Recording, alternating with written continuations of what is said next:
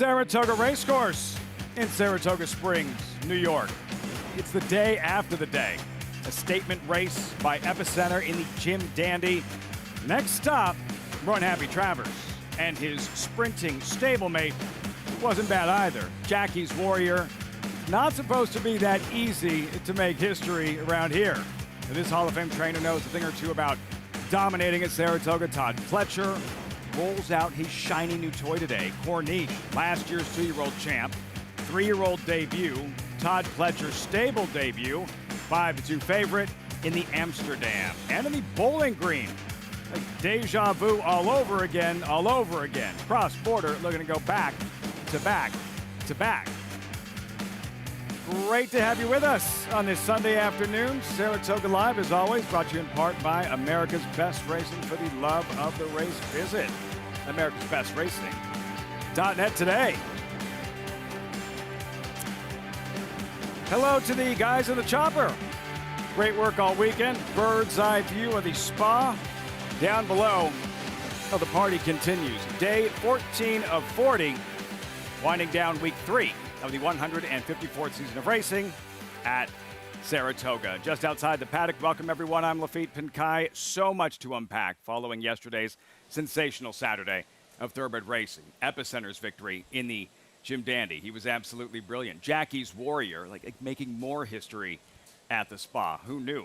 As for today's races, first of 10, just around the corner, highlighted by a pair of graded stakes races, grade 2 races. There's the field for the Amsterdam. Nice to see the depth, 6.5 furlongs, $200,000 purse. Corniche, new barn, 3-year-old debut, 5-2.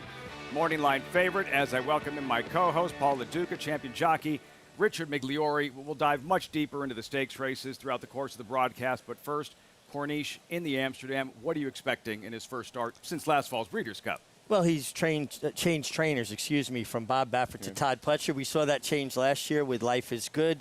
Todd had him ready to fire big off the bench, and I expect the same today. Todd puts so much foundation in his horses. I think Corniche will be ready to run big off the bench. I'm with you. I mean, this colt, they paid $1.5 million for him. He's 3 for 3 lifetime, and it seems like that Todd has done a good job, especially when you're taking horses off Bob, who's a tremendous trainer, and we know the history behind it. But you know, he's going to have to deal with a nice little horse that Chad Brown rolled out. Again, another Chad Brown runner that ran giant first time out. And the numbers might, support this horse, Accretive. And you look at Corniche, back in the Breeders' Cup Juvenile, Lafitte, and he was able to outfinish Papa Cap. Now, you look at Papa Cap since then, he hasn't really been the same horse, hasn't really done much. It hasn't been the most productive Breeders' Cup Juvenile. Not like the year prior with Essential Quality, Jackie's Warrior, Rombauer, Hot Rod Charlie, etc. But Corniche, the way he did it, he went fast and finished strong.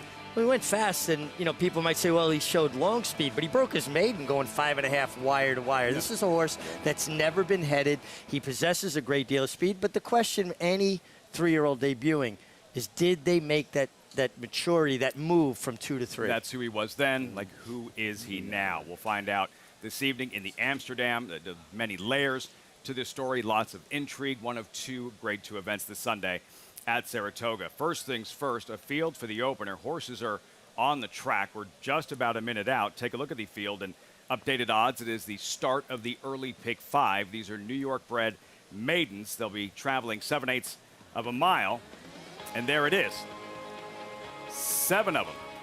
Truancy. Even money. As we have just about reached post time, and say hello to Maggie Wolfendale, trackside, standing by. Maggie, what are these New York bred maidens showing you as we have just about reached post time?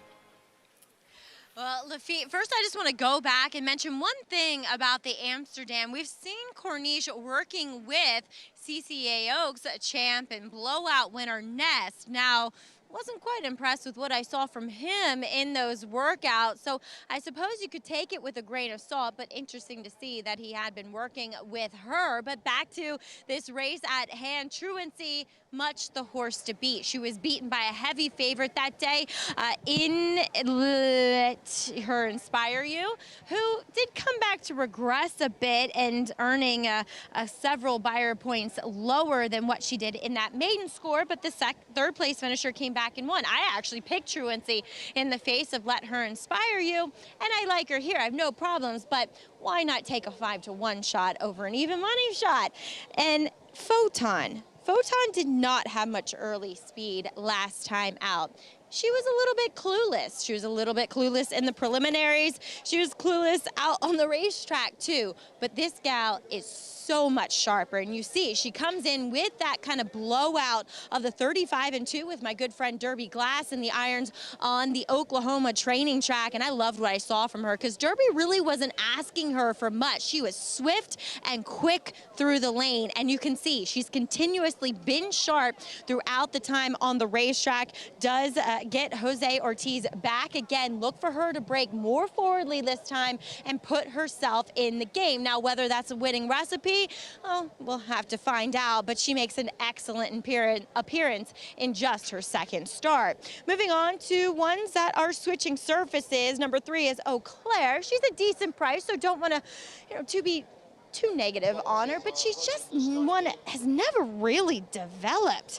I mean, she's awfully light as she does get Lasix for the first time, which often will draw a horse up, but she's never been this tucked up prior to a start. And for me, she looks a little bit more turf meant, but I will say that despite being by point of entry, on the bottom side, it seems as though Siblings and Dam have been equally talented on all surfaces. But number 4, Glacamora, another one for Barkley Tag. This one actually much more of a dirt family. This one have to associate a multiple graded stakes placed dirt sprinter. Looks like a dirt sprinter. Made a good impression on me. I think this is the spot that you want her in. Maybe she can make some noise underneath as the longest shot on the board, Lafitte. 37-1, Maggie. Truancy, on the other hand, Paul, odds on 3-5 as they're filing in. I think the horse to beat. The one horse on the inside has gait issues. So, you know, he's a major player. And Joel Rosario, the way he's seeing the baseball right now, oh, man. My goodness gracious. So it's hard to leave him off the ticket. But the one getting out of the gate's going to be the key because the 2, Truancy, did show some speed. But, you know, she also didn't break great in her last race.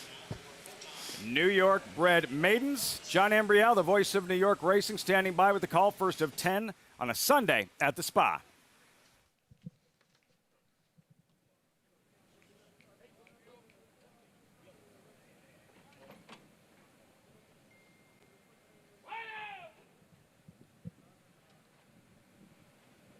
And they're in the gate.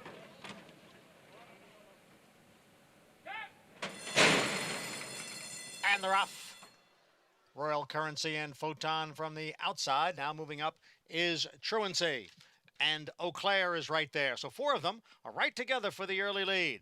And sitting behind is Glacamora, next in 5th. Valus is down at the rail. And alongside is the first-time starter, Honor Star. Now a 3-way battle up front. It is the favorite, Truancy, who is down at the rail. In between horses, Photon, and on the outside, Royal Currency. Then comes Eau Claire running in 4th. Valus now gains ground down at the rail. And they're followed by Glacamora and Honor Star in the quarter 1 in 22 and 4/5 seconds. And the field is going around the far turn. And it is Truancy down at the rail, Photon on the outside. They are heads apart. Royal Currency sitting just off of them in 3rd. And then it's 3 lengths back to Valus in 4th, followed by Eau Claire in 5th.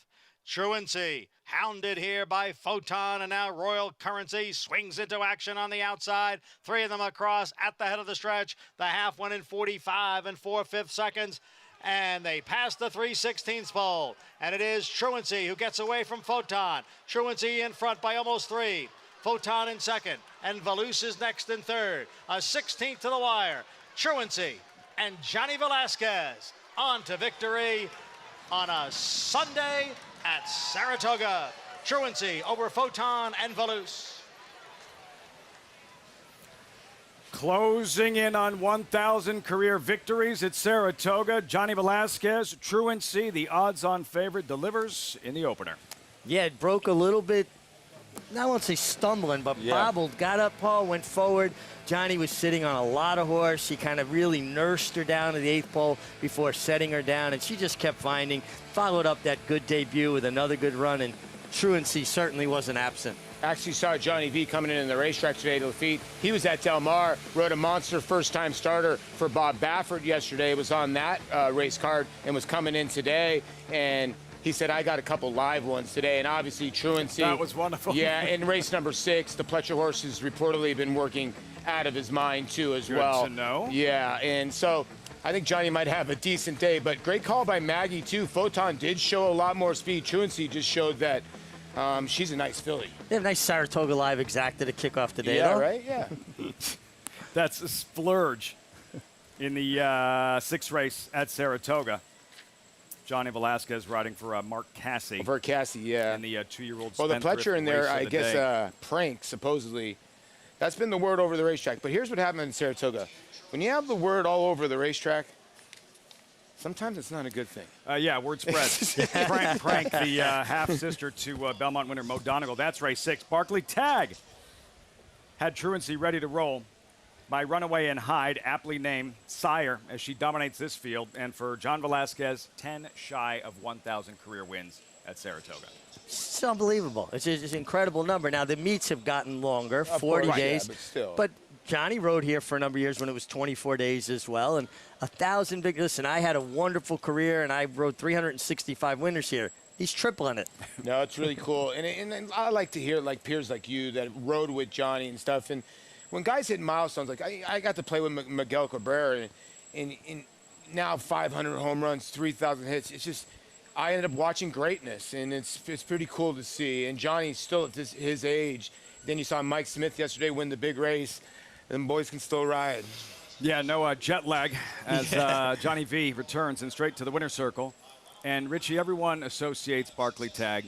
First names that come to mind are Funny Side and 'Tis the Law, but his career and his success go way beyond what those horses did on some of race's biggest stages. Way beyond that. And I remember when he was an assistant trainer to Frank Whiteley when he had horses like Ruffian and Forgo in the barn before going out on his own. He is an old school horseman. I used to love to ride for him.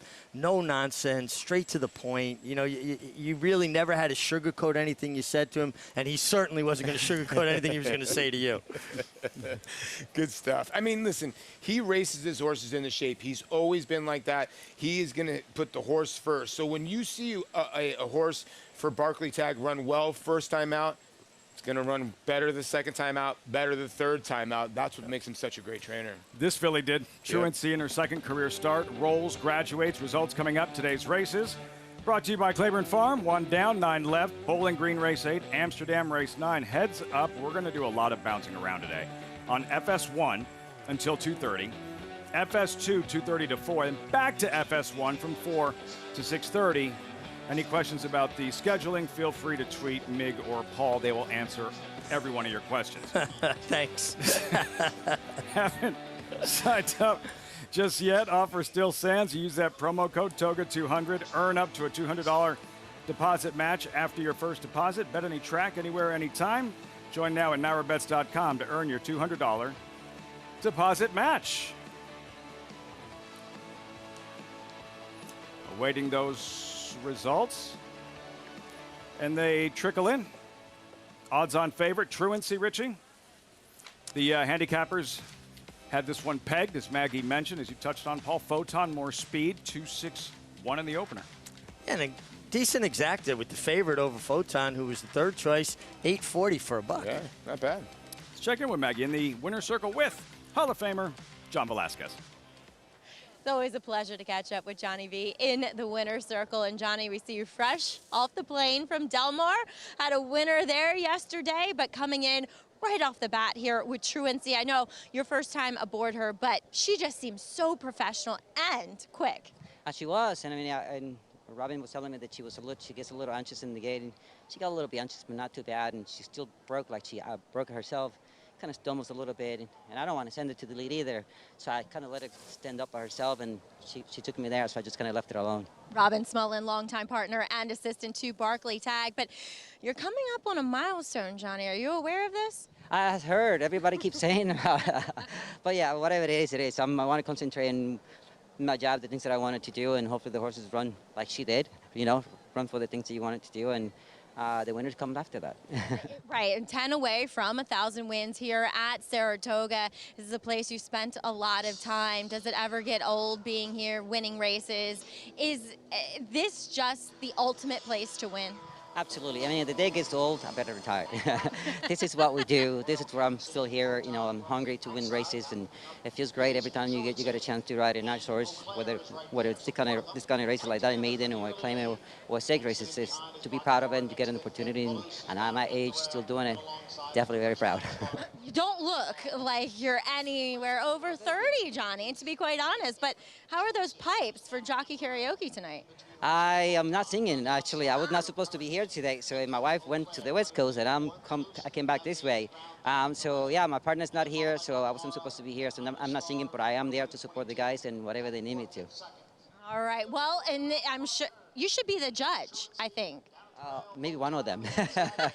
Love it, Johnny. Well, congratulations here with Truancy. Thank you. Thank you. And that's right, guys. Jockey karaoke tonight. Won't see Johnny Velasquez, but you'll see a lot of other jocks embarrassing themselves for a good cause. Lafitte. And I will be judging some of that. Yeah, that stinks. This evening. Because last time I talked to Johnny, I think him and his wife were going to do Islands in the Stream, like Kenny Rogers and Dolly Parton. I think Johnny together. found a way out, guys. I wouldn't embarrass myself like that. You wouldn't have done it. No, I can't sing I sound bad in That's the shower. The whole point. But don't forget, it's for an unbelievable cause. Let's course. remember that. Yeah. Permanently disabled. It's an absolute blast. You want to see jockeys at their most vulnerable points of their lives This is true. show up tonight. Yeah. I mean, let's be Those honest. kids, they're like sweating. Oh, yes. More than they are, at the gate before the Kentucky Derby. That's tonight, jockey karaoke, and for the permanently disabled jockeys fun. More on that later in the broadcast. And, hey, Richie tried to tell you, not sure who listened, but he tried to tell you, Epicenter, who rolls in the Jim Dandy. Derby behind him, Preakness behind him, maybe, just maybe, this is his time.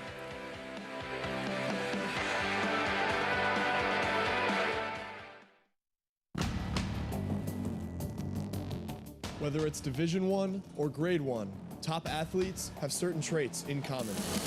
Speed, strength, class, versatility, and most of all, willpower. Claiborne Farm Stallion, War of Will, was a Grade 1 winner on both dirt and turf. Now, his first foals are taking the field. New for Saratoga, the $3 triple play pick 3. Choose the winners of 3 selected races on the Saratoga card each Friday, Saturday, and Sunday of the meet to win big. Go to NYRA.com/triple play for more details.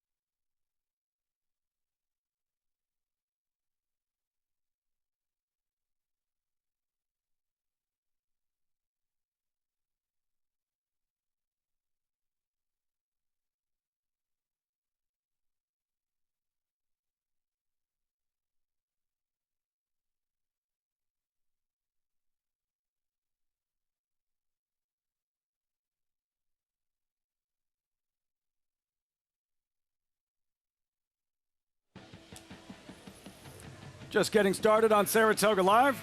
As always, brought to you in part by NYRA Bets. Bet any track, anywhere, anytime with NYRA Bets. Get started, NYRABets.com today. Turn the page, race 2, more maidens, but now 2-year-old fillies, always exciting. Mile and a 16th on grass, scratch number 11. Wide open, Paul. Who'd you wind up with here? You know, I was looking at the 10 a little bit. I like the breeding. I also like the breeding on the 1 Candle, City of Light out at Sea of Stars mare. And Shug finally got off the duck with a nice runner yesterday. Real nice. And I think that his horses are going to start cycling in. You get Joel Rosario, who was just put on an absolute clinic yesterday. He was literally a maestro.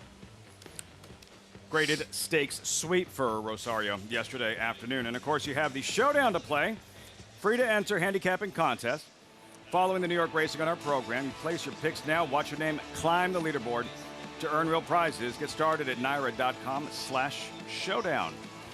Congress Park here in Saratoga Springs. Yesterday at Saratoga Racecourse, 59th running of the Jim Dandy. Final local prep for the Run Happy Travers. 3-year-olds running a mile and an eighth. Let's go right back to the start of the race. A start of a Jim Dandy that unfolded a little differently than we anticipated. We thought early voting would be there. He was, Richie. Epicenter, however, drops back again. Yeah, and Epicenter's just not showing the same kind of gate speed. He broke okay, but he wasn't really sharp. He didn't jump right on it. And now you're going to see he's going to have to steady just a little bit right here on the heels of Tawny Port, just to get back off him a little bit. And not a lot of pace on Paul. I know a lot of people were probably questioning Joel Rosario at this point of the race. Queue up about 800 million tweets that were going out about right now thinking, okay, Joel Rosario again. Even his own trainer criticized his ride, saying he gave him too much to do. But Joel Rosario, you think he cares? He's cute. I mean, it was right there. He wanted to take off. In Epicenter, he actually yanked him back a little bit and said, I'm just going to circle these horses. And you know what it ended up turning out to be? Early voting ended up being the target for Zandon. It was sort of a little bit unfair, I thought. I thought the race almost set up for Zandon big time, Richie. Yeah, I mean, he was in a good spot, and Zandon had shown as a 2-year-old he could lay up close and be effective. So I don't think this was such a huge departure from his so-called style.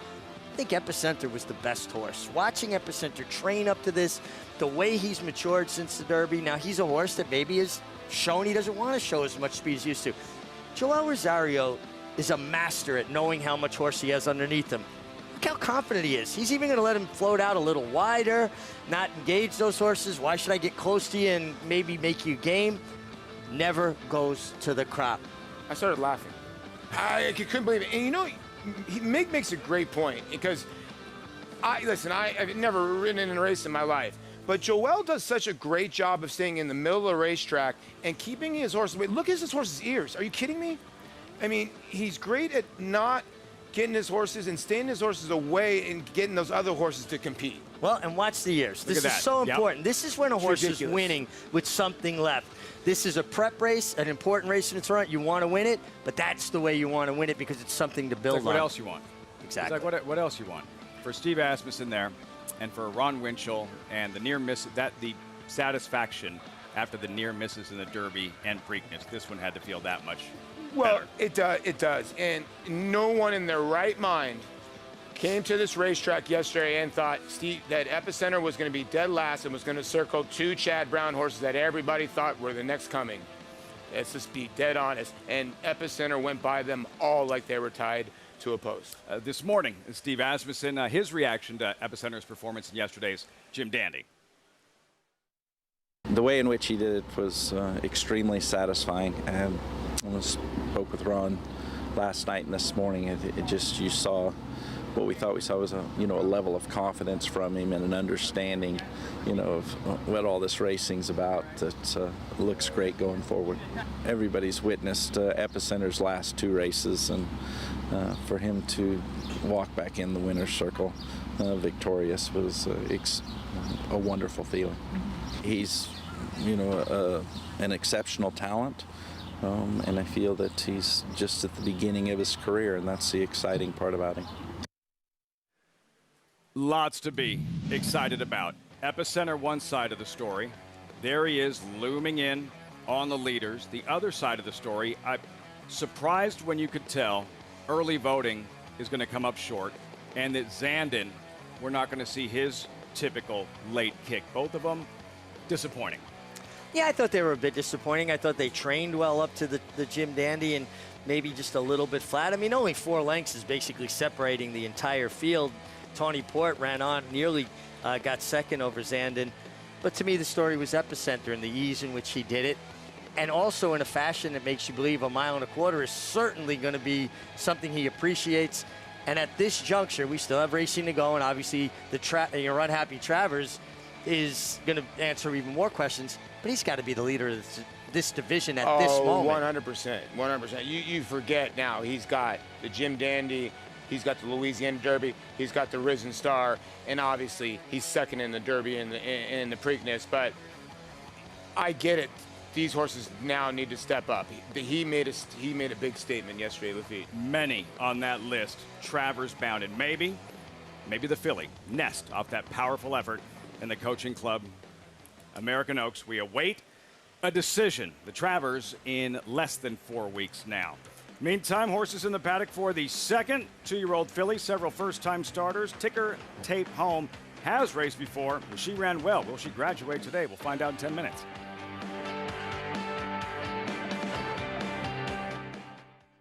Every breeder hopes to leave a lasting genetic legacy. It's one of the few true paths to immortality. The importance, permanence, and legacy of Alapa is best understood by the influence of Prince Palatine. To put Prince Palatine's significance and that of the farm into a proper perspective, every stallion at Alapa traces their parentage back to Prince Palatine. Hill and Dale at Alapa, where the obscure becomes obvious. Who you betting on? How about an app created specifically for horse racing? Naira Bets. We specialize in thundering hooves, fist pumping, and boosting your bankroll with robust weekly promotions. And offer betting tips from actual horse racing experts. Bet all day and night, nationwide. Get the action and thrill of horse racing with Naira Bets.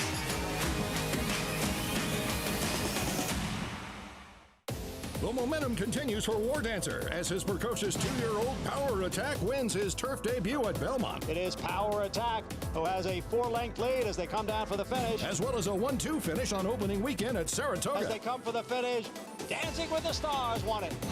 Now with 28 wins in 2022 and over $3.5 million in prodigy earnings, War Dancer is a sire on fire. Join the momentum today at wardancerstud.com.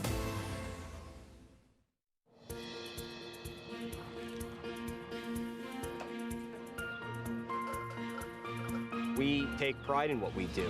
I'm an assistant trainer. Carpenter. I'm a peace officer. I'm a jockey. I'm a gardener. I'm a groom. I love what I do. We are New York Racing. New York Racing helps support my small business. It's extremely important to the New York economy. This is like a big family. We are New York Horse Racing. Welcome back to this Sunday afternoon in beautiful upstate New York. You're watching Saratoga Live. Horses in the paddock for today's second race. I'm Maggie Wolfendale. Going to take a look at a few of them in here. A few first-time starters beginning on the rail. That's number 1, Candle, as she is a daughter of City of Light, who is 0 for 5 with his 2-year-old first-time starters so far. We haven't seen much of his progeny on the turf, but there's a lot of turf on the bottom side, as the dam is a grade 3 turf winner. This is the first foal to run in America, I should say. The second dam actually won the English Oaks, so there's plenty of pedigree. She comes in here fit. She's been professional. She's a little bit more of a smaller type where you can see there's some development to be had, but she's done everything right for me, and I like that bottom side pedigrees. We'll take a look at an Irish bred filly, Be Your Best, for Horacio de Paz, and there's some pedigree with this one, especially on the top side. I like the way that she broke with a horse that ran 3rd a couple days ago, 26 Black, in a turf debut, and was always going better than that runner, as we are going to have to take a quick pause here to welcome in new networks.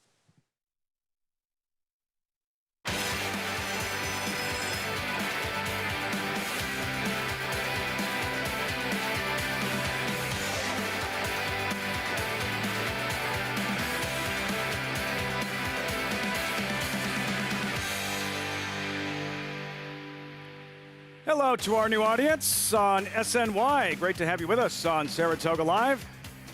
As always, brought to you in part by America's Best Racing. For the love of the race, visit americasbestracing.net today. 14th day of the meet. Did not disappoint.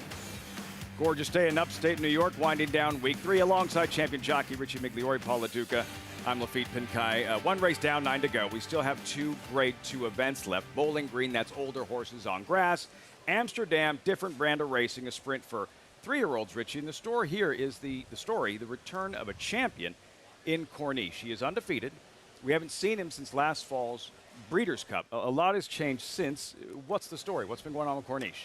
Well, Corniche, after he'd won the Breeders' Cup Juvenile, be crowned champion, gave him a little bit of a vacation, went to the farm, and he just didn't really come around early as a 3-year-old. They said his coat really never came back around. He was a little bit on the dull side, just didn't train with the same enthusiasm, so they gave him time to kind of work his way through it naturally. There was not one issue that they could pinpoint. He went to the farms escape Windstar, excuse me, trained at Windstar. Now he was trained by Bob Baffert as a 2-year-old. Well, Bob Baffert has had a litany of problems, and at the time when he was going back into training, there wasn't a possibility of him being able to train the horse. So they transferred the horse to Todd Fletcher, much like what happened with Life is Good last year. And the horse started coming around. I think they were hoping to make the Haskell. That didn't work.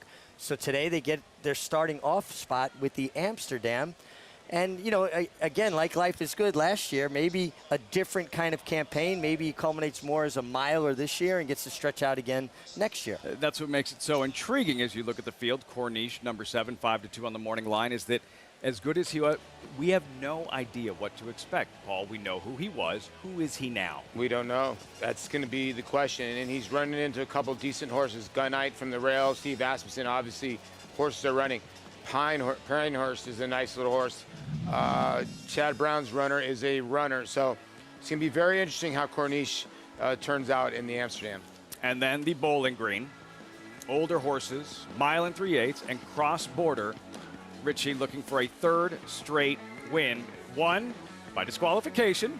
The last one he did cross the wire in front, and he is attacking that hay like he is ready to rock and roll. Yeah, for people that don't know, racehorses get to eat all the hay they can possibly eat. They've got their hay nets full. He's trying to do an unprecedented feat, winning 3 Bowling Greens. You saw Jackie's Warrior do an unprecedented thing yesterday, winning 3 Grade 1s in consecutive years in Saratoga. I tell you, it's pretty crazy. Cross-border was a claim way back when, and he's a horse that just absolutely loves Saratoga. 6 for 8, he's never missed the board. Now he's going to have to step up against this group. He's not in the best form that he used to be. He's getting up there. He's an 8-year-old, but he still loves Saratoga. Just a good story. Cross-border, those familiar names, Arklow, Highland Chief. Good addition to the Grade 2 Bowling Green.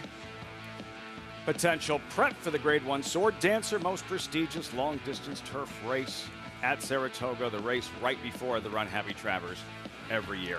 As for the racing here on this Sunday, updated odds for the 2nd. Good race for 2-year-old fillies. There's Candle to kick off the post parade at 6-1. Out of a stakes-winning mare. We talked about a first-timer of Shug McGay's yesterday with a big work tab. This one has a big work tab as well. 9 works coming into this. Wow. Graceful, who struggled in her debut on dirt.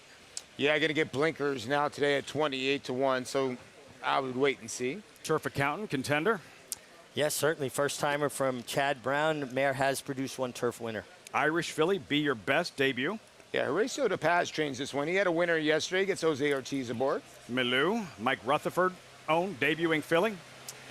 Yeah, this filly is out of a mare that's had 0 turf winners, though. Has had winners on synthetic. A 4-way stop, Street Sense filly. Great name. Yeah, 2 sprints to a route. If you like that, blinkers go on. You get Manny Franco. Manny Franco riding well. Freedy's the Red, Julien Leperoux. Had a $45 winner yesterday, I believe.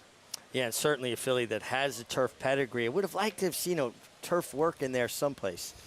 Ticker tape home. John Velasquez looking to sweep the early double. Major player in here. This filly ran giant first time out for Live Oak Plantation. They paid $625,000, so she's got some substance. Callie's Grit, Tyler Gaffleon.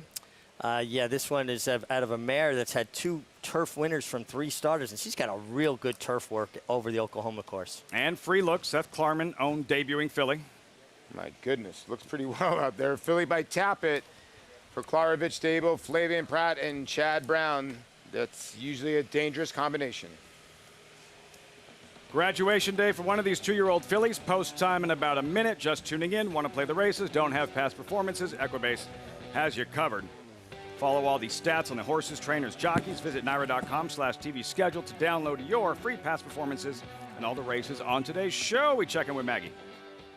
Thanks, Lafitte. And taking a look at some more first-time starters, while trackside, Chad Brown, he does send out 2 in here. Let's take a look at the lesser-regarded number 3. That is Turf Accountant, where she has been doing most of her preparations down at Monmouth Park. But we've seen Chad come here with a lot of success bringing horses up from there. Now, it's actually maybe a little bit more of an accomplished dirt pedigree, though progeny out of Mambo Bell have shown an affinity for either surface. Now, the most notable winner of the family was a Greatest Stakes winner by the name Noble Moon, but she's more than ready. She looks well suited to the turf. She comes in here fit. She was a little green back in the paddock, but she's since redeemed herself since getting out on the racetrack and warming up well with a Rod Ortiz aboard, and she comes in here fit. She's a big filly, so she definitely has that physical maturity like that you like to see with these 2-year-olds. Next, we'll move on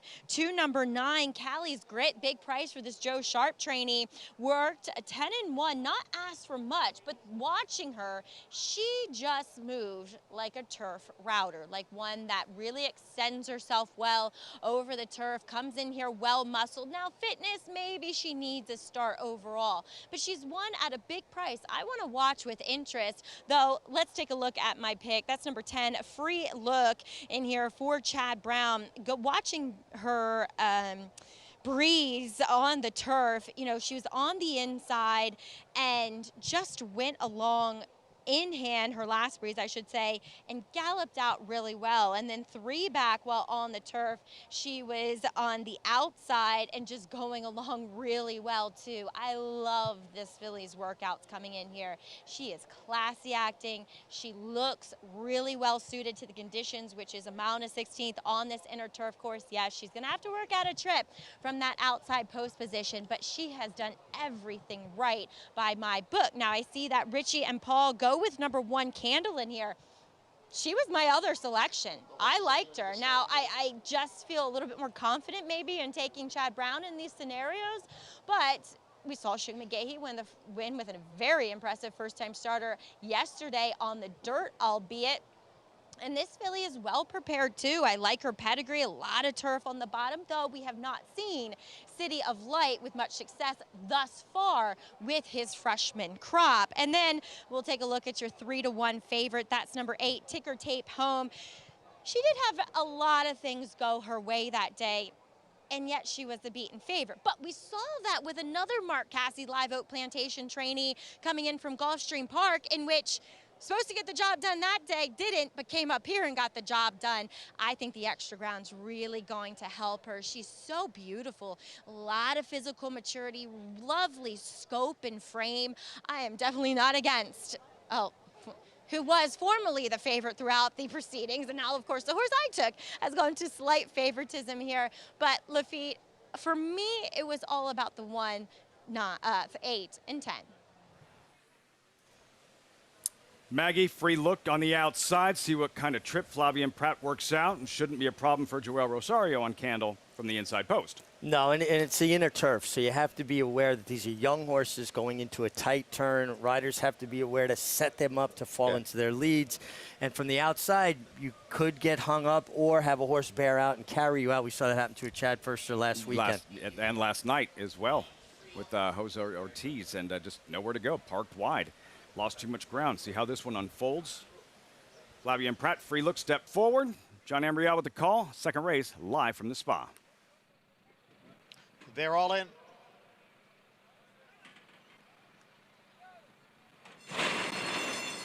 And they're off.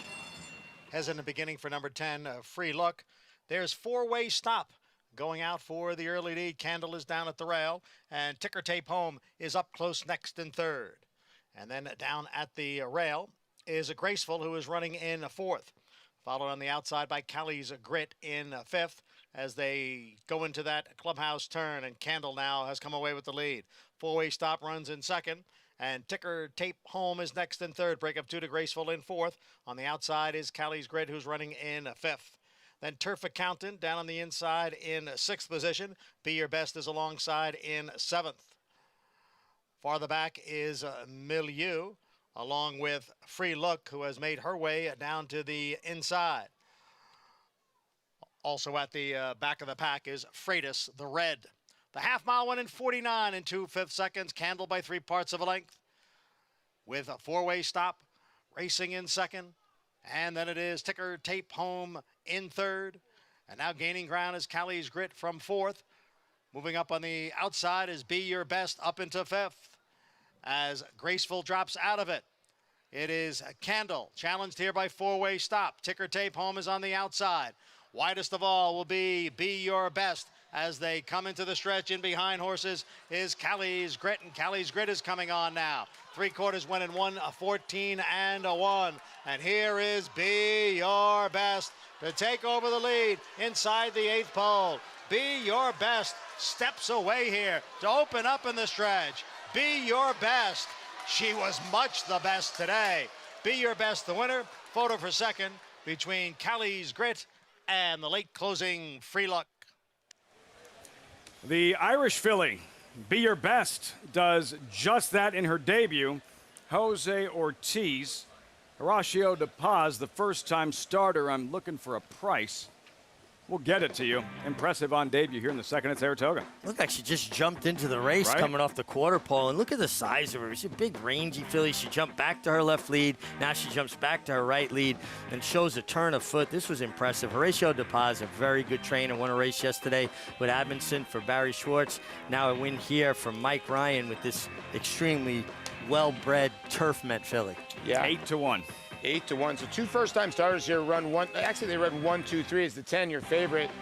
Ends up running third. Callie's Grit gives some credit to Joe Sharp. McLean's Music filly was second best. But yeah, look at the way she's striding out. Be Your Best for Horacio De Paz and Jose Ortiz. They're a good combination. Wow, 8-1 is right. And you get a nice little exacta there with 19-1 or 18-1 underneath. What'd you notice, Richie, from Candle? The leader headed up the backstretch. Candle made an easy enough lead, but she looked like she was trying to bear out the whole way. You saw Joel Rosario kind of had her head cocked towards the inside, fighting her to stay close. I thought she might have a little more to kick on, but once they got into the stretch, she got a little bit tired. A horse to keep an eye on. I'd like to see her back at Belmont around 7/8 to a flat mile, maybe get a little pace. More in her wheelhouse, perhaps. Yeah, could be. I mean, you see Horacio De Paz, the winning trainer, and we'll get you to start. And listen, the one was keen right out of the beginning, and it looked like the 6-1 to get to the front end four-way stop coming out of those sprints. And I looked right over to Richie, like, wow, the Shug horse is really showing some good speed, but you pointed out in the backstretch, you know, she's starting to lug out, and she has horse, but giving Joel a handful. Yeah, just, kind of working against each other a bit. And, the other first-time starter on the outside, Free Look with Fabian Pratt, did not break particularly well. Fabian did the best he could have then. All he could have done. Tuck in and save some ground into the turn. The disappointing horse was the 8. You know, the 8, Ticker Tape Home, sat that decent trip right behind and just had nothing in the tank. The 4, this filly was much the best, and she's coming back like she wants to run again. That was impressive. Horacio De Paz, another win here at Saratoga, 8-1. Be Your Best in her debut. Jose Ortiz, winning owner Michael Ryan, strikes in her debut. 4-9, 10-7. Results, reaction when we come back. You're watching Saratoga Live.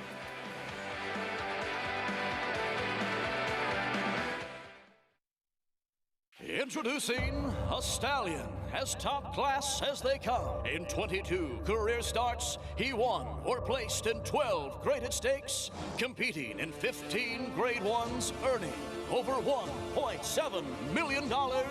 His undisputed speed is evidenced by 7 100-plus buyer speed figures, a 3-time grade 1 winner, Raging Bull.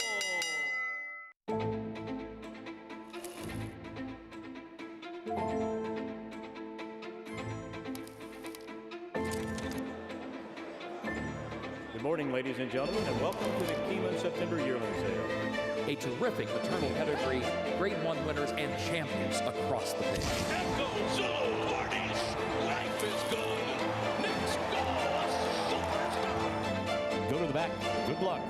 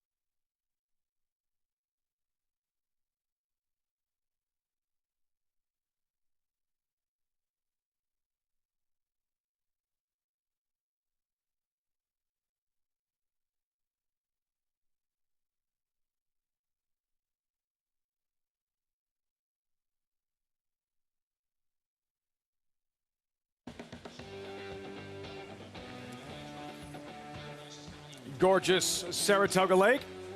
Coverage on Saratoga Live. Brought to you by Run Happy, Eclipse champion with record-breaking speed. Run Happy is now the sire of winners on all surfaces, dirt, turf, and all weather. That filly, very good on grass. In her debut, Be Your Best. That was eye-opening. Very impressive. Actually communicated with Carl Keegan, who broke and trained this filly all winter, Lucan Bloodstock, and said how impressive she had been. I wish I would have heard from you before the race, Carl. Yeah, right. But he does a great job. Really terrific horseman. Worked in the jockey's room here for a number of years. Yeah, and this horse, wow, she ran nice. 1980 on top, $10 in the middle. Hope you had that exact. 129.50 for that And here's the 4.9 thing, exacta. It's a nice little double. Listen, Truancy was 3 to 5. You got a $50 double now going to your pick 5. So I always tell everybody, don't be afraid to maybe single a 3 to 5 shot, start your day. And if you get this kind of horse, you're on your way in the pick 5. To Maggie in the winner's circle. Here to be pleased to be joined by Mike Ryan, owner and breeder of Be Your Best. And Mike, I was just talking, you know, we usually see you well represented in buying horses, but as you were just explaining, you keep a small band of broodmares in Ireland, and she was a product of that. Yes, you know, we breed a lot to the Darley and Shadwell Steins over there, and Muharar had been a little disappointing thus far, so we decided to bring her over here and break her. She was broken and trained to Carl Keegan's, and you know, we felt the way she trained on the dirt, we knew she'd handle the grass. We had never had a chance to breeze her on the grass, but it was very rewarding, especially homebred, and we still have the mare. She's in full to 2 darn hot, and so it's pretty special, especially winning here. Absolutely, as it always is. And you really seem to have your finger on the pulse of stallions that are kind of up and coming, internationally speaking, especially with the Europeans. So, you know, 2 darn hot, maybe not a name familiar to us here in the States, but talk a little bit about how you select these Europeans. Well, he was no secret. He was a brilliant racehorse, champion 2-year-old, champion miler as a 3-year-old, brilliantly fast horse, and out of a superb mare, Doremi, and you know, wasn't any rocket science picking him as a stallion. He got hugely supported by Watership Down, Andrew Lloyd Webber, and Godolphin, and we're pretty excited going over there this fall. I hope that he'll be our next Kingman, because he's the kind of horse that we feel will suit well over here. That's a pretty lofty comparison, given the success that Kingman has had here in the States already. So are we going to see a little shift in your buying? Because you, if people don't know, you are often the buying power when selecting horses at Tattersall's to come here to race. Well, we're always looking for new horses. I mean, obviously, we'll still buy Kingmans and Francos if we can afford them. But it's nice to try and find a young sire. He's not going to be under the radar, but you know, we're very open-minded, and we want horses that we think will suit American racing. You got one here with Be Your Best. Congratulations. Thank you so much, Maggie. Appreciate it. Thank you. Mike Ryan. And as I was explaining, he does buy a lot of the horses that you see coming from Tattersalls for trainer Chad Brown, but always nice to have one you bred yourself, Lafitte. Maggie, as we take another look at Be Your Best, accelerating late, and Jose Ortiz. This comes up on the show from time to time. Completely different experience watching an owner who also bred a horse winning here at Saratoga, and what that means for that particular breeder. Just adds a whole nother dimension, a whole nother layer. When they're the ones who planned the mating to send this mare to that stallion, to have all that time and money invested and to have it come to fruition with a filly who stride, what fluidity. Yeah. She's a seriously good filly. No, I mean, it's 2 years of waiting for that. Wow. And when you get that, you're like, oh my goodness, we got something special here. And sometimes it doesn't work out that way, but it worked out very well today. When it does, yeah. And remember her name, a filly with a future. Be Your Best in her debut here at Saratoga. All right, so at the top of the show, we touched on the Amsterdam, the 3-year-olds, one of 2 Grade 2 races this afternoon. Let's dive a little deeper. Richie, and what can you tell us about the town? Well, Amsterdam. It's about 22 miles from here. And the Sanford Stud, Hurricane Stud, was there. The Sanford Stud horses would be ridden from Amsterdam with a stopover at a livery stable, and then come into town, and that was the unofficial start of summer. And the Sanford Stable barns are still here, barn 1 and 2, on the Saratoga backstretch. Thank God you're here today. Thank God you're here today. We'll dive into the horses, and this is why Corniche is a champion. Undefeated, 5-2 morning line favorite, Paulie. This was the last time he raced, long time ago, last fall at Del Mar, capturing a title. When he made the pace, Papa kept chasing. It wasn't necessarily the horses chasing him, because it has not turned out to be a productive Breeders' Cup Juvenile, but the way he did it, he did go fast and then had something left for the stretch. No, he did. He went 110 and changed for 6 furlongs, which is fast, and he just kept on going. You know, they paid $1.5 million for the son of Quality Road, who was a very, very good racehorse, and he ran to his pedigree. Previously trained by Bob Baffert, we know all the troubles that Bob has gone through. A lot of his horses that have been transferred over to other trainers have not really succeeded as well. One guy that's been able to do it has been Todd Fletcher. Now this horse is in Todd's barn. Hasn't run since November of last year, so that's going to be the tricky part. Maybe he's going to need this race, but the class is undeniable. And really, for a sprint, there's not as much speed as could be signed on here.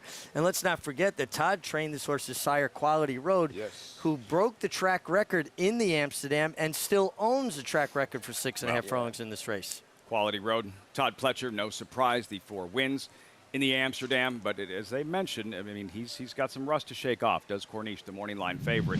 For Gunite, recency, exiting the Maxfield. And wow, this thing, the opening on the rail, Gunite, what a trip, Paulie. Tyler Gaffleon rode him that day, rides him this afternoon. He's tough to figure out, because he won the Hopeful here last year easy by a pole. They put blinkers on him, and he was a different runner. He came back, he was behind Conacher, who's a very nice horse. You know, 90 cents on the dollar, I thought he'd really win this race, a lot more impressive. Maybe he did. He fought off some horses. I just don't know if he's gotten better at age 3. He was really good at age 2, but I don't know if he's as good as these horses now at age 3. You know, when people think about young horses, 2-year-olds, think about the kid that's the best athlete starting high school, not necessarily the best athlete coming out of high school. You know, there's a kid that shaves before everybody else, his voice changes before everybody else, and I think that could possibly apply here, although he's coming back to the scene of his biggest win in the Hopeful. That's true. So one to watch for, a former Hopeful winner, Gunite in the Amsterdam. Pinehurst, all right, so things didn't work out in Dubai, mixing it up with Summer Is Tomorrow, who made the lead, setting that torrid pace in the Kentucky Derby. Prior at Saudi, though, Pinehurst digging in, showing his mettle in deep stretch here, Richie. Yeah, I mean, very determined win here. You know, I wonder if turning back is actually going to help him. He seemed like he was pretty effective sprinting as a 2-year-old. He was good in the San Vicente when he was second to Forbidden Kingdom. So maybe 6.5 will be more to his liking. he's going to have to show me. This is coming back from kind of a whirlwind tour, if you will.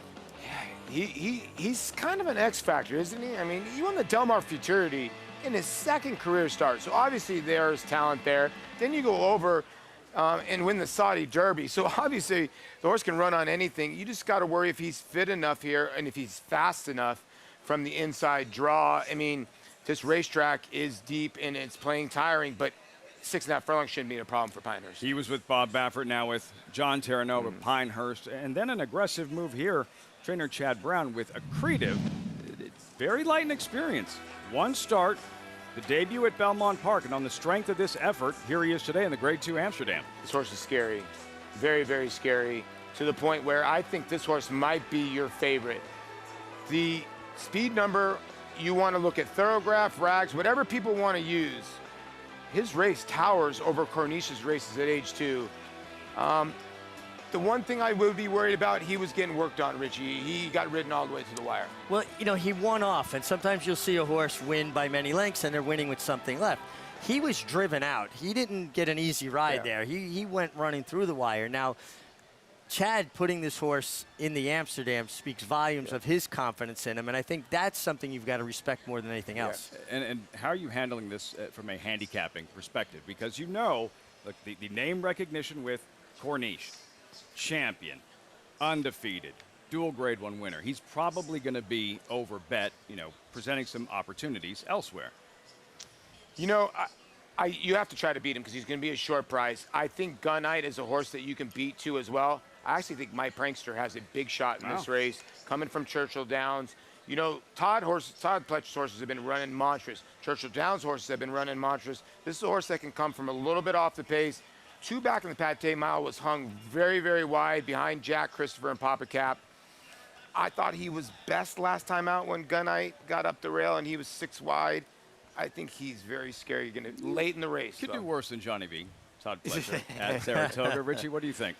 Yeah, I mean, again, the questions are the ring rust and how did he make the jump from 2 to 3. Say, if you're going to try to beat Corniche, I think today would be the day to try to do so. Today's the day to do so. Absolutely. I tell you what, Accretive was, to me, very, very impressive. He's fast enough to put himself in a good spot, but he's also versatile. He doesn't need the lead. He showed that in his maiden race. And the fact that Chad Brown put him in here. Yeah. Last year's King's Bishop, now the Alan Jerkins, the race of the year. Jackie's Warrior, Life is Good. This is a prep for that particular race on the undercard of the Travers. The 3-year-olds coming up this afternoon in the Amsterdam 2 Grade 2 events on this Sunday at Saratoga. Much more coming up on Saratoga Live.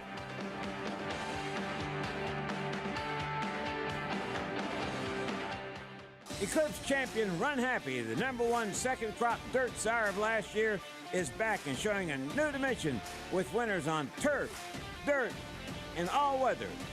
A record-breaking sprint champion, Run Happy is also siring winners at all distances, from 7 furlongs to 1.25 miles. A sire whose runners can carry his speed over all distances and all surfaces. Run Happy, price for value, and standing strong at Claiborne Farm.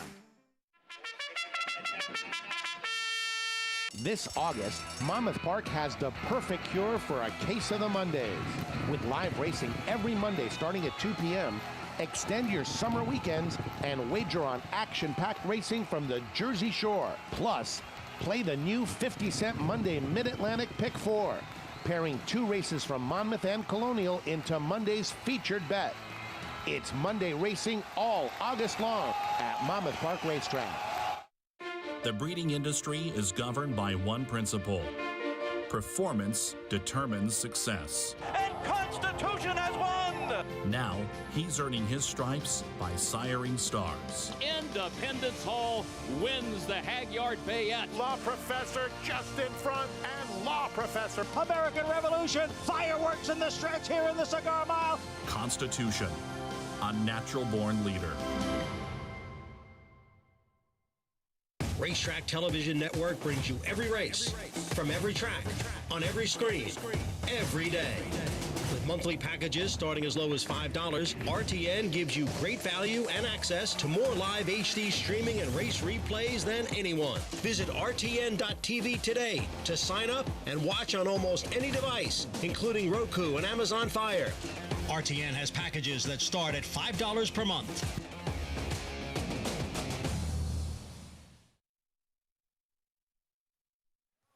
It's nothing. You're watching Saratoga Live. Welcome back. Downtown Saratoga. Broadway. So much to do. Restaurants, bars, shopping, entertainment.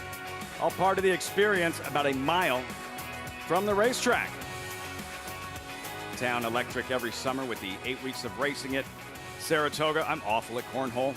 I don't know why, just awful at cornhole. Just not good at it. I kind of try to even like a free throw kind of thing. You need me as your partner. You'd be golden. You coach me cornhole. We'll go to Maggie for this Connecticut third race here at Saratoga. Maggie. Lafitte, you need to come to me for cornhole. Just saying. I'm a champ. As we'll take a look at some out-of-town horses coming to the NYRA circuit for the first time, as we do see a horse in here. Let's be clear. First off the claim for Linda Rice as your favorite. But first off the claim is number 5, America's Pride. And, yeah, I admit, it's not coming out of the greatest race. Horses in there don't seem nearly as good as what she faces as she faces winners for the first time. But what I like is the fact that they're turning her back a furlong here. She wanted to get headstrong earlier on in that race. And 2, she's not the biggest, rangiest filly. She's actually built more downhill, indicative of a sprinting type. And she's fairly sharp here as she's wearing the same cheater cut blinkers as she was first time out. The only thing she is wearing that she wasn't last time are front wraps. But look, she's a big price, and I just think that this is an interesting claim for connections who are very good off the claim. And the less ground, I think, the better for her. Number 7 is Guajira for trainer Tom Amos. And on the flip side of, relative class, she comes out of a much better field. Now, the top 2 finishers, they were good, but I don't know about anything else behind, and she was one of those ones that was behind. Comes off a bit of a layoff here. She looks sensational.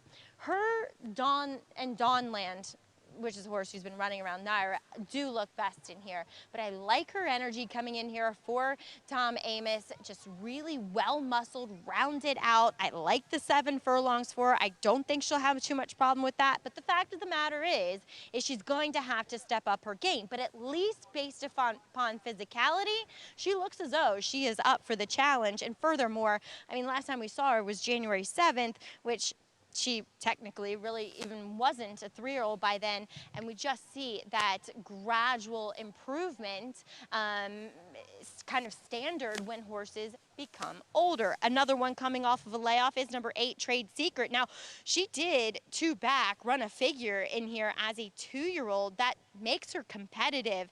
It was at Indiana Graham, but she comes in here very, very fit. And while she was completely outrun, I don't know, she just didn't handle the surface at Laurel that day. Some horses don't. She was down on the inside, never a favorable place to be there at that Mid-Atlantic Oval. But she comes in here looking incredibly fit, as if she's grown a bit from 2 to 3. She's gotten longer in her frame than what I've seen. I think she's a bit intriguing. And Lafitte, most of the horses I've talked about here are offering some big prices on the board. 10-1, Maggie. Trade Secret. Steve Asmussen, maybe Jackie's Warrior, Epicenter, talked her up, coached her up this morning. See her again in the post parade, and now that we have less than a month until the Travers, good crowd here at the spa, it's time to start building your bankroll for the Travers. And for this Travers Bankroll Builder, your chance to earn a $20 bonus for the Run Happy Travers. To qualify, bet $50 to win on one horse in the Amsterdam and score a $20 bonus, win or lose. Visit NYRABets.com to opt in and get your $20 bonus to bet the Travers. Godolphin blue on that canoe for about 27 more days. Then whose colors will the canoe don? Traditionally painted the morning after the Travers, Richie has great stories about that canoe, half of which he cannot share with this audience. No, that thing's never left the lake. Never, ever left the lake. Never. That canoe's probably spent more nights in the parting glass than I have. Post parade for the third. There's Tweaked and Trevor McCarthy. Tweaked ran really well on turf last time. Gets back to dirt. She does have some good race on the dirt. By the way, the parting grass is a great place. Let's be clear, the favorite 9-5. I think the horse to beat, obviously the public has it right, because this horse has won at 7 furlongs. A lot of horses haven't. Knowing Glant's heartbreaking loss at Churchill. Yeah, long drive last time. Didn't quite stay. With the 7/8 make it even tougher on her? Classiness. It's been a struggle since her debut score. Yeah, Jason Barkley's having a little bit of a struggle so far coming in here, but he's a young trainer. Used to be a Wesley Ward assistant. Jay Provenzano's America's Pride. Now horse turning back, 1-for-1, breaking her maiden for 50 first time out. Donlin, Tyler Gaffleone. Off the claim. This horse won by 12. It's very, very dangerous when a horse wins off by that many lengths. So the 6 could fire right back. Wahida pulling for you, Tom Amos. Yeah, well, 6 away from 3,994 career victories. Big number. And Maggie liked what she saw, and from this filly as well. Trade Secret on the outside at 9-1. And you made a point, and I'll ask Mig, listen. Epicenter came back to the barn. Jackie's Warrior came back to the barn and said to the rest of the guys, hey, it's a party. You guys better pick it up a little bit. And sometimes that can pep up the barn, right? No? When a barn has a big day, the energy level in the barn is so upbeat. Everybody's happy. Horses feed on energy.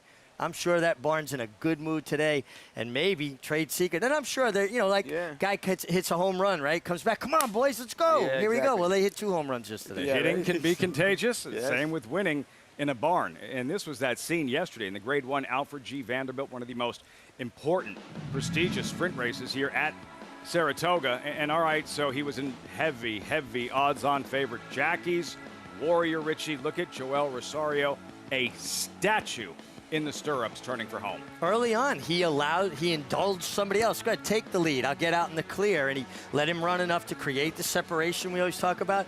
And then he puts Jackie's Warrior basically out in the middle of the track, Paul, dares you to go inside of him. I've always got horse. Now, I'm a huge Joel Rosario fan. I could have rode this guy. Just put a neck collar on me and let's go.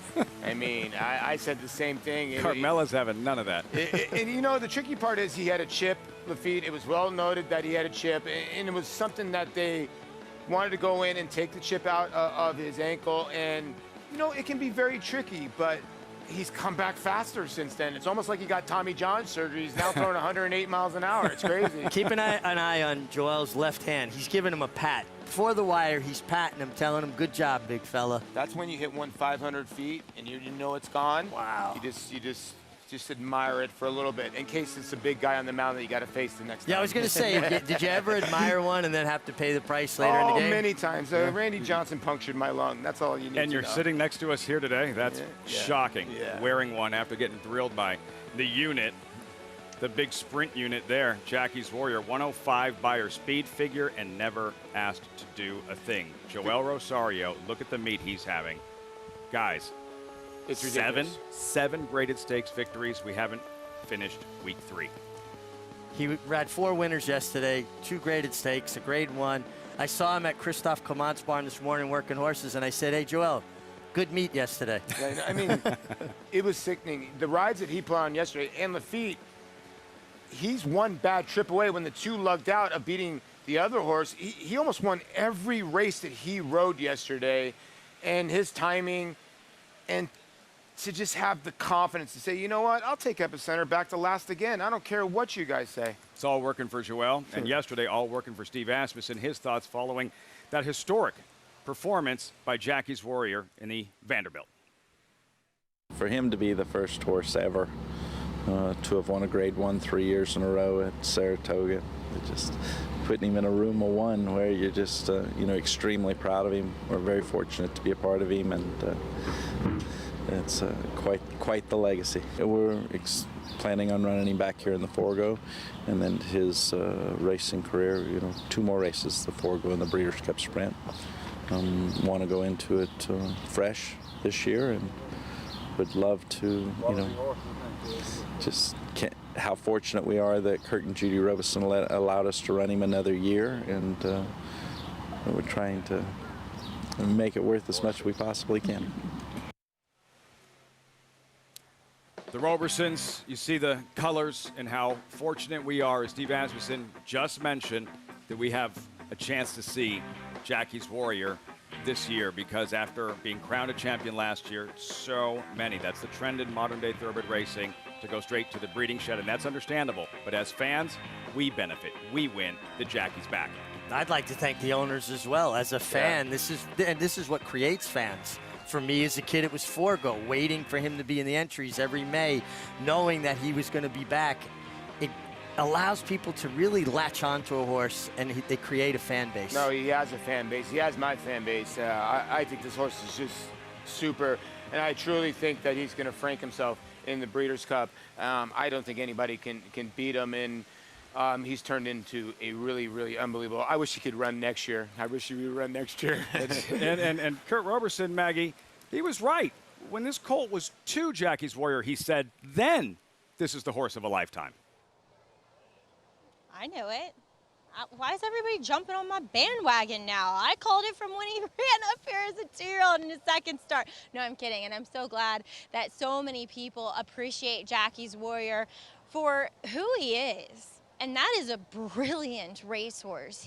As I said before the race yesterday, not only is he physically brilliant, this horse, and I don't get to work around him, and Scott Blasi told me this after he won the True North, that if you got to work around him day in and day out, you would appreciate him that much more for how intelligent he is. And you can just see it. When you've been around horses your entire life, you can look at one in the eye and know that there is superior intelligence as well. And that's exactly what Jackie's Warrior is, and he's always displayed that. And yesterday, it was just more Jackie love pouring in. But quickly, let's take a look at a few more in this field. Now, it seems counterintuitive with the one Tweak. She ran the best race of her life on the turf off a bit of a freshing, and they go straight back to the dirt.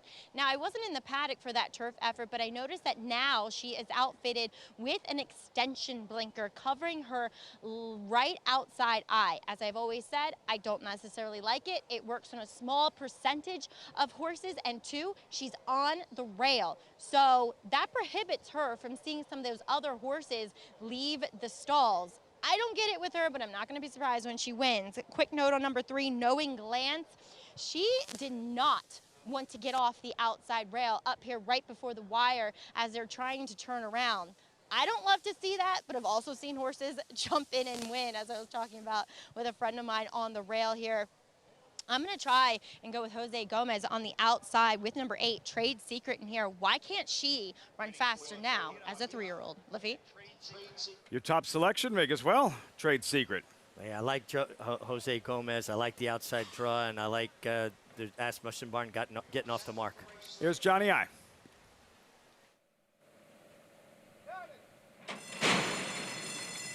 And they're off.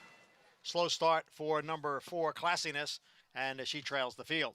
Trade Secret is out well, and there's America's Pride in the pink blinkers now moving up on the inside. And Tweaked is next in 3rd, followed on the outside by Dawnland in 4th. Knowing Glance is next in 5th. Let's be clear, the favorite is 6th. Right alongside is Guajira, and Classiness trails the field in 8th. The quarter went in 22 and 2/5 seconds. It is America's Pride right there on the inside, up to challenge Trade Secret for the lead. America's Pride has now taken the lead, with Trade Secret running in 2nd, and just in behind is Dawnland, who has gained up on the outside into 3rd. Tweaked is down at the rail in 4th, followed by Knowing Glance in 5th. Let's be clear is 6th, and with a lot to do here after a half mile that was sharp, 45 and 2/5 seconds, and they're coming for the top of the stretch. And here is Trade Secret to take a narrow lead.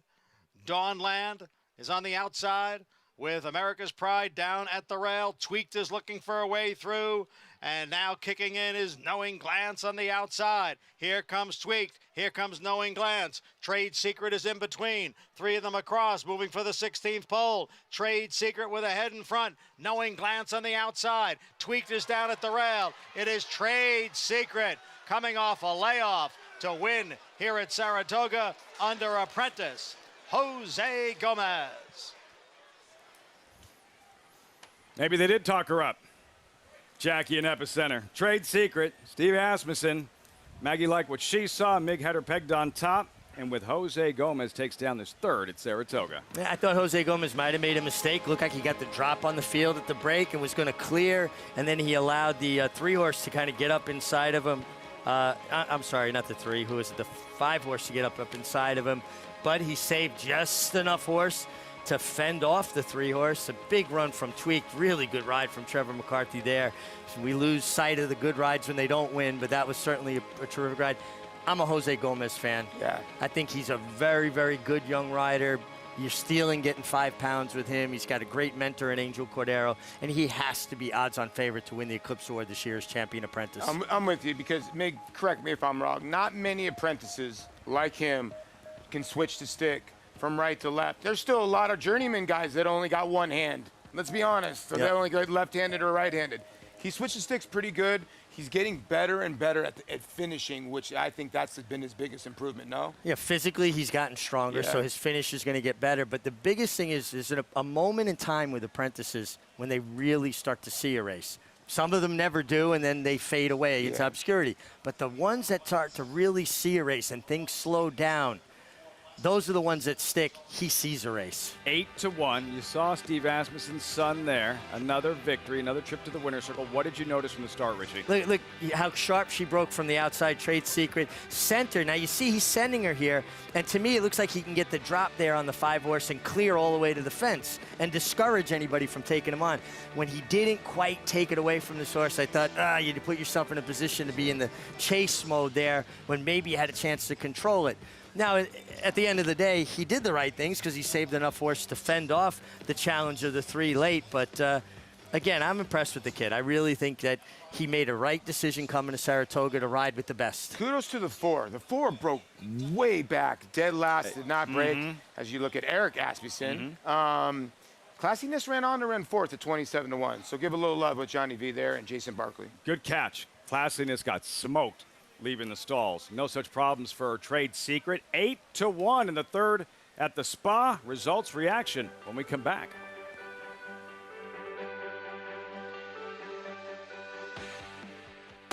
Speightstown. Munning. Echo Town. It's Echo Town with Joe Palamo, and Echo Town raced away. And Echo Town is drawing away in the stretch.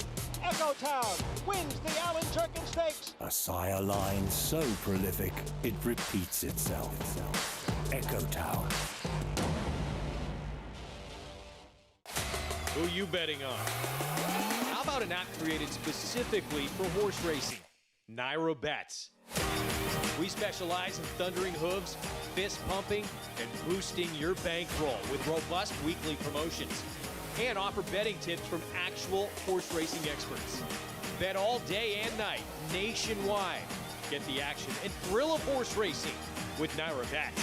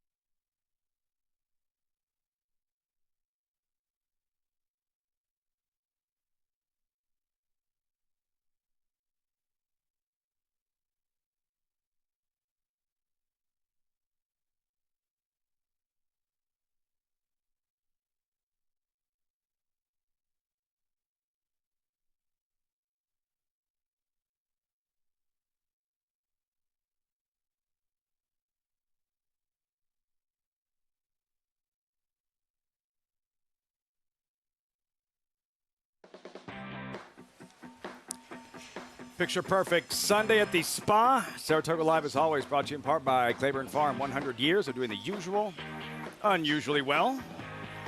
Nothing unusual about seeing a Steve Asmussen-trained runner in the winner's circle at Saratoga. Trade secret, victorious with the apprentice. Jose Gomez, 3 for 8 overall. The daughter of two-time Breeders' Cup Dirt Mile winner Golden Sense Richie. 8-1 you got at post time.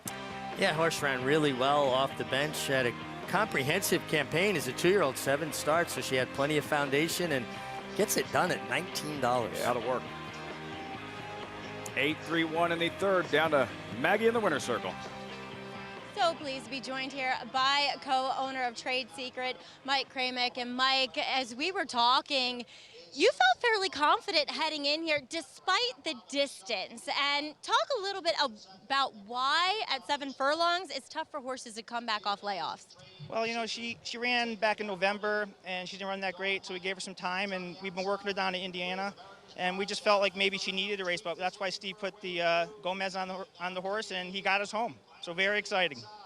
And Jose Gomez, he doesn't look like an apprentice rider out there, but at least you get the weight off. Talk a little bit about his ride today. Super confident. Yes, you know, we love the outside post. She got a great break, and she's always been gutty and tough. And, you know, I think just the weight break kind of got us to the finish line. Now, as far as anniversaries, this is a bit of a bittersweet day for you, finding yourself in the winner's circle. Yeah, 10 days, 10 years since my grand passed away today, so it's a very fitting win for us, and my first win at Saratoga, so can't be happier. Well, congratulations. How do you celebrate your first win at Saratoga? Thank you. Go home and play with my 6-year-old daughter. She's probably very mad she didn't come up today. Sorry, Marissa. I feel your pain. Exactly. Well, Mike, congratulations. Huge win for you. Thanks, Maggie. Take care. All right, Mike Kramek with Trade Secret, getting that always good to feel. First win at the Spa, Lafitte. Sentimental, emotional, memorable moment for him that he will absolutely never forget.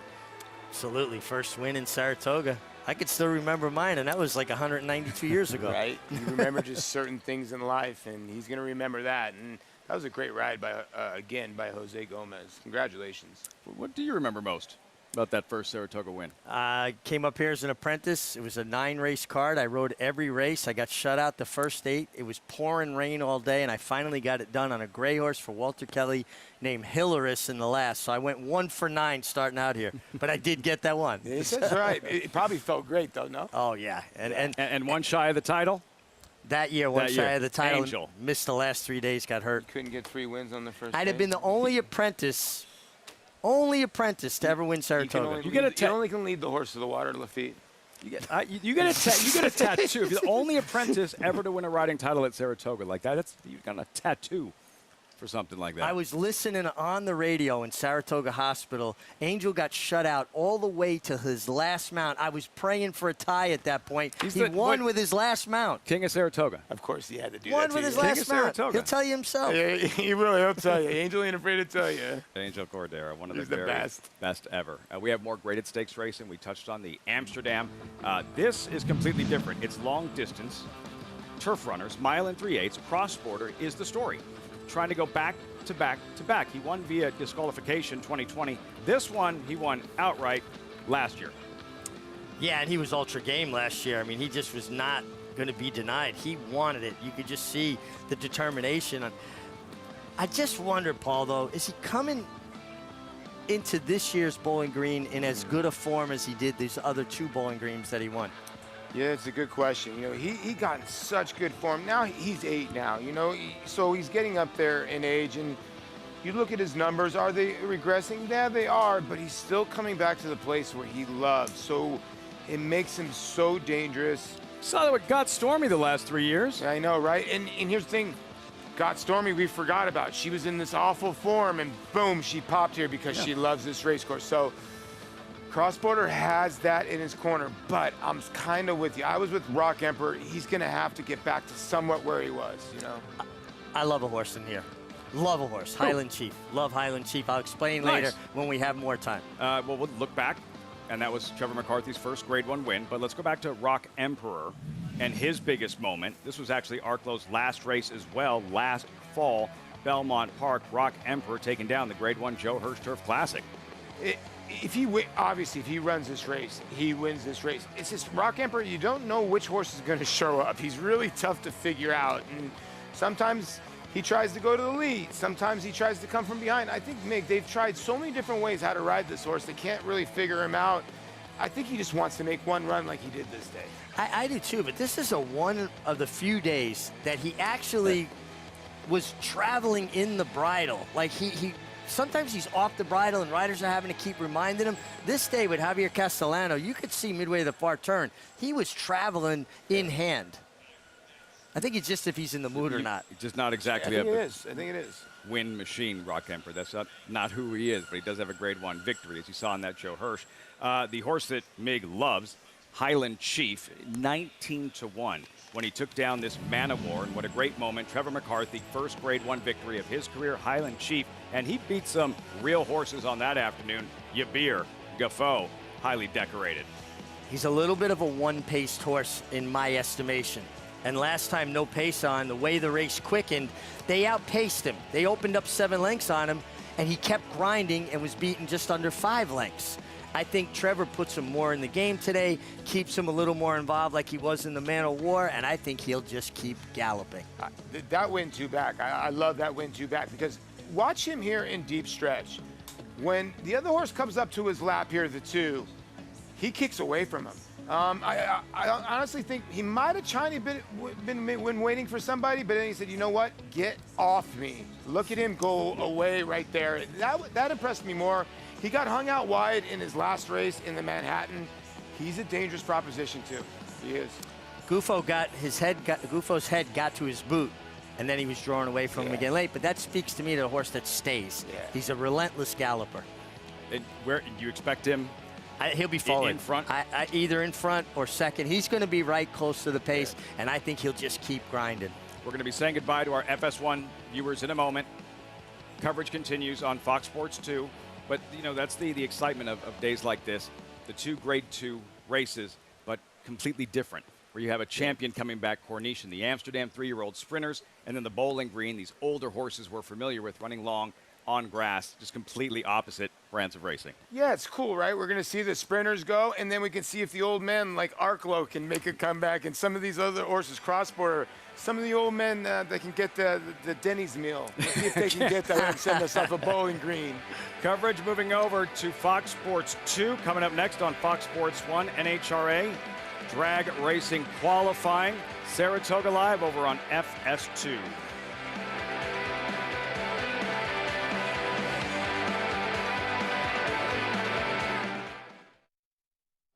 This proven son of Giants Causeway has sired 7 millionaires. With over 10% stakes performers, his recent top runners include Tarabi, placed in the Grade 1 Spinaway and Breeders' Cup Juvenile Fillies, Grade 2 winner Plum Ali, multi-millionaire Shivaji, plus these standout performers.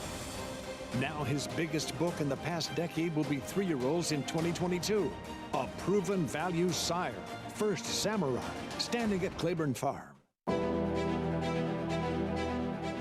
You don't have to be a multi-millionaire to get into this game. You can have a few $1,000s and have fun with it. But with the bonds, you're actually going to win. I've had the opportunity to win multiple races. In fact, this year I won 2 times in one day, which is almost unheard of to be able to do. This is going to happen with them. You will get into the winner's circle in Saratoga. You will walk that horse in, and you will stand there, look at the crowd, and the bonds will take you there and get you into that winner's circle. And it won't cost you a lot of money.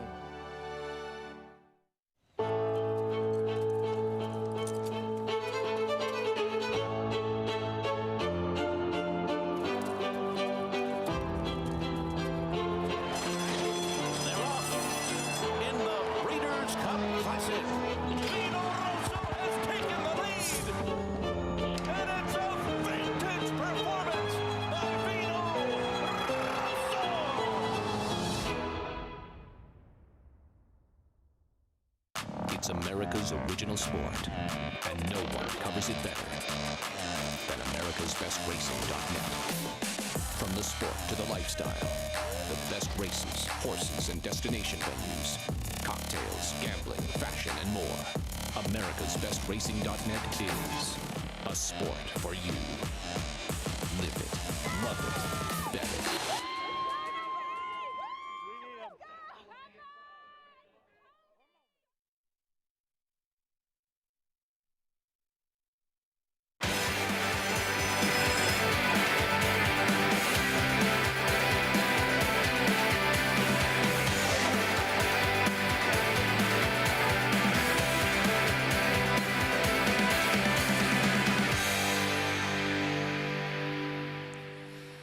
Welcome to our viewers on Fox Sports 2, Saratoga Live. As always, brought to you in part by America's Best Racing. For the love of the race, visit americasbestracing.net today.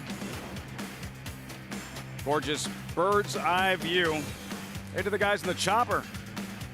Overhead scene here at Saratoga.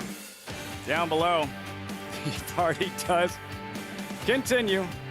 Day 14 of 40 of the 154th season of racing at Saratoga for our brand new audience, resetting some of the highlights of today's program. We are off and running. We still have two Grade 2 events in front of us, the Bowling Green cross-border trying to win 3 straight, and a very intriguing edition of the Amsterdam. 3-year-old sprinters going 6.5 furlongs. There's the field, 9 of them. Good to see some depth.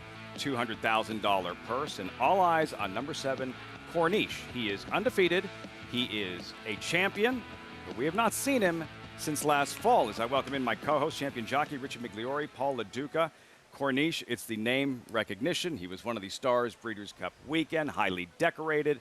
What are you expecting from him today and his first start for Todd Fletcher? I do think he's naturally faster than anybody in here, and being fresh, he should fire away from there. And I think he'll be in front, and I think he'll be very tough to beat. And do you guys know what a Corniche is? This is, like never story time with the MiG, right? Okay. Driven one. It's you ready? A road cut into the edge of a cliff, especially one running along a coastline. So it wouldn't be the Pacific Coast Highway. It would be the Pacific Coast Corniche. So you're not a telling me Rolls Royce? it had nothing to do with the Pacific Coast Highway winning at Del Mar? Well, maybe it did. See? Maybe there's a correlation. Oh, there could now be. We're reaching. Now we're reaching. That was his biggest moment. Breeders' Cup Juvenile victory. The thing is, I think the stock takes a little bit of a hit. 2 years ago, we watched Essential Quality in the Breeders' Cup Juvenile. We watched Hot Rod Charlie. We watched Rombauer. They came back and win classic races. Jackie's Warrior was in that race as well. If Corniche had defeated a field that went on and did things like that a little bit later on, maybe we feel a little differently about him now than we would otherwise, because the horses chasing him that day, Papa Cap running today, haven't done that much since. Well, you got to be honest over the situation. The horse used to be trained by Bob Baffert, and we know you're a horse racing fan. There's been trials and tribulations over Todd. Now the horse has been transferred. Over Bob. Now the horse has been transferred to Todd, and Todd has done well with the Bob Baffert trainees previously trained. Yeah. A lot of others haven't. No, it's true, and I understand the point about what has come out of the Breeders' Cup Juvenile, but you can't blame a horse for beating what was put in front of him, and he's done that 3 times. Nobody's ever finished in front of him. I think it'll be interesting to see. I don't know, honestly, like I've seen him train a bit, that he trains with the same enthusiasm that he did as a 2-year-old. I mean, he's been in company, and he doesn't seem like he's a horse that's running through the bridle. A lot of intrigue. And this is exciting. It's a champion. We don't know what to expect. We're at Saratoga. Always something special about seeing champions at the Spa. Maggie Wolfendale in the paddock standing by with this Race 4 paddock report. Maggie. And we'll take a look at a few of these New York breds, Lafitte, beginning with G Munning. That is, who's faced Bold Journey quite a few times in their matchups. But we see 2 horses, actually this entry, going out for Saffie Joseph for the first time. But I do want to talk about G Munning, because he's the one that I'm noticing a bit of a difference in, and we haven't seen him since late May.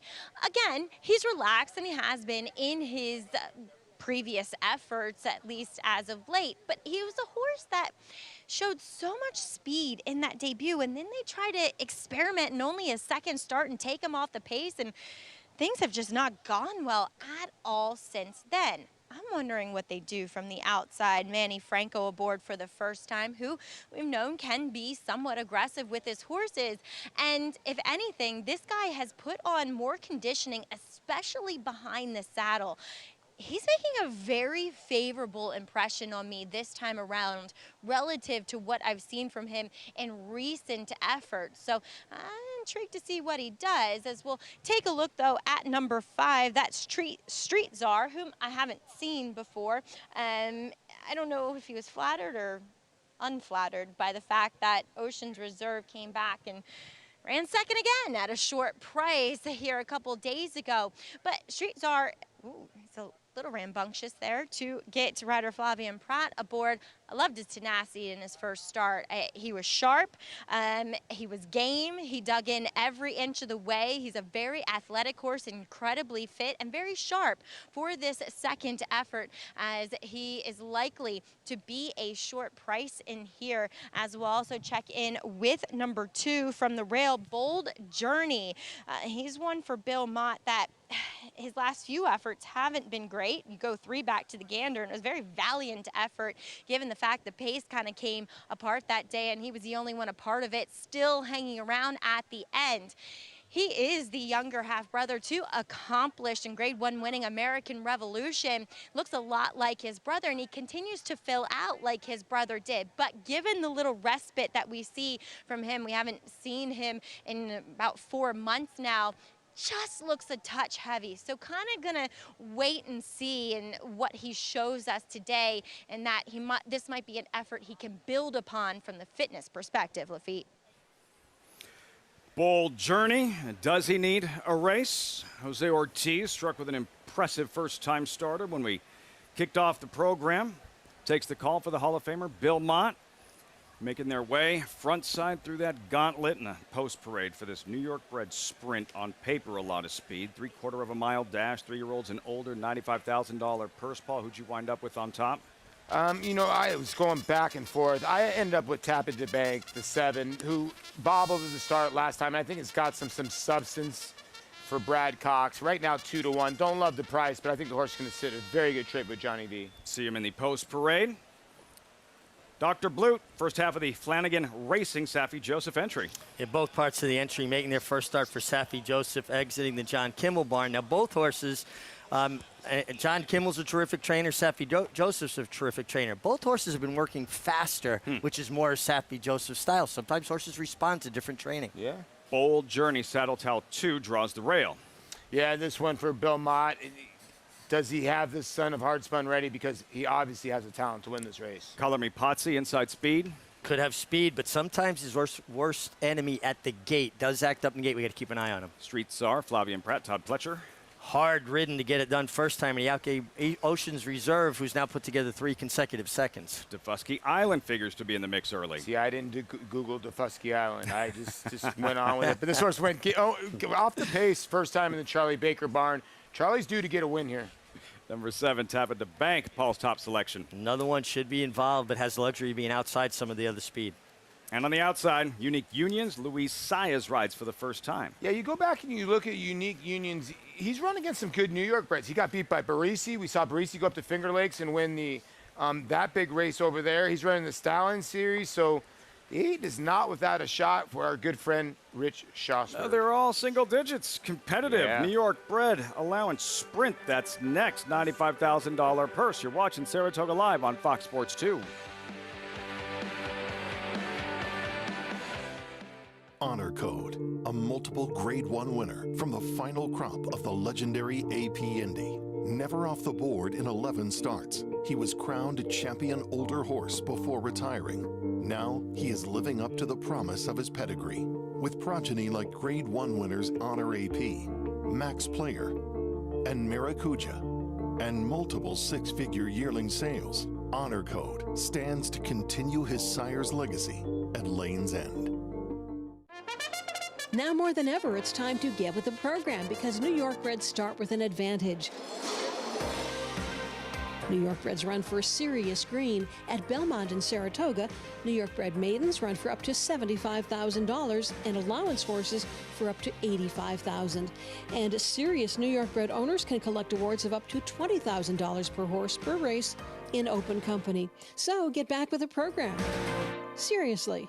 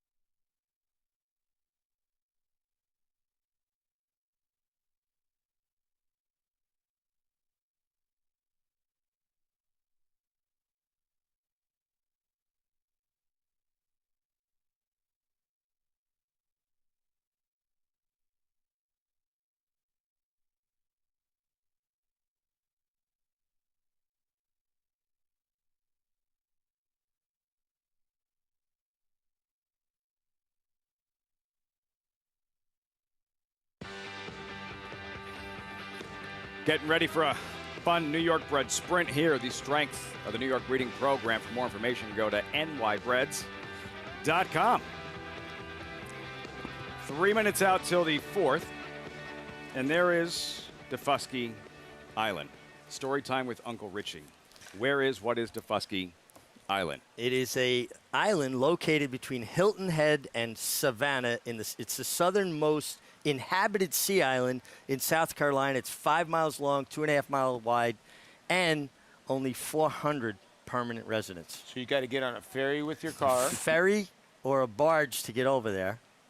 Yeah, but you don't need a car. It's 5 miles long. We walked that before breakfast. Come on. Far. You tell Daufuskie Island I'm on my way. The more you know. Daufuskie Island. You see the selections. Maggie going with G Munning. Richie on the outside, Unique Unions. And Paul with number 7, Tapping the Bank. We check back in with Maggie.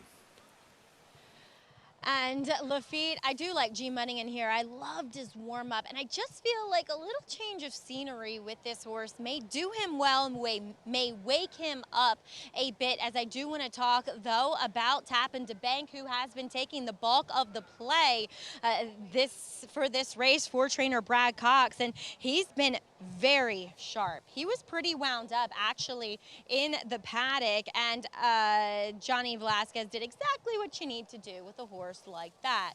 Immediately taken away from the pony, galloped away, but galloped away under control, not with his head up in the air as you sometimes see horses that are exuberant and expending a lot of energy. It was controlled, and he's actually settled down nicely. A horse I was expecting to see kind of hot and lathered out there, and that's not the case. Granted, it is a bit cooler today, but it makes sense. I honestly have no problems with this horse at all for trainer Brad Cox. Now, number 5, Street Czar. I was expecting him to take a bit more money. Now, late money could come in here for Todd Fletcher, but talk about a horse that could be a bit of a thorn in the side of the other speed horses in here, such as Tappin' to Bank. He's the other one that has been very sharp, bouncing on his toes, moving really well. And as I always mention, I'm always at a disadvantage when I don't see these horses first time out to compare what they look like second, because that's the time that you'll see a lot of change. But this looks like a happy, energetic horse going into a second start for what typically are some pretty strong connections in Hall of Famer Todd Fletcher and Flavien Prat. Guys. Street Czar, 5-1, Maggie. Tapping the Bank, the favorite. Like how he fought in his last start, pressing the pace throughout. He was late switching leads, really late, and I think that cost him, and I think that's something to watch in the stretch if he's in the mix when the real running starts. I think it's a good point, and he is drawn out more outside the other speed, so it gives Johnny Velasquez some options. It's kind of why I gravitated to Unique Union, so I don't think that there's a lot separating a lot of these horses.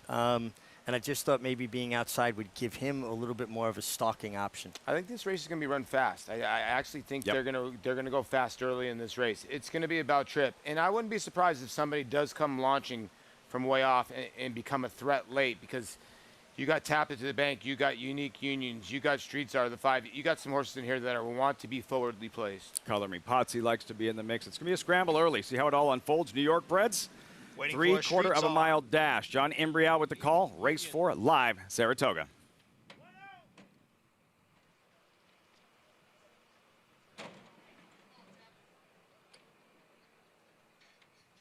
They're in the gate.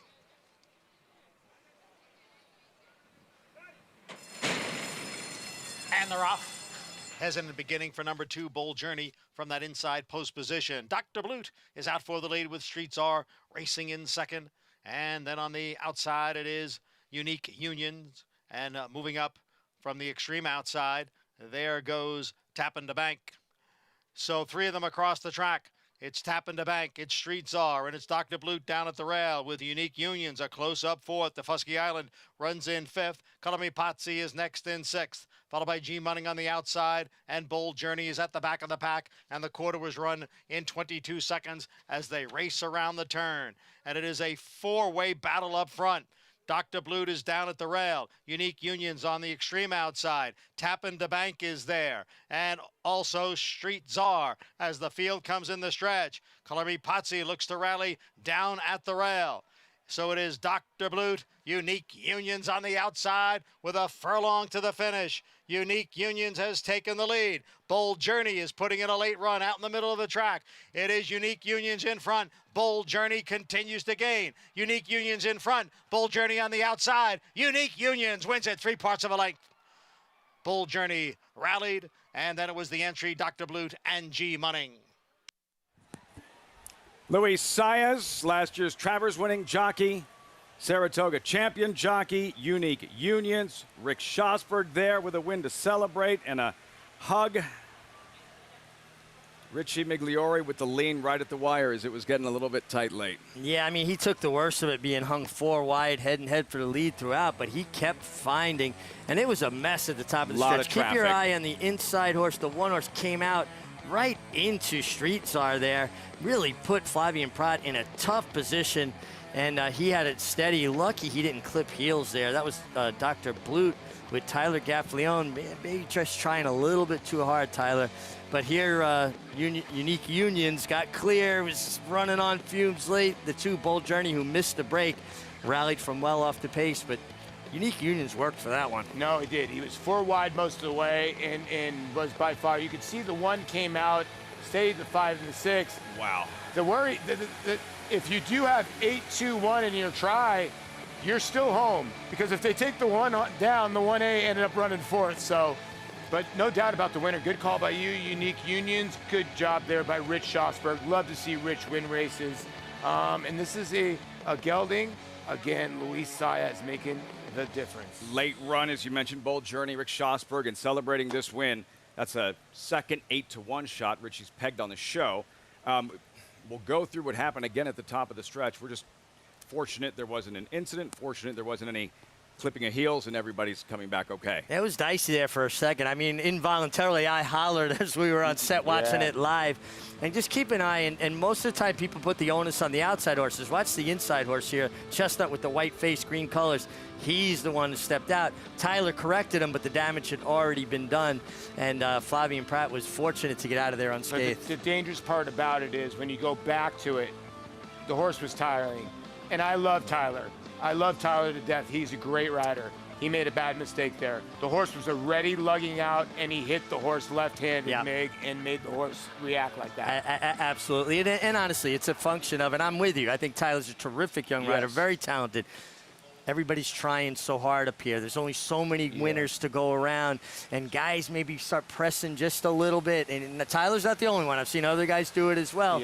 And you're just trying so hard. Sometimes you get a little bit lost in that moment. I think back, Ramon Dominguez, one of the best we've ever seen. What he did here at Saratoga. I think of a moment in the 05 Preakness, Scrappy T and a Fleet Alex. Coming off the far turn, left hand, Scrappy T bolts, a Fleet Alex.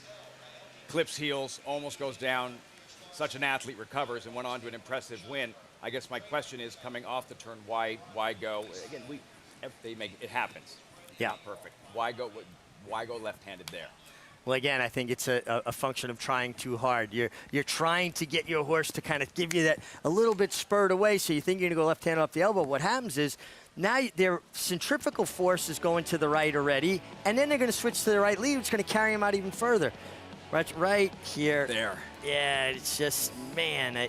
Here's the deal. Now, we had a horse yesterday with the 2, a Danny Gargan runner, that absolutely smashed the 6 horse. Now, the stewards decided it did not change the outcome. Now, that does not mean that the rider that was on that horse is going to get a talking to by the stewards and might get a little bit of a suspension. Now, here you're looking at the 1.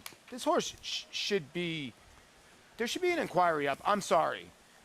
Just as the bottom line. Now, a couple horses got at least compromised. Also, my problem is when you don't make the change, but you give the guy days. How does that work? Make sure to tell the public. Well, but also I think the public needs to know that they're looking at it. I'm sure they're looking at it. Put the inquiry sign up. Put the inquiry sign up. Plus, the fact of the matter is Johnny Velasquez steadied to give Flavien Prat a little bit more room, trying to protect him. So it affected actually 2 horses in there, Flavien the worst. Now, if they feel like it didn't change the outcome, they won't change it so it doesn't affect the public. But the next day they'll have film review. The next racing day they'll have film review. And they'll say, hey, unacceptable. We're giving you a day, 2 days, 3 days, or a fine. My problem with those things, and I keep an eye on it. Now watch Johnny with the horse, the white face outside. You see, he tried to kind of steady off of the winner's heels because they all got forced out at the same time trying to give Flavien more room. My problem is the stewards don't seem to discern, to me, a competitive foul and a dangerous foul. This was a dangerous foul. It happened. I'm not trying to pile on Tyler here. But yesterday was a dangerous foul dangerous too, foul man. too, and I don't see how that number didn't come down. But a competitive foul is two horses are head and head. One rider comes out, brushes that other horse, and they go to the wire, and they'll give that rider 3 days. Guy will pull a dangerous foul like that, and they'll give him 3 days. To me, that's like getting the same sentence for assault and battery as it is for jaywalking. Very fortunate there wasn't an incident. All horses and jockeys coming back just fine. Awaiting the results, Maggie standing by with winning trainer Rick Schosberg.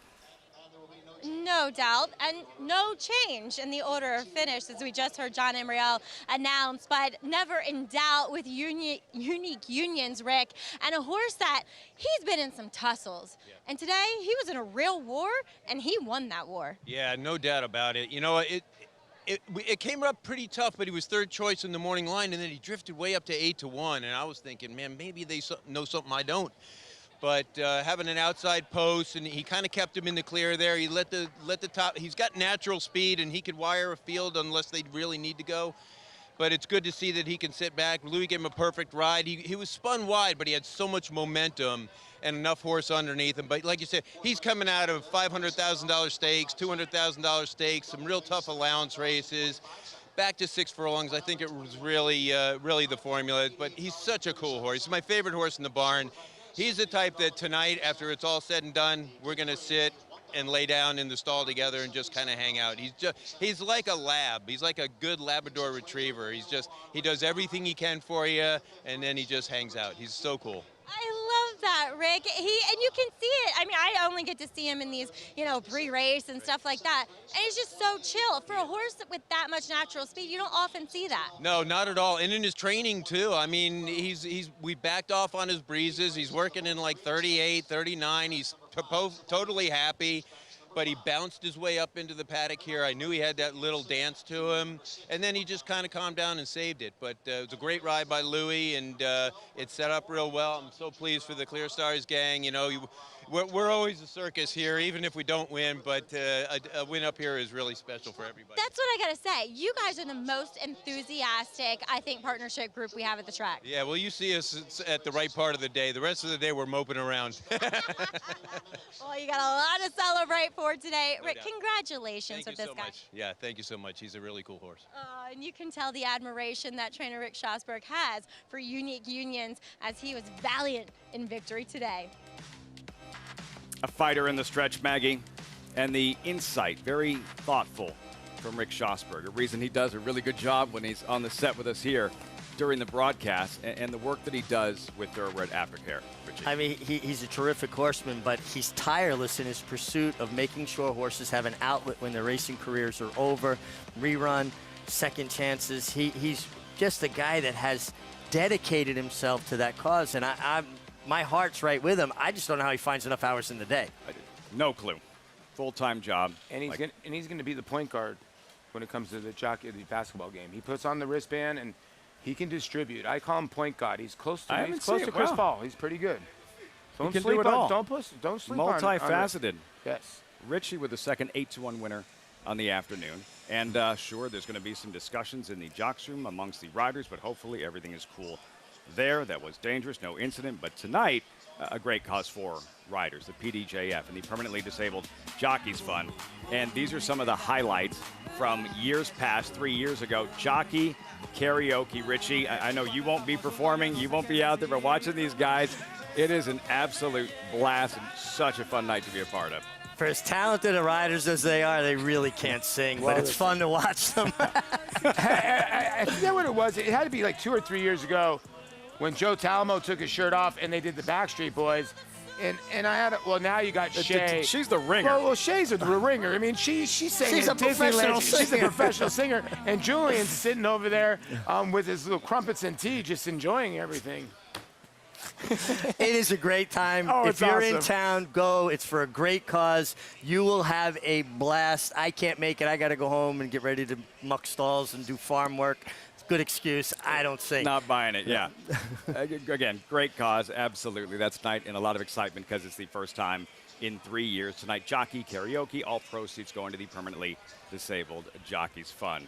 Also, the racing continues, the graded stakes racing. We touched on the Amsterdam, also the Bowling Green for older horses. The story cross-border, trying to go 3 straight, but Rock Emperor, these are the names you know. Arklow. Paulie, Rock Emperor, you know, he came over when he arrived with a big reputation, and he was going to do a lot of damage here in the States, and he would pretty much do everything except win. This, though, was his biggest afternoon when he did get a Grade 1 victory in the Joe Hurst Turf Classic. Yeah, he's a cool little horse, you know, and he's run a couple good races up here at Saratoga in the Sword Dancer. It's just you never know which Rock Emperor shows up. When he does show up, he runs like this. He's unbeatable, but we'll see which one shows up today. What do you think, Richie? Well, that's it. I think you'll know early on if he's traveling in the bridle. He's telling you he's going to run well, but I don't know which personality is going to show up. Bowling Green, long distance on grass. As for the 3-year-olds, that Jim Dandy yesterday, and Epicenter, statement race. Ears twitching. Crop, uncocked. Joel Rosario, graded stakes sweep. Epicenter, sensational in the Jim Dandy. Next stop, Run Happy Travers. Eclipse champion Run Happy, the #1 second crop dirt sire of last year, is back and showing a new dimension with winners on turf, dirt, and all weather. A record-breaking sprint champion, Run Happy is also siring winners at all distances, from 7 furlongs to 1.25 miles. A sire whose runners can carry his speed over all distances and all surfaces. Run Happy, price for value, and standing strong at Claiborne Farm.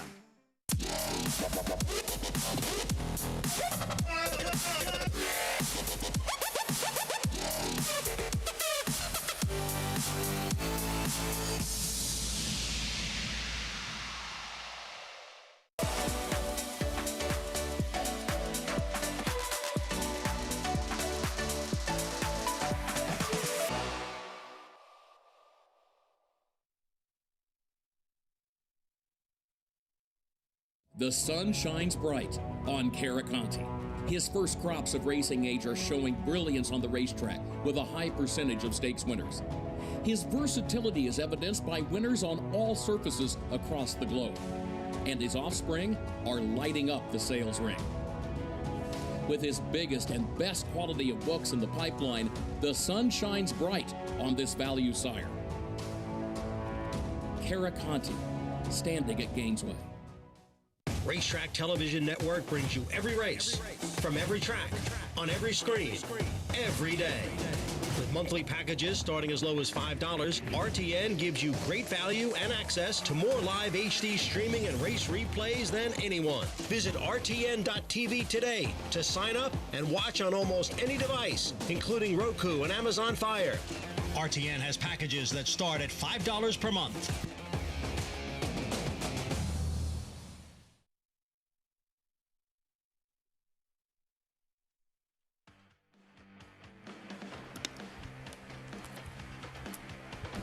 Welcome to our viewers, Valley SoCal, San Diego, Saratoga Racecourse. This is Saratoga Live, winding down week 3 of the 154th meet. Coverage continues as always, brought to you in part by Naira Bets. Get signed up, nairabets.com. Any track, any place, anywhere, nairabets.com. Champion jockey Richie McLeory, Paula Duca, I'm Lafitte Pinkai, forging through the Sunday program, and the main event still ahead. Couple of Grade 2 stakes races coming up. Grade 2 Amsterdam, 3-year-olds, Grade 2 Bowling Green, older horses running long on grass. But first, wanted to recap some of the highlights from yesterday in the Jim Dandy, Saratoga's marquee prep for Saratoga's marquee event, the Run Happy Travers. With Epicenter from the start, Richie, early voting, Preakness winner flashes his speed. Epicenter more aggressive, right? He's going to be close to the pace. Not so much. Again, he's just not breaking with the same exuberance that he did when he was a younger horse. Not that he's slow away from there. He's just kind of galloping into the race. So Joel Rosario, a rider that plays off what his horse is telling him, said, okay, I'll sit on you. Look how much horse he's got, Paul. He decides to even angle him out further to the middle of the track to stay away from competition, and hands and heels to the wire. You think this guy's riding with some confidence? It's unbelievable. He's just seeing everything in front of him, and he let everything unfold. And that's the way he's been riding probably the last, since he's been here. He did not raise the crop to this horse. The ears are up at the wire. He knew he had the best horse going into the race. He rode the horse with the utmost confidence, kept him out of the clear of the other horses to get them to compete. Was never really in a panic mode, and he rode the whole day like that. And he's starting to get, before he had an injury, and when he won Animal Kingdom in the Dubai World Cup, he was ascending to another stratosphere, and he got hurt. He's getting back on that white-hot roll again, Mig. Yeah, what a shame last year. He had so many records at his fingertips, and he got injured before the end of the year. Still won the Eclipse Award, deservedly so. He and his agent, Ron Anderson, doing tremendous work. This is what you want to see from a prep race. You want to win them. They're important races in their own right, but you also want to use it as a building block to the most important goal of the summer, which is the Run Happy Travers. And that was a perfect prep race. So now what about the Brown runners? Amazing how quickly things change. Jack Christopher defeated in the Haskell last week. Yesterday, early voting, Chad Brown said he thought Epicenter might be in front and that early voting might be tracking him. He also thought early voting didn't necessarily handle the track. Chad Brown indicating Zandon may be too close to the pace. So now moving forward, it's a matter of what adjustments are made, and they're too good to just bail. They were outrun yesterday. They didn't bring their A game. It's a battle en route to the war, but curious to see what they do next stop, assuming it is the Run Happy Travers. I'm sorry. Chad Brown sometimes needs to take it, and take it with some pride. The 4 had a clear lead. Zandon sat right outside of in a clear pace, and you got circled by a better horse. I don't care if early voting didn't like the racetrack. I don't care if you think Zandon's this or that. You got beat by a better horse. Own it. I'm sorry. Yeah. When you get circled, completely circled from dead last, like you're tied to a pole, you got beat by a better horse, so own it.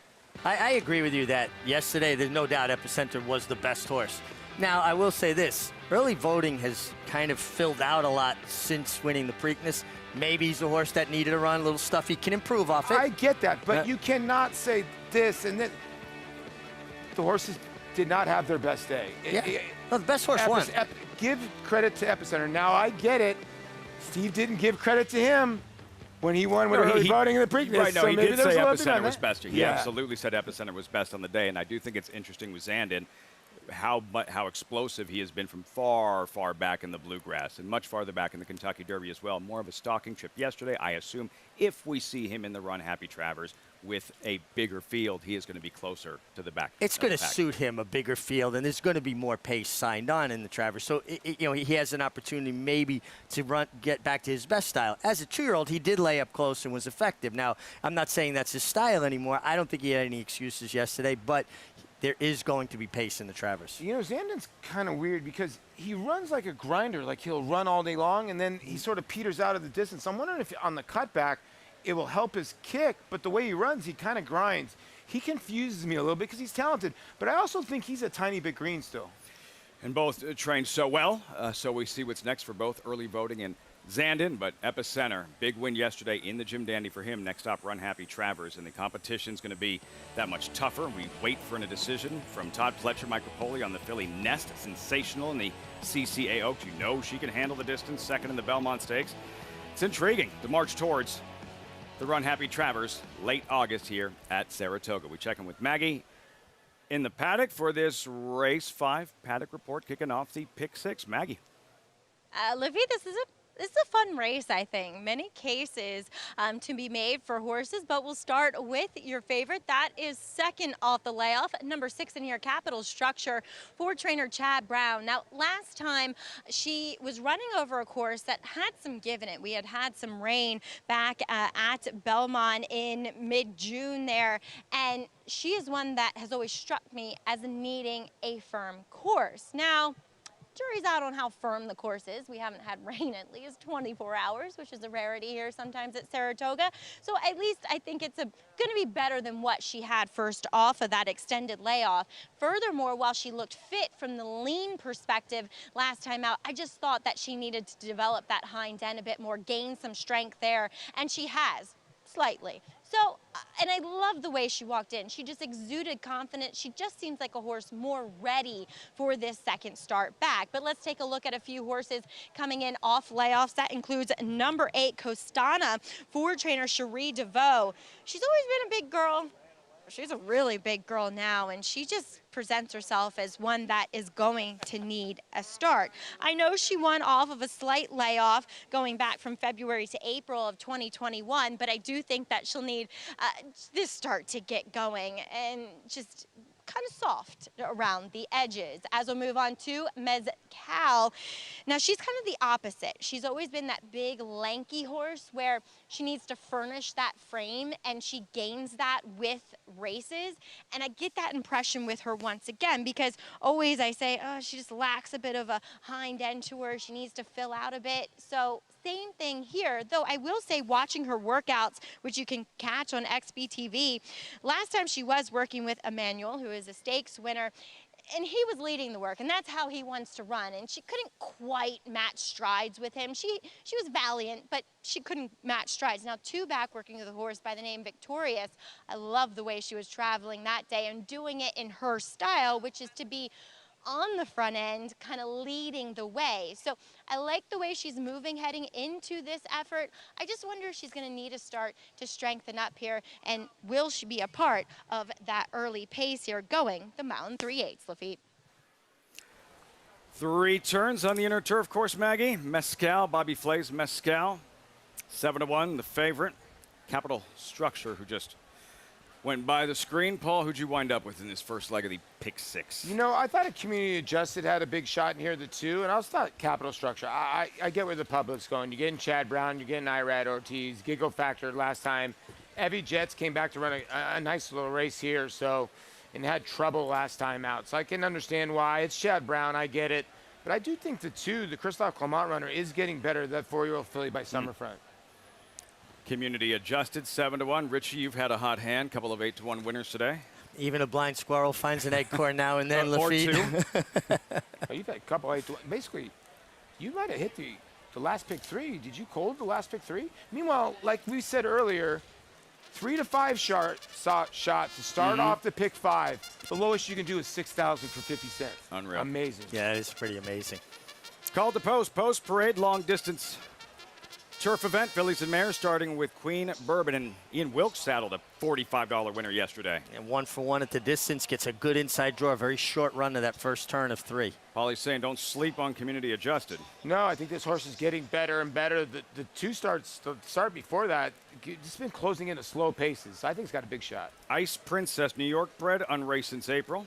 Yeah, tough to come off of a layoff to win at this distance, but she ran well on the turf here last year. Creative Cairo, second at 2 for Clement. Yeah, Joelle gets aboard. One last time out at Laurel. Don't sleep on the Laurel races. Forever Dreaming, now with D. Wayne Lucas. Yeah, stretching out to the mile 3/8 and first-time coach. And the favorite, Capital Structure, lightly raced English mare. Yeah, that's the worry. She's 5 now, and you're wondering, okay, is this going to be her coming out party finally? She's got to get a W here.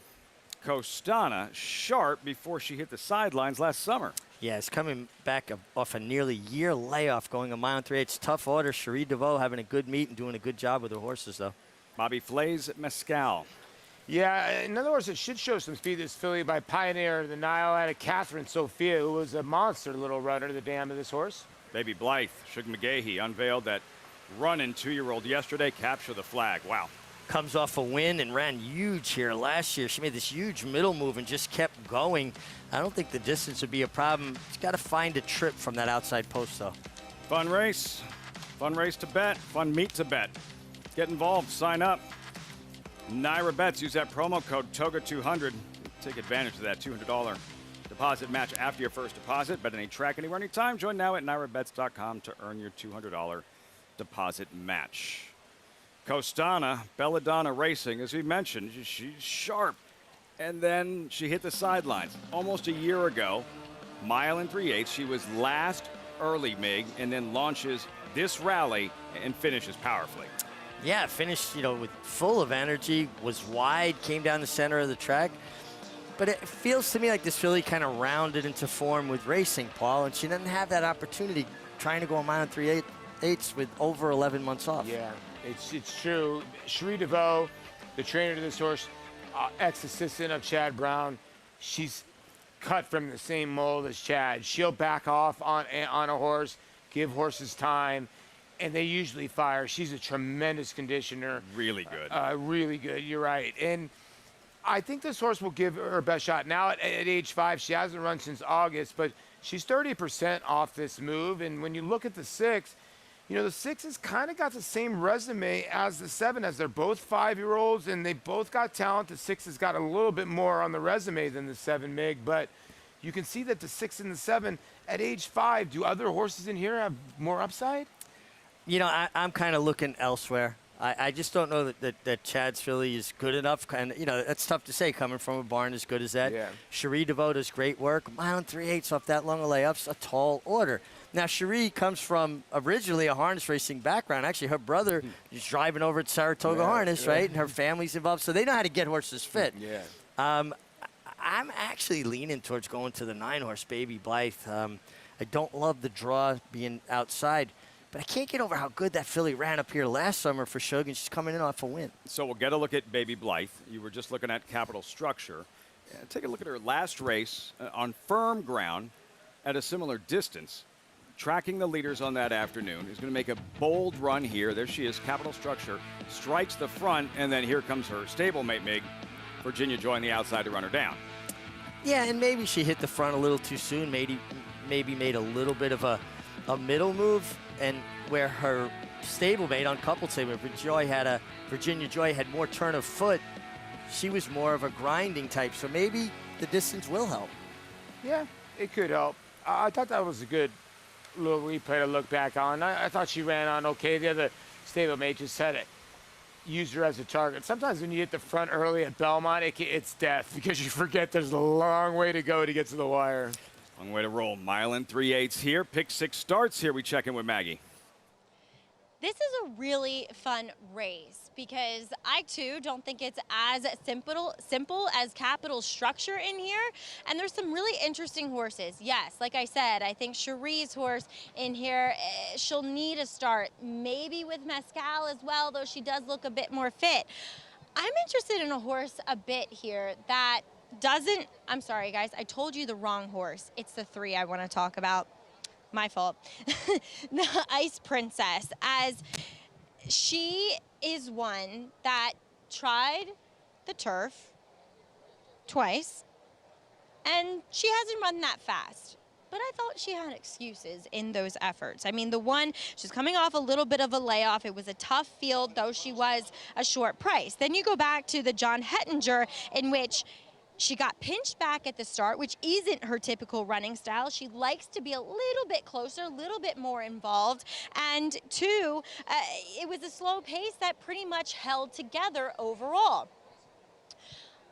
She's always looked like a turf horse to me. She's got that long, rangy frame. And 2, she hasn't tried this distance. And at least physically, she looks as though she could be suited to it. Look for her to be more forwardly placed this time around. And she has an advantageous inside post. Now we'll take a look at number 4, Creative Cairo. I'm going to go with her. I'm going to take a little shot with this Christophe Clement trainee. And Creative Cairo gets Joelle Rosario aboard. And I know she has mixed it up at this this distance in prior efforts on the NYRA circuit, but that was last year as a 3-year-old. It seems as though coming back, her lone turf race this year, it was an improvement. Now, albeit down at Laurel, but she's improved physically. So I feel as though she could back that up. She's a big, strong, rangy girl, always one that had the frame, and now she's put that conditioning on that you want to see. The right disposition for these type of marathon distances, laid back, as you see her head kind of down with the pony.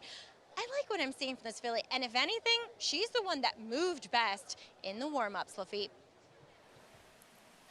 See how she performs in this mile and 3/8. 3-turn affair, Creative Cairo. Human element intact. Rosario Clement, you're getting 9-1, Creative Cairo. And then towards the outside in Baby Blythe. And Louis Go ahead.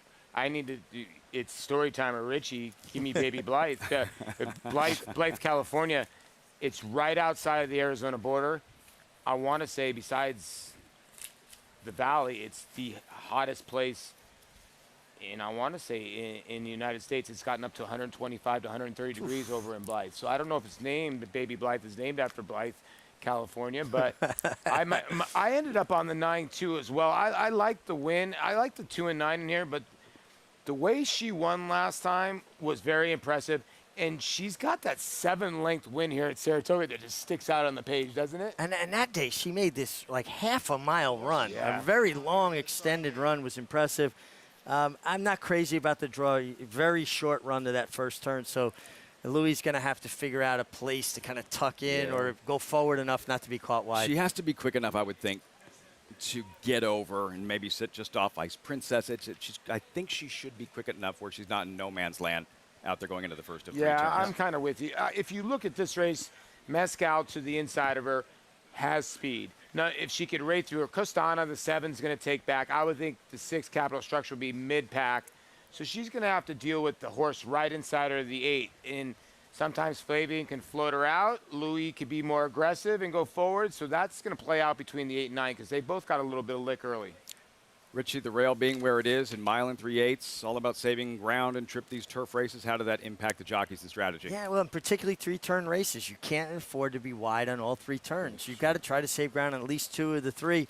I wonder if the 5-horse Forever Dreaming, first-time coach off a couple sharp works, doesn't show good speed. Forever Dreaming.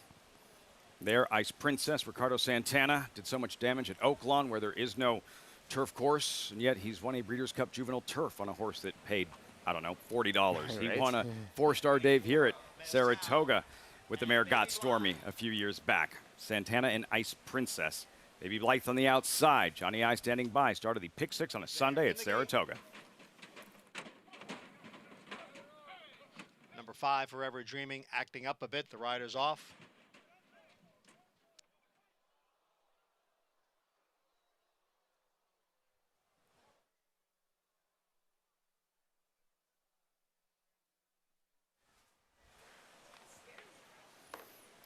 Forever Dreaming, really fractious in the starting Well, gate. I mean, listen, really fractious. Richie, you've seen this before, and I've seen this before. Thank God Tyler Gaffleone got out of there. He's okay. He's shaking his hand a tiny bit.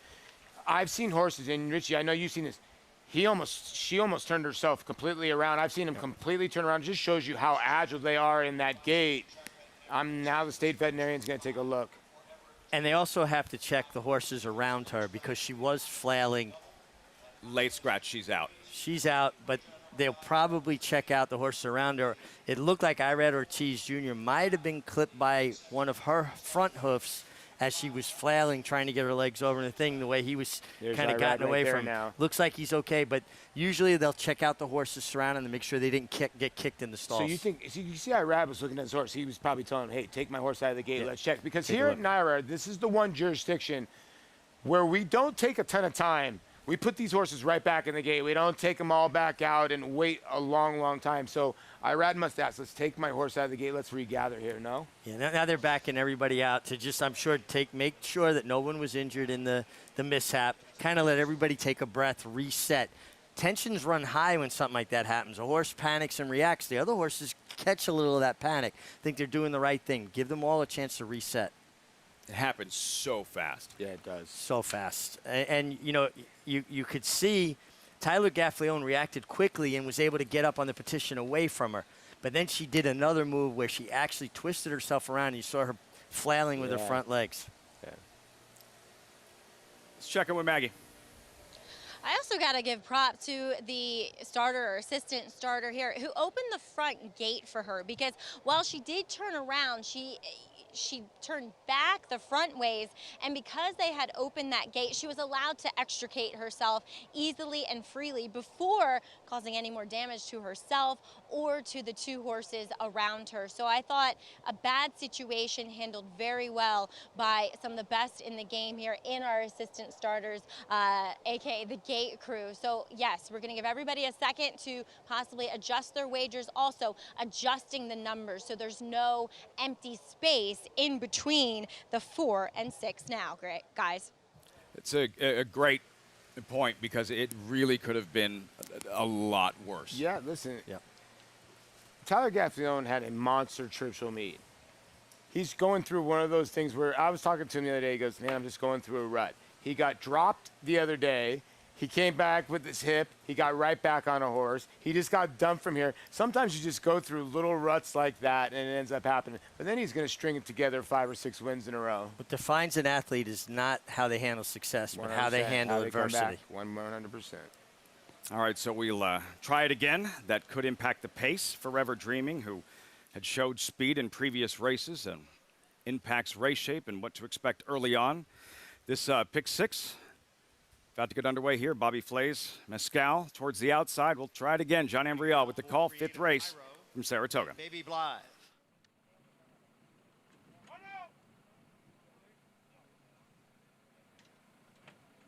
We are set for the start of race 5. And they're off. And it is Community Adjusted who is going out for the early lead, quickly joined there by Ice Princess. So it is Ice Princess and Community Adjusted. Ice Princess takes the lead. And now moving up on the outside is Baby Blythe. She was off a step slow, but has quickly moved up the challenge for the lead as they go around the first of 3 turns.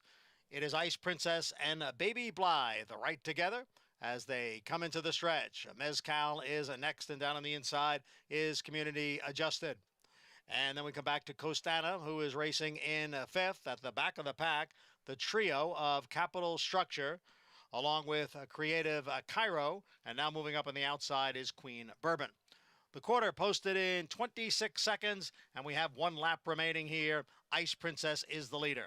Baby Blythe on the outside runs in 2nd. Community Adjusters down at the rail. Queen Bourbon, widest of all there. Mescal is alongside. They're followed by Costana, and at the back of the pack are Capital Structure, along with Creative Cairo. The half mile in 52 and 4/5 seconds, and they're heading for the backstretch, and it is Ice Princess, the leader here by a length. Baby Blythe is on the outside running in 2nd, and then Queen Bourbon next in 3rd. She's had a wide trip, but it's just a length and a half from the lead. Community Adjusters down at the rail runs in 4th. Mescal is next in 5th, almost 3 lengths. Back to Costana, and then comes Capital Structure and Creative Cairo.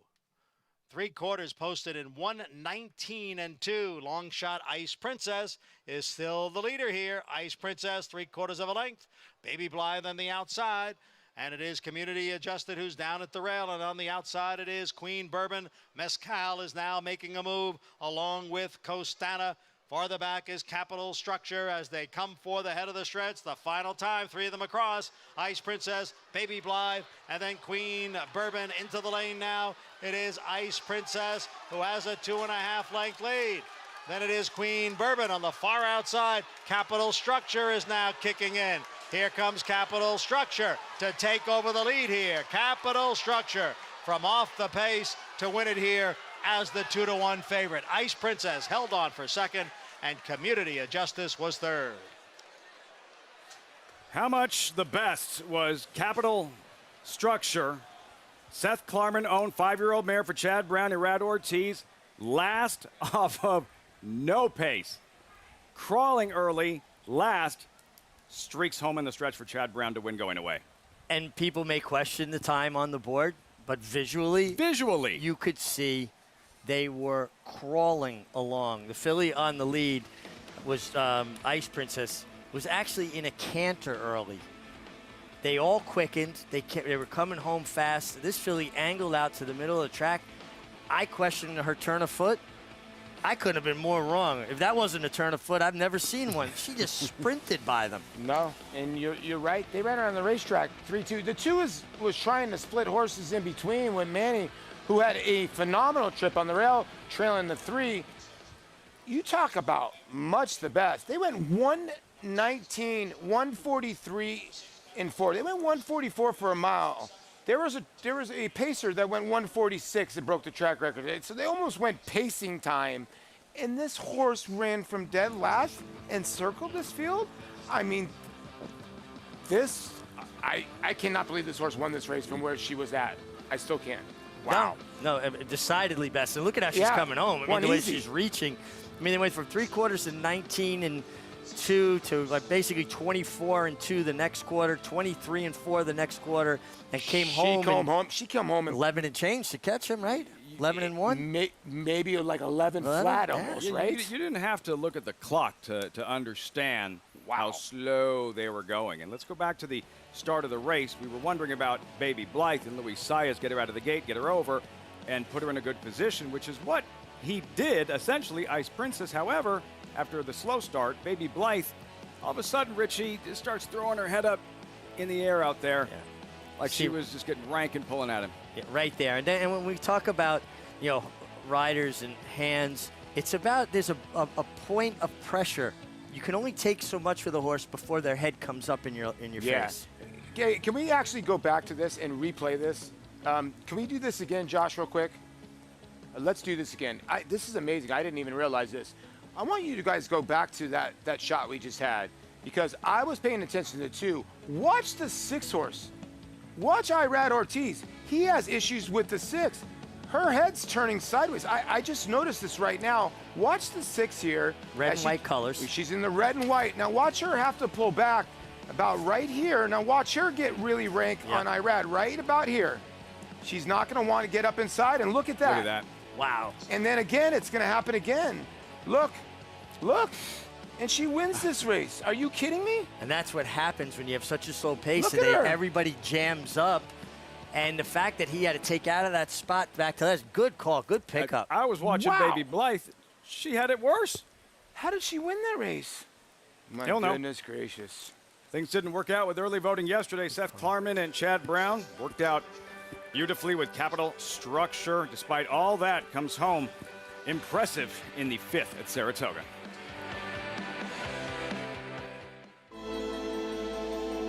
The level of racing that he's achieved is extremely rare. Anybody who's witnessed Matoli running sees a level of ability that doesn't come along that often. Matoli's a monster! Matoli wins the sprint! Oh, what a horse he is! Matoli, he did it again!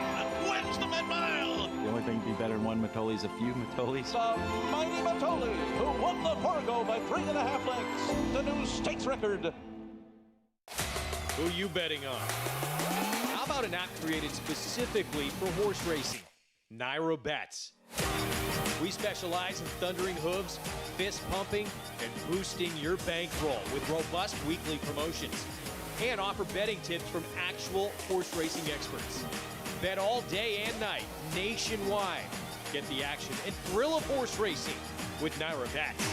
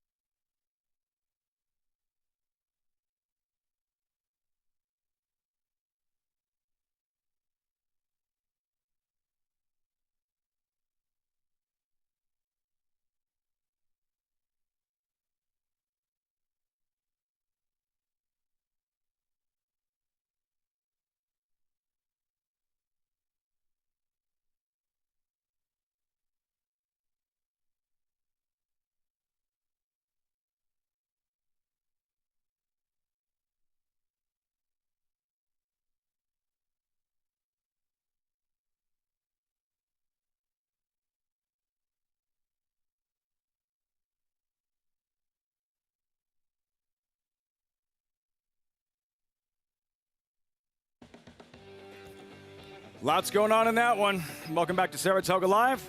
Brought to you in part by Claiborne Farm, 100 years doing the usual, unusually well. Great catch, Paul. Right out of the gate. A few strides in. Arad Ortiz, a handful with capital structure. Last off of a slow pace.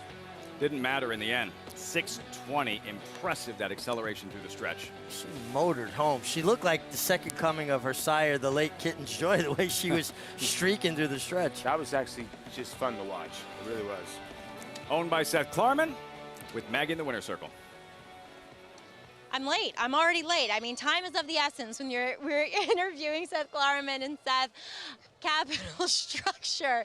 Well, not an easy time of it for her early on, but I think it just showed how much the best she was. As an owner, when you're watching your horse early on in the stages, be a little difficult for the rider, not adjusting to the pace. How nervous does that make you? Yeah, I don't know if nervous is the right word, but yes, you're like, there she goes again. Right. She had so much trouble. She was not comfortable inside. She got shuffled, and then she had that one move. But we knew she was a good horse. Chad was very high on her back when we ran in the stake in California. So we thought she had it, and this is a great distance for her. Well, once again, you proving that patience is your best quality as an owner. And I know she hasn't run much. She's a 5-year-old now. But do you think that talent might be realized now? We're hoping. We think she can move forward off of that. It was impressive, overcoming trouble and staying in the game. Well, speaking of not having to have too much patience, with Accretive later on in the Amsterdam, straight in off the back of a big maiden score. What do you think about his chances today? We like the horse a lot. A very impressive debut, as you know. It's a big step up, so we're not sure we can beat these really nice horses, but we're really high on the horse, and of course this could set him up well for something in 4 weeks. There was an allowance next week, but we weren't sure it would fill or how hard that would be. So, and then, or the weather. So we made the call, but Chad makes those calls. And he had to be, kind of confident in what he saw with working with early voting. That's exactly right. I'm sure that made a big difference in Chad's mind. He really held his own with early voting, and that's pretty good for a very lightly raced horse. So. Wishing you the best of later, but congratulations, Capital Structure. Thank you, Maggie. All right, Seth Klarman with Capital Structure. Maybe all that patience paying off with a filly who displayed a lot of talent today over this Saratoga Strip, Lafitte.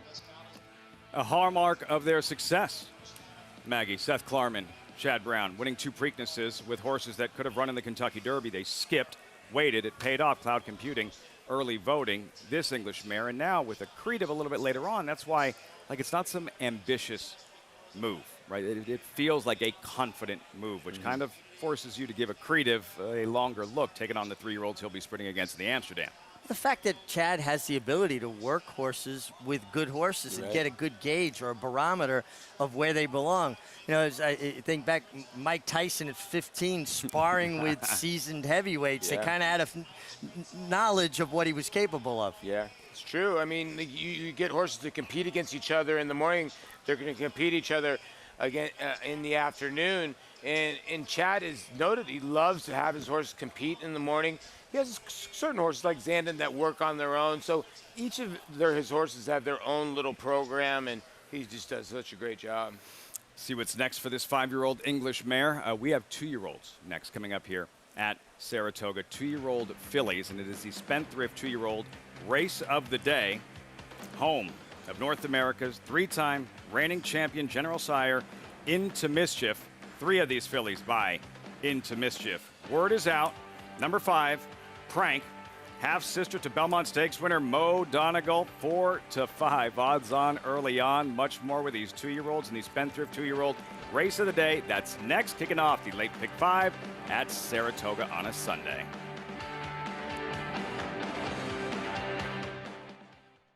Every breeder hopes to leave a lasting genetic legacy. It's one of the few true paths to immortality. The importance, permanence, and legacy of Alapa is best understood by the influence of Prince Palatine.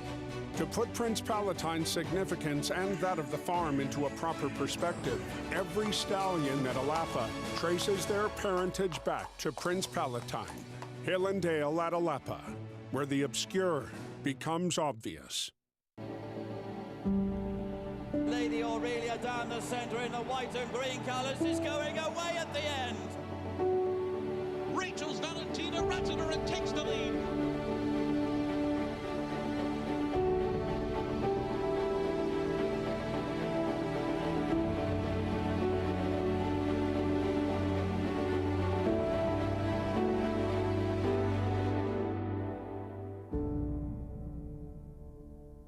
Eclipse champion Blaine ranks among the nation's top sires at a fraction of the price.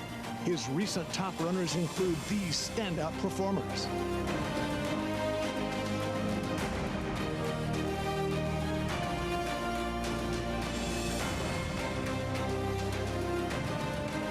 With success on the track and success in the ring, this proven son of Arch annually ranks among America's top value sires. Blaine, standing at Claiborne Farm.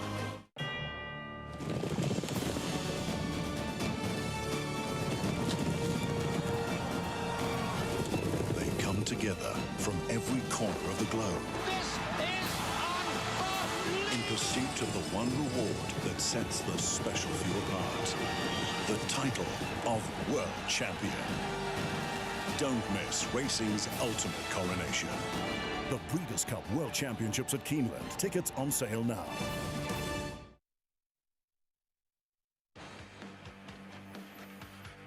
Brand new Mary Lou Whitney Pavilion. 5,000 square foot facility. In the back stretch here, the pavilion serving as a permanent structure to be used during the Saratoga meet and where the Whitney will be drawn from. Whitney, the most prestigious race for older horses at Saratoga. Next Saturday, probables look like this. A couple of names going to jump off the screen. Life is Good, one of the most exciting thoroughbreds in training, headlining the probables for next Saturday's Whitney. Life is Good came back with a real nice victory in the John Neighbor, a perfect prep to get him to the Whitney. Did everything that was asked from him in the John Neighbor, named for one of the great legendary visionaries of racing. And again, this is what you look for in prep races. You want to win them, but you want to have them to be able to build off of something to springboard you to greater things. And he's an exciting horse. He's got speed. He puts himself where he needs to be. He creates his own trip. Had this conversation yesterday, excuse me, about Jackie's Warrior. Some horses are just must-see.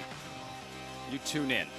They're just explosive, exciting. Certain athletes compared them to Ricky Henderson, a Tyreek Hill, Usain Bolt. Life is Good is in that same category of racehorse that no matter what you're doing, you stop, you watch.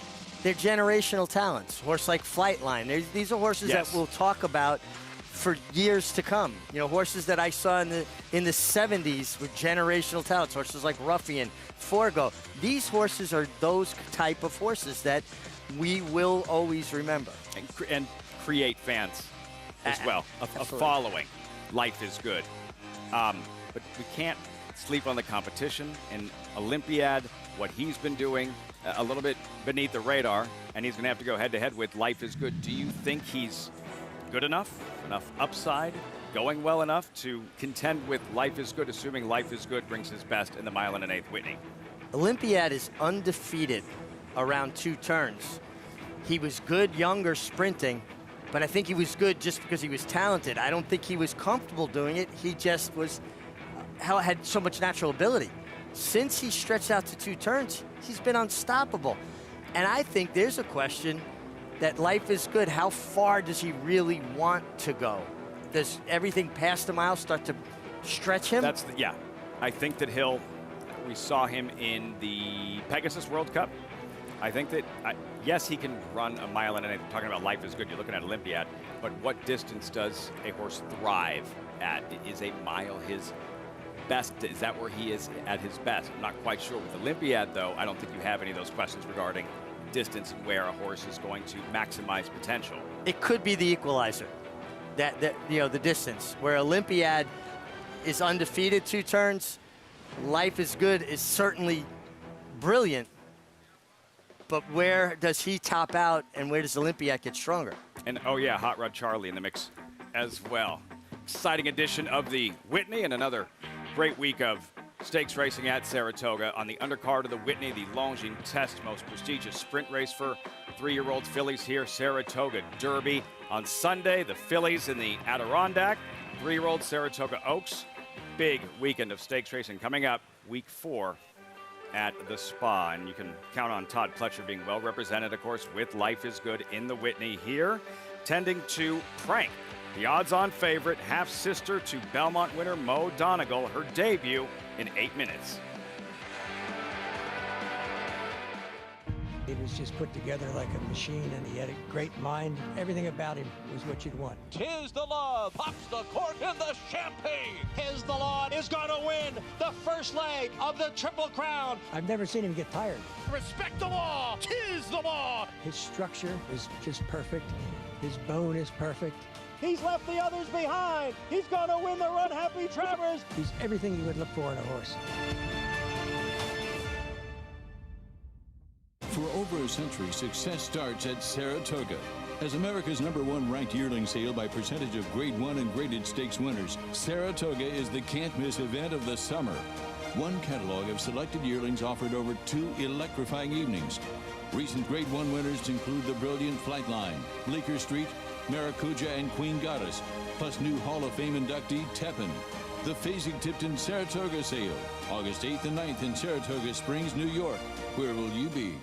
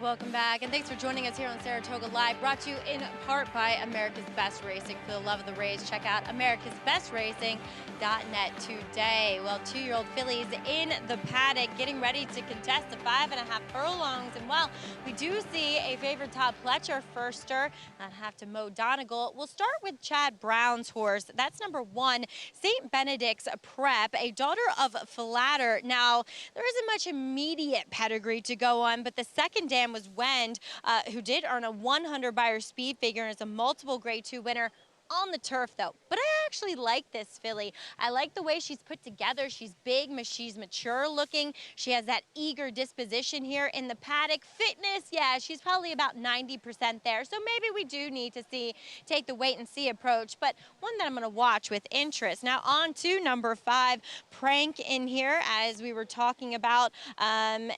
She is by Into Mischief, by, half-sister to Mo Donegal. And I remember Mo Donegal looking like a smaller type last year. He took a while to grow. She is small, but she looks quick too, and she was always going easily back on that July 24th drill, going out of the gate, which was 47-4, much better than her stablemate. She has her mind on business. She looks like a precocious type. I look for her to have that early speed. Number 6, High Class for Steve Asmussen, very broad filly by Into Mischief, really well muscled, very professional. A lot of Steve's horses do show a lot of early speed, but she is ice C on the board. Now, Bill Mott stands out too in here, and while we see Miss Intention, who is the full sister to Jane Gray, who I really like and won first time out here up at Saratoga, a little bit more interested in the one who has dirt sprint pedigree, and that's number 7, My Betsy, a daughter of gun runner, comes in here really fit and very professional, though almost a little too laid back, indicating that maybe she does want to go a little bit further than the 5.5. But I like what I'm seeing from her. I think both these Bill Mott horses could make some noise, Lafitte.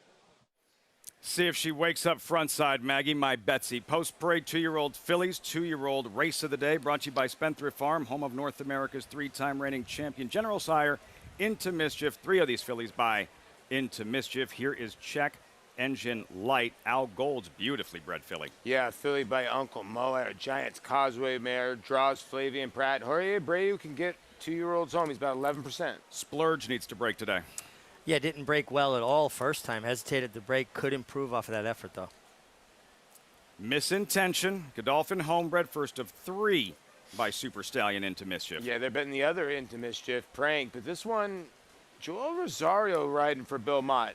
24% together. 10 to 1 seems a nice price. Big brother of Belmont winner, there's Prank, odds on. Yeah, the pedigree's there, and she's by Into Mischief. There's a lot of precocity there. High class Into Mischief fillies will break side by side by side. You see if the Asperson barn can keep on rolling. They paid $575 for this daughter of Into Mischief. Into Mischief, is this the Into Mischief Stakes? Or?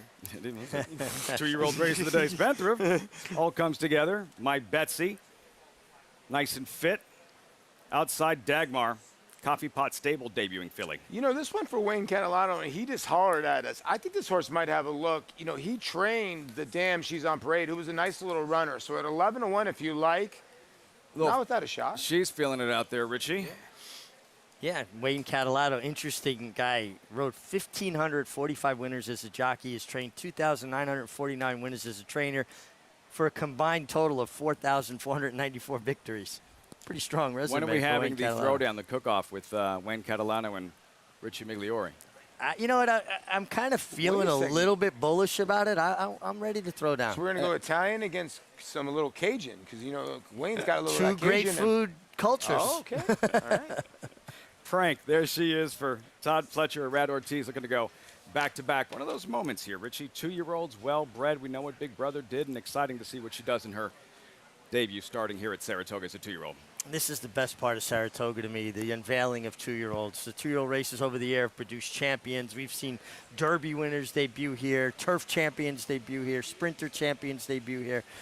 That's what Saratoga's about to me.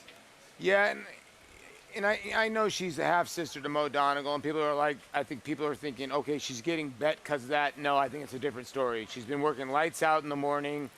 The word has been out on this filly that she can flat out run, and she's, I'll knock on wood for the people that have her and bet her, she's been a good gate horse in the morning, which is key. Now the straight one, St. Benedict's Prep, this is another horse that's got some nice breeding flatter on the top side with Warfront on the bottom side. The entry, you know, the 1A does have experience, but the 1 looks well on the racetrack. Man, is she making a nice impression. Yeah. This is a pretty mover, and got that Claiborne Farm pedigree all over it by Flatter out of the Warfront mare. Yeah. And I'm seeing a lot more Warfront there, that really good balanced individual. Terrific. Late Stallion, Flatter. More distance at first glance, but looks great on the track. The entry, St. Benedict's Prep, Oshagassee. And here with Check Engine Light, drawn inside. Again, really well-bred. The mother, a half-sister to Arrowgate of that bullet move a few days ago. She has the rail. I'm assuming she's quick. This is a filly to look out for. I think could cause some damage today. Check Engine Light. Got a great look to her. Very dainty, balanced. Her Grand Dam was a stakes winner, also a debut winner, so there is precocity in the pedigree. Dig a little deeper. Her great Grand Dam was Sacoista, a Breeders' Cup winner. There's a lot of pedigree, and an inside draw going 5.5 to me is good because you're running right into the turn. Let her rip. It's good or bad, right? If you think, break, well, it's great. If it's bad, if you don't break, it's bad. But if you break, you're saving all of it. Oh man, you all you have to do is go straight while everybody else got to maneuver. Yeah. Prank in those Star Ladies racing colors. $500,000 purchase. Red Ortiz aboard 1-2 for trainer Todd Fletcher. Warming up these 2-year-old fillies. Maggie, what have you noticed in terms of disposition from the paddock and now how these fillies are warming up on the track? Well, that your current 3-5 favorite in here, Prank, is the ultimate professional. I do like what I'm seeing from her and heed the fact that she's much the horse to beat. Though I'm going to take a little bit of a stab with a horse that I just continuously like. She's just been so professional. And while I do think despite having a bit more sprint pedigree, she might want to go further. That's number 7, My Betsy. But let's take a look at number 2, Check Engine Light, as you guys have been mentioning, the dam and half sister to Arrogate. She's actually a very broad filly, and there's a lot of substance to her. She doesn't look like Arrogate whatsoever. He was a tall, leggy horse. She's not that way. I just feel like she needs a start.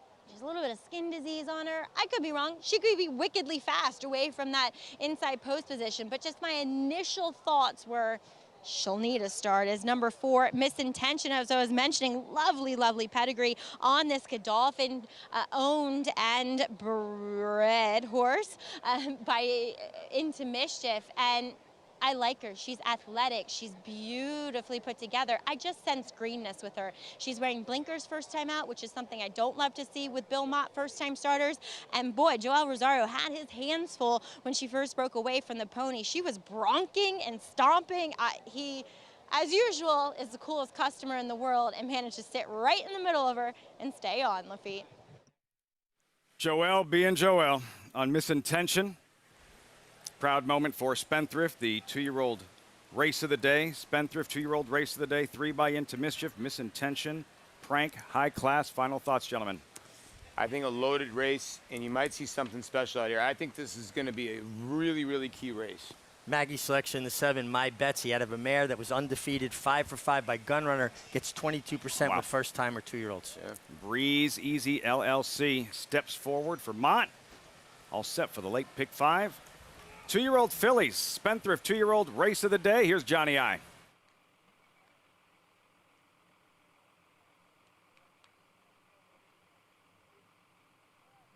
And we are set for the 6th.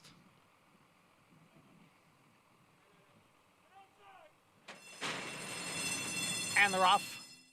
Hesitant beginning for number 2, Check Engine Light from that inside post position. Prank is out well. The big favorite has grabbed the early lead. O'Shaughnessy is down towards the rail with High Class on the outside. High Class in second. O'Shaughnessy runs next in third. And then it is Splurge in fourth. Dagmar on the outside in fifth, followed by St. Benedict's Prep in sixth. Misintention is at the rail in seventh. Then comes My Betsy. And farther back is the trailer, Check Engine Light. The leader is Prank, who ran the opening quarter in 21 4/5 seconds. And these 2-year-old maiden fillies are coming to the top of the stretch. It is Prank and High Class, and the front 2 have opened up 5 lengths on the rest of the field. O'Shaughnessy is down at the rail running in third. It is Prank who has the lead with 1/8 of a mile to the finish. And Prank has given the rest of the field the slip here. Prank is putting in a very impressive performance in her debut. Look at this. Prank winning by a dozen lengths or so. And she ran the 5.5 furlongs in 1 minute 3 4/5 seconds. This filly may have a future. May, whistling 5.5 furlongs. One of those moments when you say, I was there when. It's easy to get caught up, but this is exciting. What Prank just did here in her debut, incredibly impressive, running away and hiding. Professional, broke running, established the lead, going fast, didn't look like she was going fast, drew away at will. It's clear we can say Prank is no joke. Oh, my God. I knew it was coming. had to get it Show in. ending in 3 minutes. We had to get one in. I'll tell you what. High Class with the Steve Aston runner and Tyler Gaffney. This is when you know you have a good filly or a good horse. The 6 High Class was right on this horse's flank. When this horse rebroke, the 6, the poor 6 filly, it broke her heart. She's like, oh my God, this horse just ran away from me. And I'd be like her too. It'd be like Usain Bolt against me. I can't catch him. When this horse broke away, the 6 collapsed. And like, when that happens, that just shows you that She's inferior against these horses, and I told you guys the race was over about right now. Yeah, she was very good. Horse to keep an eye on out of here. The 2-horse, check engine light, completely blew the brake. Left. And I always look for a horse to give me a run someplace in a race that tells me they have ability. She threw in about a 3/16 style move around the turn into dirt, into traffic, that pointed out she has ability. She'll be better next time. For Al Gold, owner of Cyberknife, Travers bound, we believe. But Prank and Maggie, after week 3, week 4, will typically do a most impressive 2-year-olds thus far segment. I'm guessing Prank is going to be in the mix. Todd Fletcher with something to smile about here. This filly, and look, we were having a conversation earlier about horses that get you up out of your seat, and Jackie's Warrior, and Life is Good. And we're not saying that that's Prank. What we are saying is that if you just watch that, the next time she runs, I don't care where you are, you're going to make sure and tune in to see when Prank runs next. I'm with you. And a lot of people are saying, well, she's a half to Mo Donegal. Why are they debuting her at 5.5? That's why you don't question Todd Fletcher. That's why? Yeah, absolutely. Had the into mischief influence, right? Oh, 100%. Definitely, Yeah, right? yeah. But boy, she was just so. And horses have to have ability, but they have to have a certain intelligence, and she obviously had that. The way this track's been playing too, Lafitte, she smoked around there. 103 and change is smoking for a 2-year-old, man. Oof. That's second move. The acceleration through the stretch in her debut. Belmont winner Mo Donegal's little sister, good as advertised. Star Ladies, congrats. Ellen J. Foxwoods, Prank, and for Into Mischief in the 2-year-old race of the day by Spendthrift. The Spendthrift Super Stallion, Into Mischief, sire of Prank, sensational on debut here at Saratoga. That's going to wrap things up for the MIG. Paul and myself look forward to seeing you next time. Coverage will continue on Fox Sports 1. You still have a pair of Grade 2 races to see. Bowling Green, can Cross Border go back to back to back? And what will Corniche do for Todd Fletcher, the champion, in his 3-year-old debut, morning line favorite in the Amsterdam? Coverage shifting to Fox Sports 1 with Greg Wolf and the rest of the crew for the rest of the card.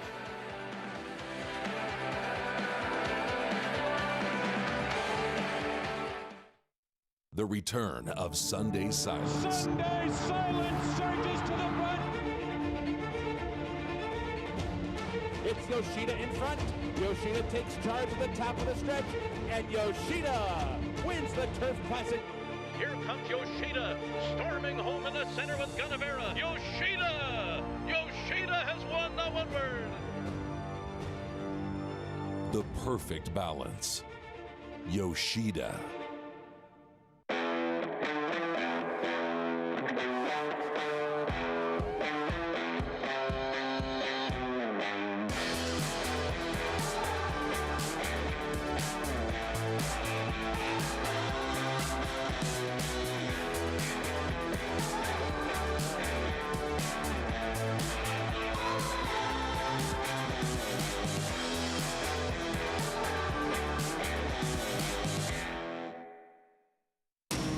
Every hair, every muscle, every contour, every pulse. In the juvenile, Essential quality has won. in the Belmont, Essential quality has won the Belmont Stakes.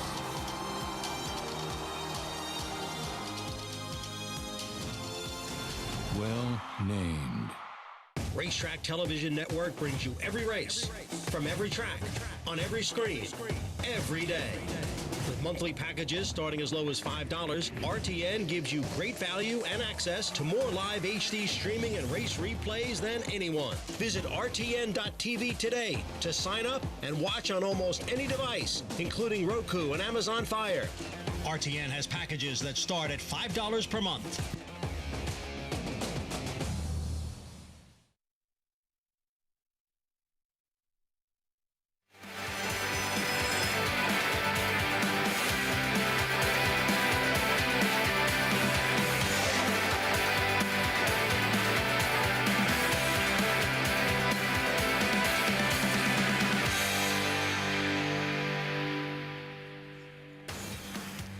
Welcome to the premier meet in the country here at historic Saratoga Racecourse. Our program brought to you in part by America's Best Racing. For the love of the race, visit americasbestracing.net. today. Good to have you with us here on FS1. Hello, everybody. I'm Greg Wolf. Just about every single day at this meet brings out something special. Today, it's the return of reigning 2-year-old champion and Breeders' Cup juvenile winner Corniche. Debuting for the barn he has just moved to, Hall of Famer Todd Fletcher. He's getting set to make his 3-year-old debut in the Grade 2 Amsterdam later on this afternoon, and is not an easy comeback spot for the reigning champ at all. Take a look at our Sunday Stakes schedule. We'll see Corniche in that Amsterdam, 5:34 Eastern start time. Prior to that, on the turf in that marathon, Grade 2 Bowling Green, 3 Grade 1 winners and the 2-time defending champ will line up in that race. We're looking forward to it. With me, Hall of Fame rider Gary Stevens, one of the top trainers in the country, Tom Amos.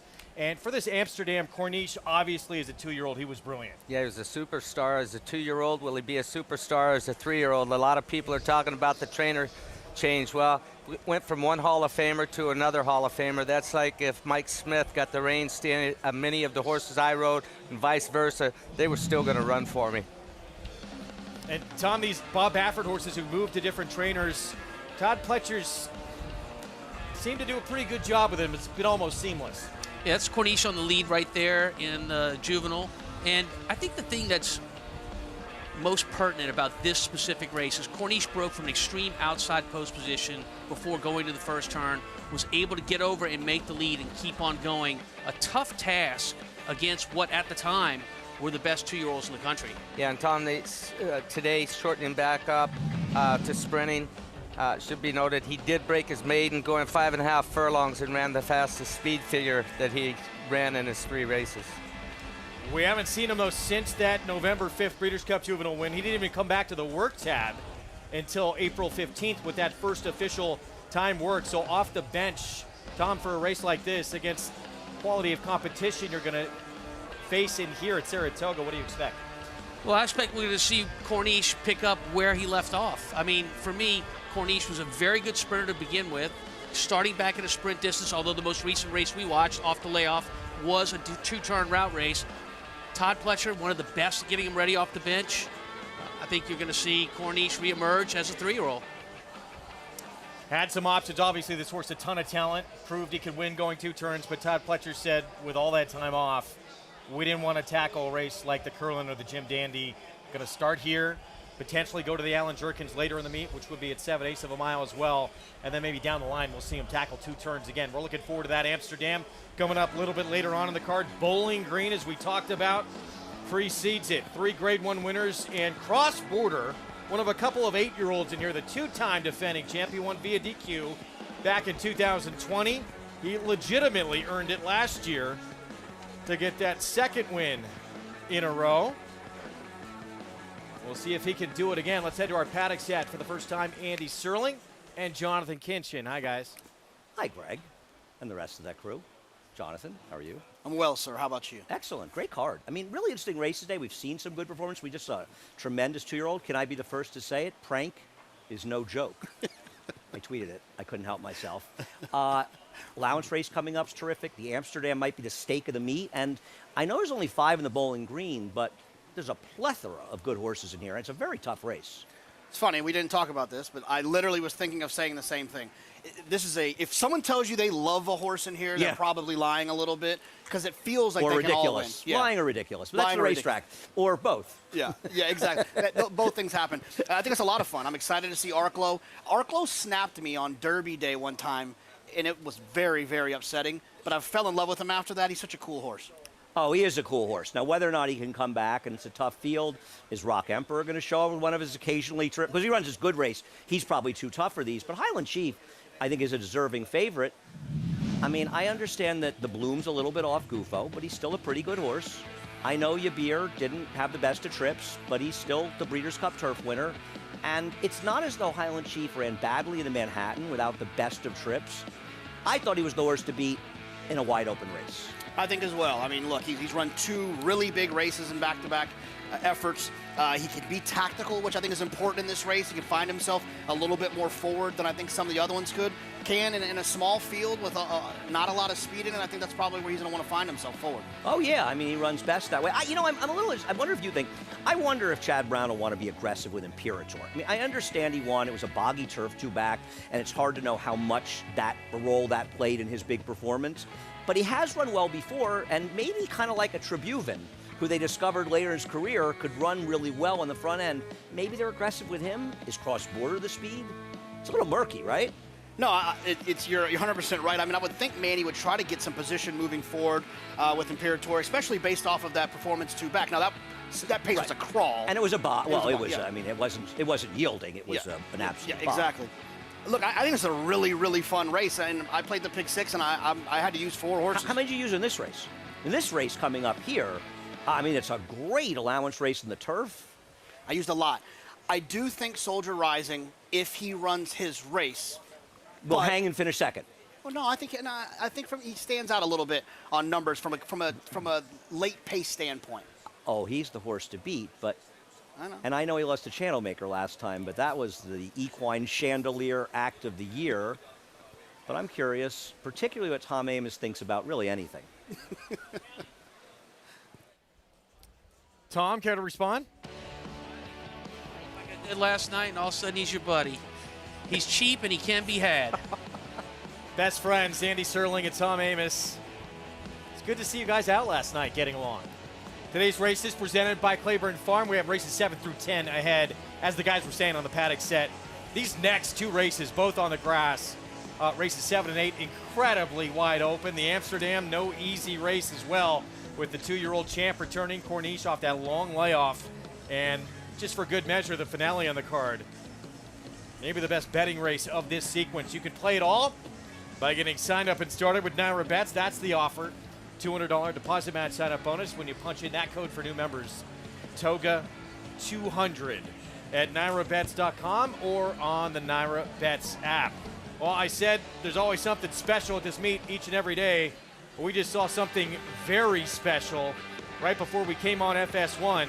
2-year-old filly race, debuters, many of them in a maiden special weight, and Prank, half-sister to the Belmont Stakes winner Mo Donegal. She was sensational, maybe the best 2-year-old performance we've seen in the meet. I thought so. I really did. I mean, the time suggested, how she dominated this field from start to finish suggested. You know, we saw some dominant winners earlier in the week. I know Andy tweeted about one he thought was the next coming, but I don't think we saw a performance like this. Not yet, until today. 1:03.4 the final time. She blitzed early, too. Incredibly quick fractions. This has been a bit of a deep, tiring racetrack, and you went that fast early with a first-time starter. You would think there might be a little bit of maybe tiring in the stretch. There was none from her, Gary. No, and I mean, you look at the time of Jackie's Warrior yesterday, 1:03 and change, and normally, just for an idea, I mean, he ran 3 seconds faster than what they've been running and went in 1:09. So to put that in perspective, this filly just running 1:03. It's lightning quick. Very impressive. Maybe spin away. Next spot for Prank off that kind of performance for Todd Fletcher. We're going to take a timeout when we return. Yes, make it 3 indeed in the Travers. I know he didn't get the Jim Dandy yesterday. Was ended in early voting, but he's got a third one to try and get that Travers on August 27th with Arturius. It was so impressive in the Curlin for Chad Brown. A Grade 1 winner of nearly $2 million, Silver State hails from the sire line of legendary Claiborne stallion Danzig. And his second dam is full sister to Kentucky Derby winner Monarchos. After winning the Eau Claire Handicap, Silver State defeated Knicks Go in the Grade 1 Metropolitan Handicap. On the board in 12 of 14 starts from ages 2 to 4, his career included a 6-race winning streak. Grade 1 winner Silver State, standing at Claiborne Farm. This August, Monmouth Park has the perfect cure for a case of the Mondays.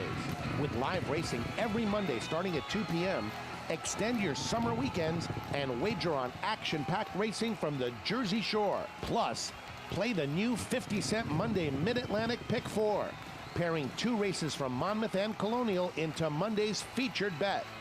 It's Monday racing all August long at Monmouth Park Racetrack.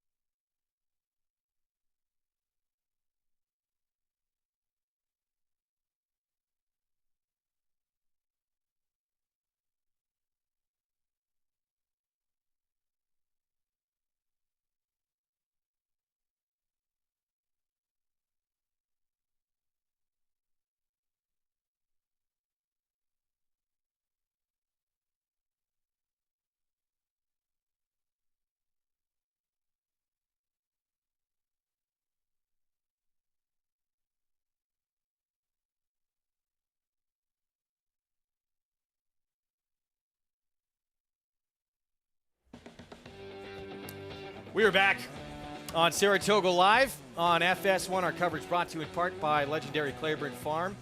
100 years of doing the usual, unusually well. Race 7, it begins the late pick 4. It's a mile and 3/16 in distance on the Mellon Turf Course. As you take a look at the current odds, favorite right now is the 5, Soldier Rising, for Christophe Clement with Jose Ortiz. Let's welcome into the program for the first time, Acacia Clement for more. Hey, Greg, and we'll start with your current favorite, Soldier Rising, a horse who maybe doesn't necessarily have that will to win. Now, the winner last time out in the Class C Channel Maker was getting up there, but obviously still running very, very good races, did wire the field, and Soldier Rising came from off of it, but it looked like he did have the opportunity to close on the outside and just wouldn't go by. He does wear that shadow roll, that piece of fleece across the noseband to keep his head down, as he has in all of his races here in the United States. He's very laid back in the paddock, as always. He's been very strong in his training, too. He looks really well muscled once again, and we know that certainly distance of a mile and 3/16 isn't going to be a problem for him, as he's shown frequently that longer distances are what he does prefer to do. It was a short field last time. We'll see how the pace dynamics do shake out in here today. He's a horse that you can trust to always show up. You just wonder, can you trust him to get by and get his nose down first on the wire? A horse coming off of a big layoff is the one, Hard Love. Comes back, not having raced since July of 2021 in the Belmont Derby, has been gelded, and he has grown a ton. I will say he looks very, very fit coming back, but he was always a good-looking type, but he's longer in his frame, longer legs. He's well muscled. If I'm nitpicking, I'd like to see him maybe just have just a little bit more strength as far as behind the saddle and across his top line, just building up some more muscle mass. But he hasn't raced in a while, and he's certainly not carrying any excess weight. I like the energy that I see from him. As you do remember, he was a horse that was, as a 3-year-old, pretty sharp prior to his races, but he's making a lovely impression on me off the bench here in the paddock. The number 10, one of 2 for Chad Brown, is Flop Shot, who got the win last time out. Looked a picture that day. We haven't seen him run since that start in April at Aqueduct. He's one, he just looks like he's doing so well. The picture of health, great in his coat. He's on the muscle today. He's definitely sharper than he was last time, too. I'd actually even written down that he was pretty subdued in the paddock, a horse that they had gelded back in 2021, which did seem to kind of help him come around. Was pretty wide in that last race as well, but he's a horse that looks like he is coming in fresh and ready to run with that on his mind as we head across the paddock to Andy and Jonathan. Thank you, Acacia. Well, we were talking a little bit before about the 5, Soldier Rising, and there's no argument. This horse has kept terrific company. This horse was second in the Saratoga Derby to a horse that has won some of the biggest races in the world since then. And if you're going to hanging to Channel Maker is no embarrassment. The problem that I have, Jonathan, is that this is a lifetime of doing this. And I just feel like he's a horse that's prevented himself from doing as well as he could because he just doesn't finish sometimes. Well, I'm going to be a little bit more forgiving. Like, to your point, his first, 1, 2, 3, 4 races in this country were against Stakes Company. He's facing a little bit easier today. Then he comes back off a layoff, doesn't run as well as I think many might want him to have run that day. Then he gets an allowance race, he wins. Against a very weak field. I just think this field is a little bit probably more obtainable for him. Okay, that's fair, but I know you'll agree it's a strong race. I mean, a horse like Flop Shot, I'm going to give you a stat our good friend Nick Tamaro sent me. Chad Brown with a winner last out in a turf route, 90 to 180 days. He's 24 for 59 with a 320 ROI, 40%, with horses that are $8 horses coming back and winning. Now, Flop Shot is a bit of a non-winning type himself. That's a pretty mean stat. Yeah, what is that? The story that tells me is that when Chad gets him right, he doesn't rush, he takes his time, right. and he has owners that allow him to do that. A lot of guys, they don't have, and gals as well, don't have that opportunity to say, let's wait a little bit. Let's wait 8 weeks. Let's wait, let's give him some time. They don't always have that. Right, and that's very fair. I'm interested in Ocala Dream, the 4, and I am not in any way going to say this is the horse to beat. His race 2 back, I think you'll agree with me, was a sensational effort. Last time he didn't run as well, maybe a little too close to the pace in that race, cutting back to a mile. I don't know, he's a mile and 3/16 horse, but I know if he runs his race 2 back, he has a chance to win this race, and he's 7 to 1, could be a little higher. I just thought he was worth a little bit of a gamble. How did you get over the hump that the race 2 back was a little bit of an outlier? Well, it is and it isn't. It was his second start as a 4-year-old, and he had shown promise last year, so maybe he's a horse that turned the corner as a 4-year-old. It's a fair question, but my hope, obviously, is that he turned the corner. Makes sense. I don't know. We'll see. Let's know the race. This meet can make you question yourself, even when you're going well. We start off our post-parade with Hard Love off a long layoff for Jonathan Thomas. Yeah, and was only beaten 4 lengths in the Belmont Derby last year, and he has run well off of a layoff before. 1 of 2 for Chad Brown. Value Engineering gets the rail. He gets the rail, coming off a layoff from last year. A very consistent allowance horse last year. Kendrick Carmouche on Sanctuary City. Yeah, the same can be said about Sanctuary City. Very consistent, picks a lot of checks up. Here's the one who Andy likes, getting even more money now. Cala Dream at 5-1. A New York bred, but a New York bred that has shown can compete with Open Company. The favorite, Soldier Rising for Christophe Clement. Yeah, he's only run 1 time here at Saratoga, finishing second in the Saratoga Derby last year. Stablemate told Cala Dream the 4, Canenos. This is a big jump off a claim for $62,500 and moving to the next level of allowance. Spanish Kingdom, we'll see in a moment here. Tyler Gaffleone for trainer Joe Sharp. Yeah, third off the layoff for Joe Sharp here. And the horse is pretty consistent. Maybe it'll be better after those 2 runs. John Velasquez, the Hall of Famer, for trainer George Weaver on Ever Dangerous. Trouble starts on Ever Dangerous right out of the gate. This horse doesn't always leave the gate very well and puts him in a bad spot. And the other Chad Brown runner, here's Flop Shot of those Peter Brandt colors. A lot to like here. 1 of 2 Chad Brown horses, as you mentioned, Greg, and really a horse that has been very, very consistent at this specific level. And the biggest price on the board attracts Luis Saez at 23-1. Brian Wilkes, who had a nice winner yesterday, and this one ran at Canterbury last time out.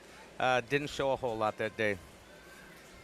Pick 4 begins here. That man, Javier Castellano, having a big revival at Saratoga this summer. From 2013 to 2016, he won 4 straight Eclipse Awards as Outstanding Rider. He's among the top 5 riders right now early on in the meet, and indeed still in his prime. Gary, he's riding great. Yeah, he is. Look, these guys that have held titles before and won some of the biggest races in the world, you don't lose your confidence. You lose some business. You got to build back. This is all peaks and valleys, this game. And when you run out of horses, you've got to just tussle and work harder and try and rebuild. I think he's the highest winning percentage rider at the meet right now, which really is saying something when you think about the competition he has in that room. Inducted into the Hall of Fame back in 2017. It was all the way back in 2004 where he really got his big break, where he was the pilot on Go Sapper. Big wins on that runner, including the Breeders' Cup Classic. Rode Bernardini to Preakness, Travers, Jockey Club Gold Cup win. So that's the one Andy likes. So Cala Dream with Javier at 6-1. But it's been steady favoritism, guys, on the 5, Soldier Rising, who they mentioned on the paddocks had a horse who has a lot of seconds. Yeah, there's a few of them in here who've had a lot of seconds. That's who I landed on. I like Soldier Rising. Coming out of his last race, distance is not going to be an issue for him. I like Soldier Rising, too, and I know Andy thinks he really hung at the end of that last race. Perhaps so, but, it was a race that really the pace wasn't that quick. Hard to close into that day. I thought he finished well. 2-1 favoritism. Jose Ortiz will be aboard this afternoon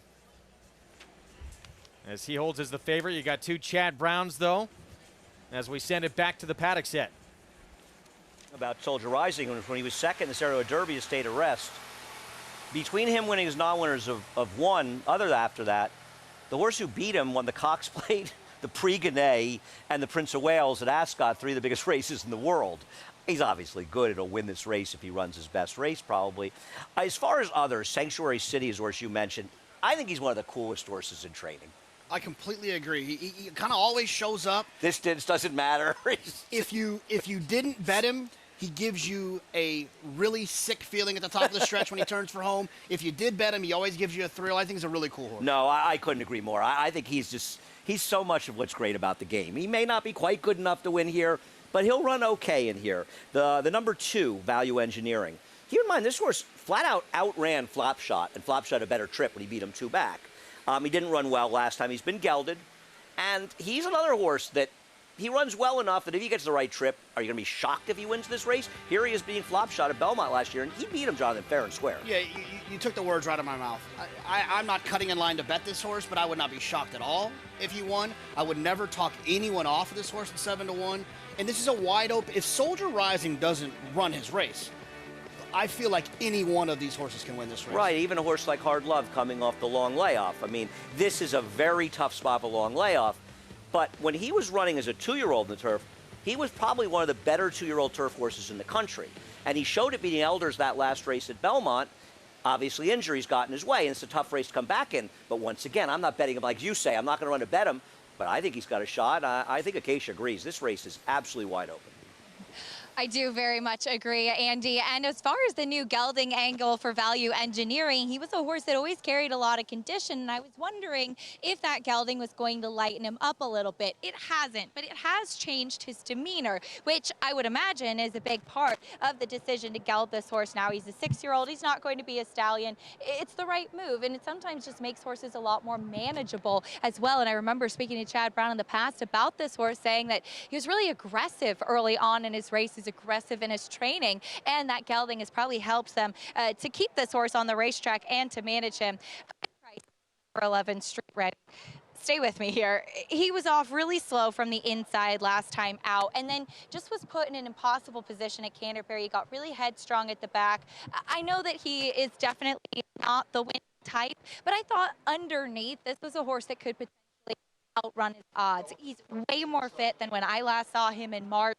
He's sharp out there. He got a strong warm-up from Louis Sias. The fact that he lures Louis Sias at all intriguing. You look to picture right now for trainer Ian Wilkes. Greg, at a big price, maybe one to take a look at underneath. Scaring me, Acacia. One that probably several have left off in a wide open race. Huge price. Can he overcome that outside post? Yeah, and look, we talk about trips, particularly Value Engineering, and Andy brought up a couple of trips that he had that, you know, he would have finished much better if not won. This inside post, which he's going to break from, even though he's the number 2 horse, and a big field on the grass like this, and a race that doesn't necessarily have to have a lot of pace, it's going to be guiding your way through a group of horses no different than going through 5 o'clock traffic for some of these horses. I think Value Engineering is one of those. So here we go, late pick 4 in a wide open turf event. Another wide open race coming up next on the lawn at even longer, Mount 3/8 in the Grade 2 Bowling Green. Let's go upstairs. John Imbrial, the call. And we're ready now for race 7.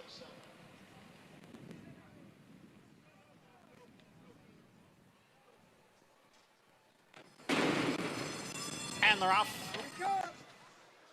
From the inside, it is Value Engineering. And now moving up is Hard Love. And from the outside, it is Street Ready. Street Ready to the front. Street Ready is eager there and has the lead, with Hard Love right behind in second. And then it is Ocala Dream, who is racing in third, followed by Spanish Kingdom next in fourth. And on the outside is a Flop Shot in fifth. Value Engineering is down at the rail and now back running in sixth. Ever Dangerous is next in seventh, followed by Soldier Rising in eighth. The 2 trailers are Sanctuary City, and then at the back is Caneños. The quarter went in 23-1. It is Street Ready who has the lead here over Hard Love as they move up the back stretch. Street Ready being long shot the leader, with Hard Love giving chase in second, and Ocala Dream is next in third. On the outside of Ocala Dream is Spanish Kingdom, who runs in fourth, and it's a break of 2. Value Engineering down on the inside runs in fifth, about 7 lengths from the lead. As the field continues along through a half mile in 47-3, it is still Street Ready who has the lead over Hard Love. Ocala Dream, Spanish Kingdom, they're right together, third and fourth. And Value Engineering on the inside. Flop Shot is right there. And then we come back to Ever Dangerous. Down at the rail is Soldier Rising and Sanctuary City. Farther back, Caneños. They're all still chasing. Street Ready, who has the lead as they head for home. With Ocala Dream running in second, it is Street Ready, the leader here by 2.5 lengths. At the rail is Soldier Rising. On the outside is Value Engineering. Street Ready trying to pull off a big upset here. Soldier Rising with one last try on the outside. Street Ready, Soldier Rising, photo finish. Soldier Rising may have gotten up, but it's a photo with Street Ready, the pace setter. Never in question. Wow, was that scary. Long shot on the front end. Street Ready, the one Acacia pointed out, at 27-1. Nearly pulling off this monster upset, but here comes Soldier Rising, the 5. Yeah, it took him every step of this distance to get his nose down on the wire. I didn't think he was going to have any chance of getting there, and nails the 11 horse just right on the money. Street Ready. Yeah, lone leader and Street Ready, and for our 5-horse Soldier Rising, he had to finish on the end to beat that lone leader. There was no hanging today. What a finish. Many holding their breath. There's Miguel Clement, assisted to his father, Christophe, and they just barely, it looks like, got this one to start off the late pick four. We got to say goodbye to those watching on SNY, and it has been posted. 5-11, 2-3, Soldier Rising in the 7th.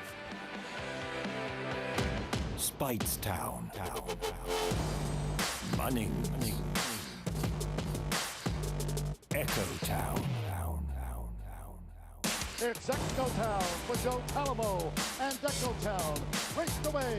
And Echo Town is drawing away in the stretch. Echo Town wins the Allen Jerkin Stakes. A sire line so prolific, it repeats itself.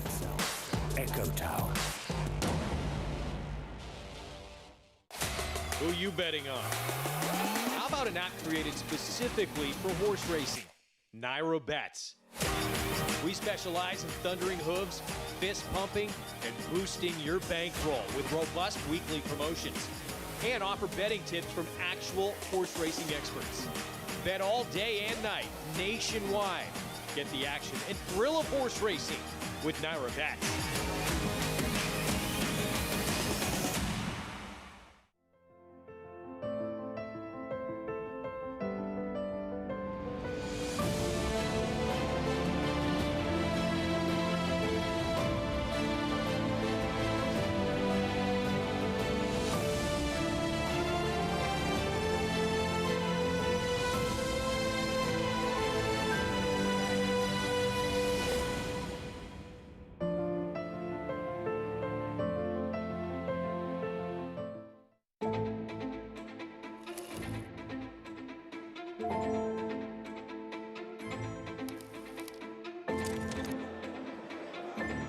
Good morning, ladies and gentlemen, and welcome to the Keeneland September yearling sale.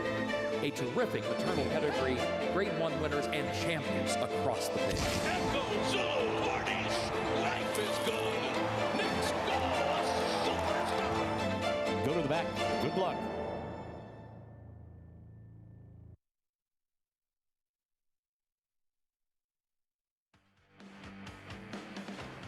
We are back on Saratoga Live on FS1, regional networks out in Southern California. Good to have you with us. We just saw a thriller on the lawn in race 7 here at Saratoga. Took every inch of that mile and 3/16 for Soldier Rising to get by this huge long shot Street Ready.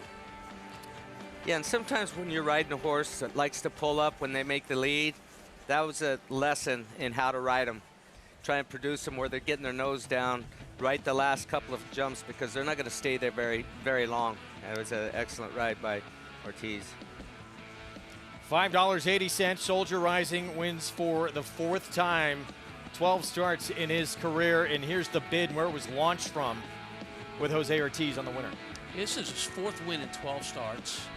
It's hard to label a horse as a horse that hangs when you've won that many times in just a few starts, and he is running down the lane to try to catch this leader. You're getting a big effort here, comes off the rail, gets outside. Maybe it's a little bit better the turf course. I guess Jose probably thought so, or maybe he didn't think he was going to get through on the rail. Wanted to give him a lot of room outside to come run this horse down. This is a really good race. Take a look at our run happy photo finish. And, you know, if you're Luis Saez on that 11, Gary, obviously can't be a great feeling, but he did everything he could here. He did. And I mean, half a stride earlier, he was in front. It's disappointing when you lead one all the way around there at a big price and get nailed on the money, but it happens. Tough beat for those who had the 11 at that huge price. Very, very close. There would have been a lot of tickets were probably torn up. Nice call by Acacia, who made the case for this horse, though, right before they loaded up. Going to take a look back at the big 3-year-old race in just a moment from yesterday. First, let's head back to Acacia. Very pleased to be joined by Saul Kuhlman, Michael Caruso here with me as well. And we have a very excited winner's circle. Jose bombing our interview here, but Mike, we'll start with you.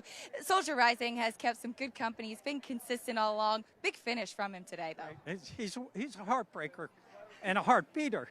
The only reason I'm here talking is Mike Dubb has COVID. It's the only reason. I'm so sorry to hear that. But anyway, we'll let his brother here speak.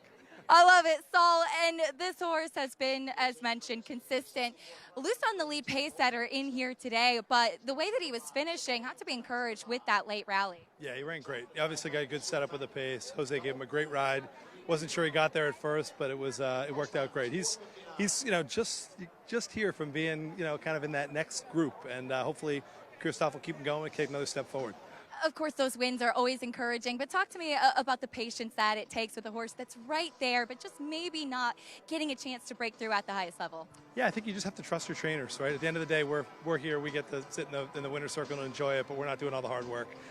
These guys are with the horses all day, and we just listen to them. They say we got to be patient. You got to be patient. And guys like Christoph, they're patient. They do the right thing by the horses. We rewarded you with a nice win today. Congratulations, and we hope to see Mike Dubb back at the races soon. Hope you're watching at home, but Soldier Rising, a big finish today.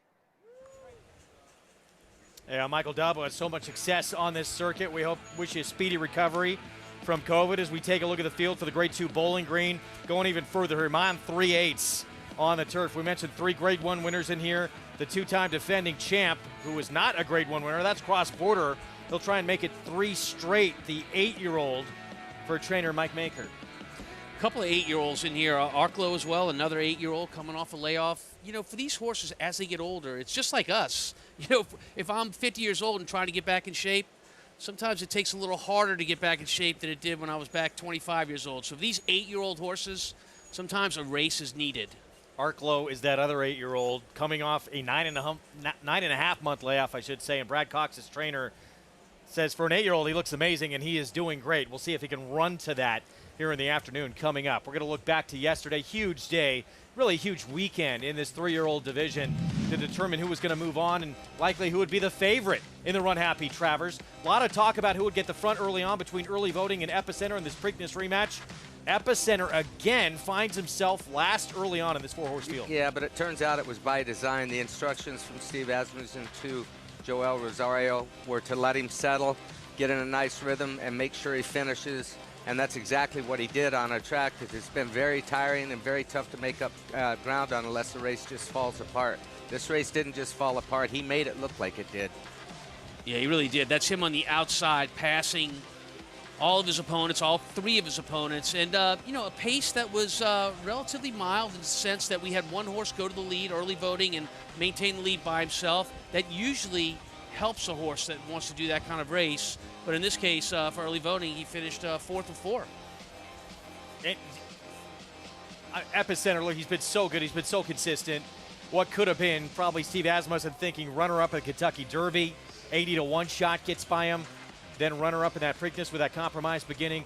This was big, and I know these connections, they won a lot of big races. They've come very close in the Travers. Steve Asmussen, Ron Winchell, including last year with Midnight Bourbon.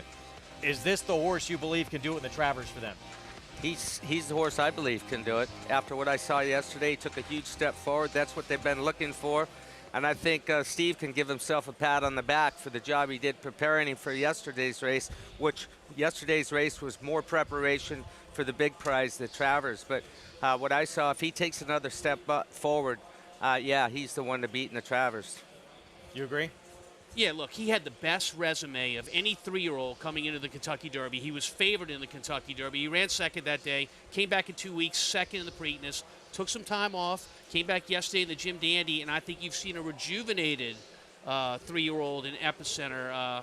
He might have been drinking from that big spring. They say that helps you a lot, but, look, this is the second half of the year. This is where championships are decided. Right now, he's the one they have to beat. And as his trainer said, good time to be doing well as we check in for more on the Jim Dandy with our paddock crew. Just occurred to me, Tom, given how your meet's going, you might want to make a trip out to Big Red Spring one of these minutes. I'm sure they could lose you in the set for a few hours. I don't know. Yeah, I agree with them. I don't think there's any. I don't think anybody rationally, and I don't think any of us are also saying we think Epicenter can't lose to Travers. But given his resume going into the Triple Crown races, given the races he ran, and the race he ran yesterday, he's the horse to beat. One thing we do know about Epicenter, he's going to show up and he's going to run his race. And his race on Travers Day, Run Happy Travers Day, will be enough for him to win. Now, you have some interesting aspects. Will Zandon take another step forward if he shows up in the race? We have Charge It, Cyberknife. There's a lot of other things that can go into the fold, but Epicenter should be the favorite, and I think he will be. Winner. I wouldn't rule that horse out. I mean, it's not like he ran such a huge number that it's impossible for him to move forward. You bring up Zandon. I think that he's not going to get some of the credit he deserves for yesterday's race because he was a little out of his game. The pace was moderate, and that flatters Epicenter's performance even more. But that's not the race that he normally runs, sitting on top of the pace. So I think getting on with the layoff, I have to think if I'm Chad Brown, I haven't talked to him, you may have talked to him, he may be very happy with the way he ran overall. Obviously, he's not happy with the overall results of the race, but I think Zandon could be a horse that could move forward off that. I think there's two ways to look at Zandon's performance. One is that he was a little bit disappointing because he was close to the pace. But then, to your point, you can kind of cancel that out because that's not what he wants to do. So I'll just call that a wash. I thought he ran pretty well, and I'm looking forward to seeing him run a 1.25 miles in a few weeks. Yeah, I think the mistake that any of us would be making is if we just said definitively, oh, Epicenter is going to win the Travers. A lot of time to go, and you mentioned Charge It. You talk about the Curlin winner, other horses, Cyberknife, the others. We'll see who shows up that day, but Epicenter's the horse to beat right now. Indeed he is. They talk about Charge It. That's the 23-length winner of the Dwyer for Todd Fletcher. Arturius for Chad Brown. That's a horse that looks so impressive. It's just the third start of his career in the Curlin on Friday. So here's this 3-year-old division right now. So as you look at these names, guys, on this list, and of course Jack Christopher, it looks like they're going to cut him back in distance after he disappointed in the Haskell. The Derby winner's waiting. He's got to prove it again, obviously. That was 80-1. Who scares you on that list? Who stands out to you? Well, maybe the up-and-coming horse in Arturius. I mean, that's a horse that was making the transition from 1 to 2 turns when he ran in the Curlin on Friday, and he did it very successfully, and he won easily. He's a horse that looks like, with those kind of races in his style, that he will relish the distance of the Unhappy Jim Dandy Travers at 1.25 miles. Yeah, I agree with you, Tom. And the way he did it yesterday, he did it with a lot of ease. He did it with his ears fluttering back and forth at the end, looking like he's wanting more ground. That was only his second race, and the timing's perfect to come back in the Travers. Steve Asmus, had a pretty good hour yesterday. He did. Yeah. We're going to get to Jackie's Warrior a little bit later on in the program. Back-to-back graded stakes wins here at Saratoga. That is not easy to do. In fact, here it is now. This was as easy as you could ever imagine in a Grade 1 at this historic racetrack, and this was Jackie's Warrior making history. 3 consecutive years winning a Grade 1, first to ever do that. Yeah, he's just been a machine since he started from his 2-year-old year. Last year as a 3-year-old, now comes back as a 4-year-old and does it this easy. And there's no ask here at all. Right. Look how quiet Joel Rosario is on him as opposed to all the other riders behind him. Look at, they're all trying to get the most out of their horses, but there's Joel. He is just simply quiet on this horse, and he is doing his thing. And his thing is getting after it. I mean, that is scary. It was a walk in the park in a Grade 1 at Saratoga. This year, he is yet to really find any competition. So we ask anyone out there, is there anyone who could give this horse a challenge? Well, there's still Jack Christopher is going to go back to sprinting, I would say. He'll make him dance. An impressive horse named Conager. They tried going longer, but he had 2 sprints in a row that were very impressive. But they've all got to try and get to this horse's level. Historic performance at a racetrack with all this history. Just incredible for him to become the first horse to ever do that. Grade 1s in 3 consecutive years. And 5 graded stakes wins at Saratoga. Only 4-star Dave with more. Right. So when you're talking about Jackie's Warrior, I think you have to say, if you're a potential opponent of his, no matter how well your horse is doing, there's no way you can go into that entry box against Jackie's Warrior and feel real good about, coming out on top against him. He's that good. He's a superstar. I mean, he's a great athlete. He's an equine athlete, but he's a great equine athlete. And we're likely going to see him again, Grade 1 Forgo, later on in this meet, August 27th at Saratoga. We'll see who chooses to line up against him when that race takes place. We're going to take a timeout. We'll be back when we return. One of the 2 8-year-olds in this field, there's trainer Brad Cox. He trains Arklow, coming off a 9.5-month layoff. Grade 1 winner back in 2019. Does he still have it?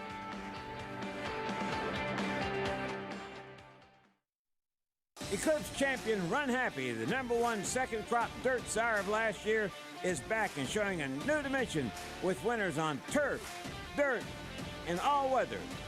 A record-breaking sprint champion, Run Happy is also showing winners at all distances, from 7 furlongs to 1.25 miles. A sire whose runners can carry his speed over all distances and all surfaces. Run Happy, price for value, and standing strong at Claiborne Farm. Launch your thoroughbred ownership experience with Flying Partners Racing, a New York and Florida-based racing partnership with winning percentages over 20% at Belmont, Lone Rock to win, and 25% at Saratoga in 2021. Ice Princess. Limited opportunities available now, with yearling partnerships coming this fall. It is Tell Your Daddy. Meet the Flying Partners team at our open house. Visit flyingpartnersracing.com to learn more.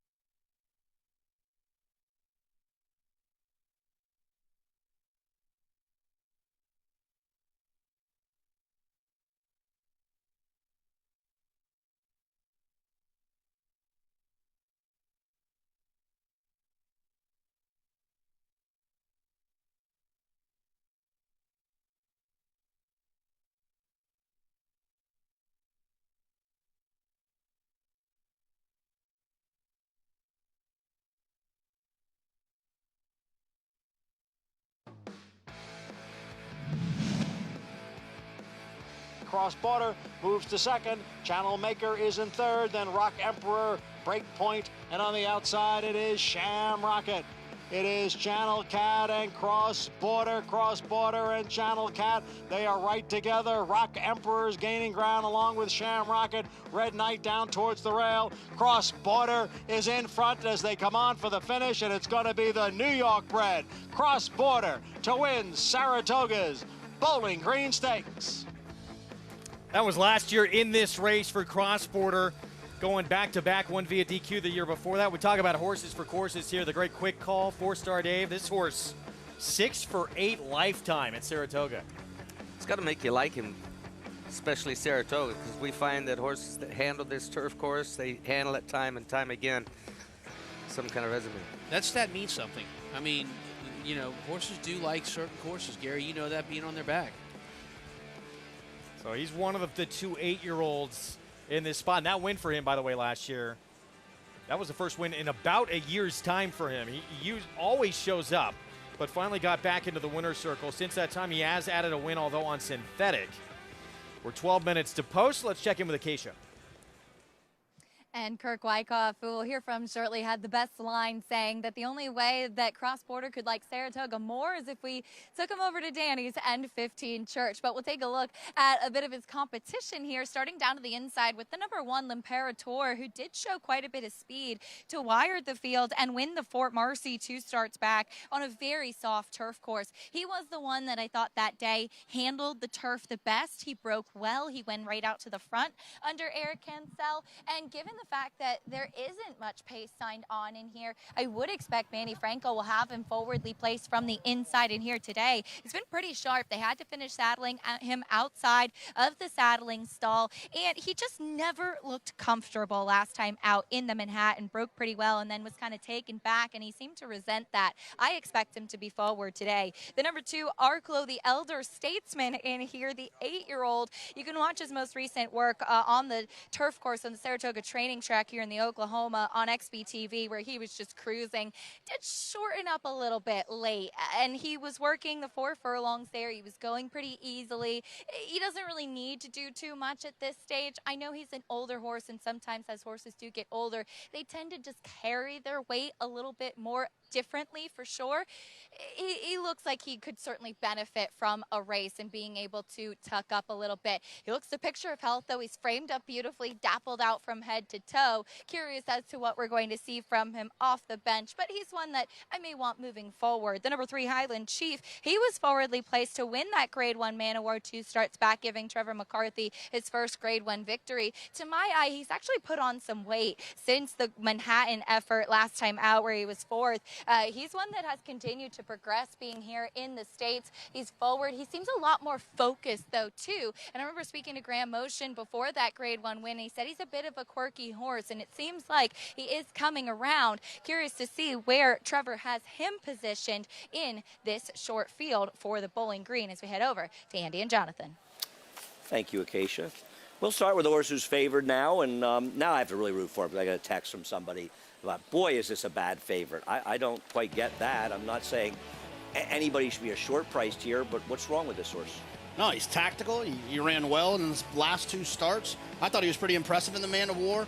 I don't have a problem with him. I thought his Manhattan was fine. The race was wired. He was 2 to 3 wide around the track. The rail was the place to be. I don't know. It's not like he didn't have decent European form. He seemed very logical to me. I will say, if they all somehow find their best race, the race is probably between Arklow and Rock Emperor. Rock Emperor's just a hard horse to gamble at 5 to 2 because he's just a Jekyll and Hyde. He's let me down so many times. And I kind of got this idea that he was this kind of glorified allowance horse until this performance. Then I realized, okay, he's actually a really good horse. And if you look at his past performances and you just ignore the Fort Marcy, which was extremely soft, he's run extremely well for about 5 or 6 races. No, I'm not going to argue. His last race, he broke a little slow. You break slow in a race that's dominated up front. He was 2 to 3 wide, angling widest in the stretch. You're running way outside when the inside's the place to be with the rails coming down. It's kind of hard to run on that ground. So I'm not going to be surprised at all when he wins. I'm not going to be surprised when Chad Brown's other horse, L'Imperator, wins, and I think he could wire the field. Arklow, I guess, is the wild card here. I think you like him more than I do. Yeah, I mean, I've always been a fan of this horse. Well, not always. There was one time I wasn't, then I've been a fan after that. But just once. The one thing I'll say is maybe he wants a little bit longer. Maybe for his best is a little bit longer. But coming in off a layoff, he hasn't run since October. He's an 8-year-old. Maybe this is kind of a good jumping off point. And I believe that they brought him back because they felt like he still had more to offer. Right. Well, I mean, everybody has to remember, this race is a prep for the Grade 1 Sword Dancer on Travers Day. So, yeah, I get it. Second start will be the stake, I assume. Here's our post spread. We start with one of Chad Brown's runners, L'Imperator, and Chad expects him to be on the lead. I expect him to try to wire the field. Can he do it on a firm turf course? Here's Arklow, 9.5-month layoff for the Grade 1 winner. The 8-year-old comes in here off of a layoff. I'm hoping he runs well today. Highland Chief, he won the Grade 1 Man of War at Belmont.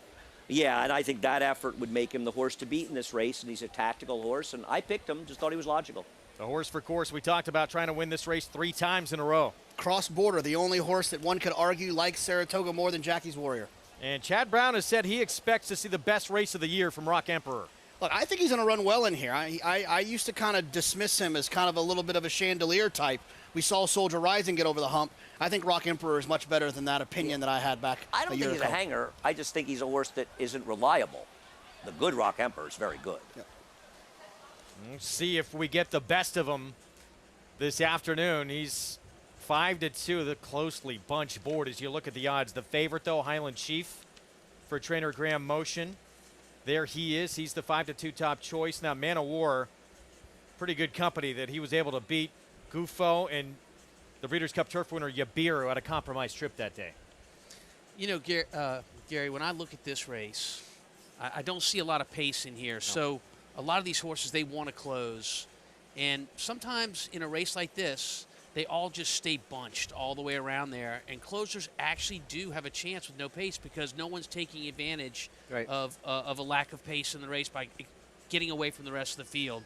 So if you like a closer, and I like Rock Emperor, the 6, that's going to be my game. I need the group to kind of stay bunched and give me a shot to close on the outside, which I think Rock Emperor will try to do. Well, as for the favorite here, he exchanged bumps in that last race, that Manhattan, with Adhamo several times early on in that race. Adhamo would come out of that race to win the Grade 1 United Nations.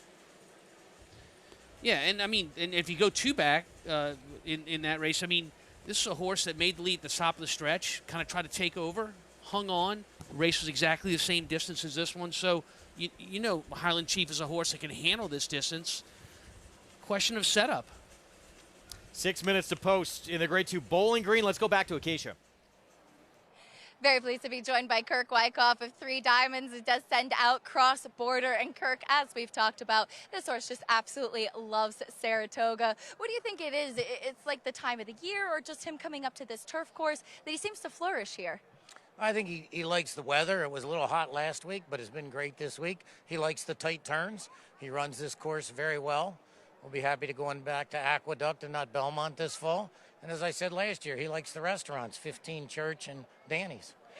As do all of us as well. But this is a horse he's looking to get back on form. But he's pretty sharp in here today. What have you and Mike Maker and the team seen from him coming in? Well, if you look at his form, because he's 8, he's gotten more time between races. He ran a huge race in the Pegasus.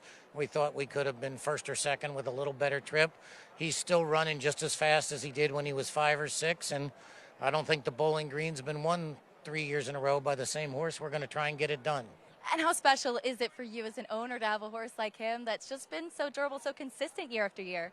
We've been pretty lucky to get some of these turf horses. If you take care of them, this is one my son Jordan picked out at the Racing Age sale 4 years ago, and it took us a year to get him right. So Mike's been very patient with him, and he's delivered for us because we've delivered for him.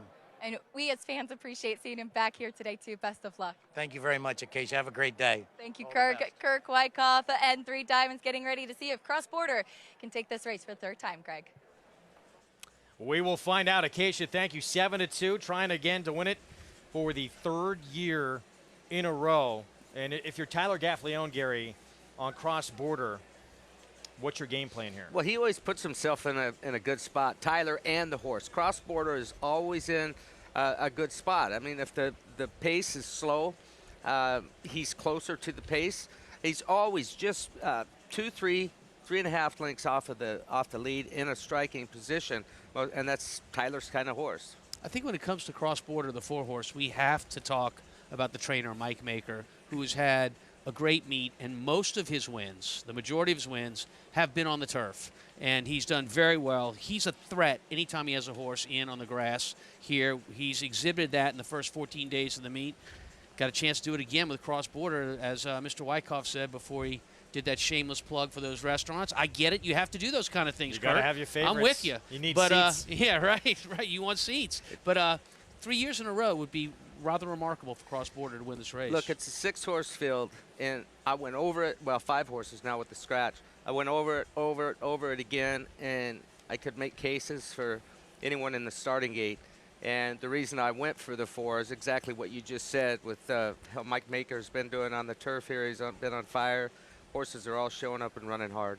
Quick look at the hardware that awaits the winner. And, you know, back to Cross Border, Tom and Mike Maker. He's been so successful, too, with claiming horses and getting them to be so good going longer on the grass. Do other trainers look at what these guys are doing who are being so successful and try and emulate it? Well, in the case of Mike Maker, he's taking horses off of me, and I certainly pay attention when they hit the grass in their next start because he's brilliant at moving them up, and that never looks good in a trainer's book when somebody else takes your horse and does better with it. Andy, JK, you guys surprised who the favorite is right now? You know, it's a funny question because I don't know that I'd be surprised by any favorite in this race because I think we both feel the same way. It's a wide open race. So, I mean, are we ever going to be surprised when Chad Brown's the favorite? It's a wide open race. I mean, I thought the 3 might be favored, who I picked here.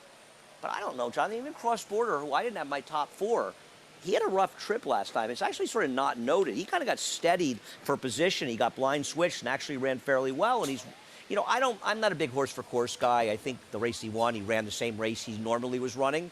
But he's run well enough at the distance at times. He can win. Yeah, this is one of those races where I'm not going to be shocked if anyone wins. Whoever gets the best trip is going to end up winning. At the end of this race, we'll probably be able to say, oh, if so-and-so would have got a better trip, they might have been best. It's just one of those situations. And the biggest issue for me is who's going to find themselves on the front end, because I think that's where you want to be in here. It has to be the 1. I actually, looking at it, thinking maybe I should pick the race 1-3. He's 9-2.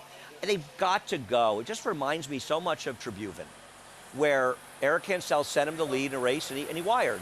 And it worked out. Second domestic spending, won the United Nations last year, into Manhattan this year.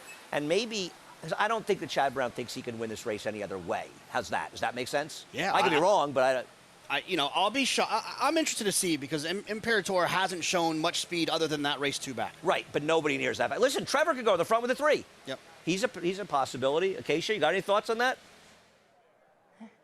I think L'Imperator will go to the front just as far as the energy levels prior to the race, and just given how sharp he was, I do think that he will be forward. But as far as Cross Border does go, one thing that isn't a feather in his cap is that he's not one that needs to be far off of it. I thought, as you mentioned, Andy, he was kind of taken out of it last time out when he broke out a little bit, threw his head up and was bumped and kind of pushed all over the place early on in the race. He's a horse that runs well when he looks well. And sometimes his color doesn't look that great. His weight isn't that great. I had a couple questions about it last time, though he did seem to have some class in the Kingston. He looks tremendous today. He's dappled out. He's carrying good condition for him. He's super fit. He doesn't look like an 8-year-old. And that time in between races that Kirk Wyckoff has mentioned, I think is really showing up here. Can he do it again at this age? We'll find out soon, but he looks a picture, that's for sure, Greg. That's good to hear, Acacia. As you take another look there at the 8-year-old, the New York bred, trying to do it to open company again. It's been sensational here in upstate New York, and especially in this race the last couple of years. Got that win outright when he beat, among others, Rock Emperor, who was second to him. The favorite, though, is Rock Emperor to try and return the favor. Grade 2, Bowling Green. Let's go upstairs. John Imbrial, the call. They're in the gate.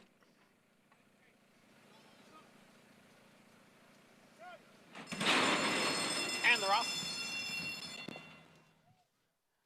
And from the inside, it is L'Imperator. And now moving up is Highland Chief. L'Imperator, Highland Chief, and on the outside, it's Cross Border. The front 3 have opened up 3.5 lengths on Arklow, who sits in 4th. Rock Emperor, the early trailer, in 5th as they go around the far turn for the first time. And it is L'Imperator. And on the outside, Highland Chief. L'Imperator is the leader, with Highland Chief tracking in 2nd. Cross Border is next in 3rd. Then Arklow and Rock Emperor. The opening quarter mile, 24 and 3/5 seconds as they come past the fans on the stands. And it is L'Imperator, the leader, 3/4 of a length. Highland Chief on the outside in 2nd, with the New York bred Cross Border sitting in 3rd. Rock Emperor, and now Arklow is the trailer as they head into the clubhouse turn. And L'Imperator continues the lead here. Ran the half mile in 50 and 1/5 seconds. It's L'Imperator, the leader, over Highland Chief. And then it is Cross Border, Rock Emperor, and Arklow. So positions are unchanged. Not much movement yet. They're on the backstretch with L'Imperator, the leader, by a half length. Highland Chief on the outside is 2nd by a length and a half. Cross Border, followed by Rock Emperor. Arklow is the trailer. They're midway up the backstretch now. 3/4 posted in 1:16.1. L'Imperator, the leader, right from the start, continues to set the pace here and leads by a length. Highland Chief and Cross Border giving chase second and third. L'Imperator now takes the field into the far turn. It's L'Imperator by a length, now by a length and a half. Highland Chief runs in second. Then Cross Border, followed by Rock Emperor, and Arklow is the trailer. And now they're coming for the head of the stretch. L'Imperator trying to go wire to wire in this 11-furlong Bowling Green Stakes as they come into the stretch now. It is L'Imperator who's being asked for more as they come through the lane. L'Imperator challenged now on the outside by Rock Emperor. And then on the far outside, it is Arklow who is kicking in late. Rock Emperor has come away with the lead. Arklow driving on the outside. Rock Emperor to win it by a half length. Arklow close to be second. L'Imperator was third in the Grade 2 Bowling Green Stakes. Chad Brown gets his third win in the Bowling Green, his first since Fletcher back in 2016, as Rock Emperor runs down the stablemate L'Imperator. Yeah, L'Imperator put a scare into everybody. It looked like L'Imperator was home and dry, and a resolute run from Rock Emperor gets up in the... I'm going to say it. Do you smell what the Rock is cooking? He got that pace, but they all stayed pretty close, and he got that outside trip that he was looking for. Clear run at the leader in a stablemate in L'Imperator, the one horse, and was able to get by him at the end. That's a very, very nice finish for a very, very good horse, Rock Emperor. Chad Brown first and third. Late for second, guys. It was Arklow, the 8-year-old, off that long layoff, but it's Chad Brown again in a big stake on the turf. The public got it right.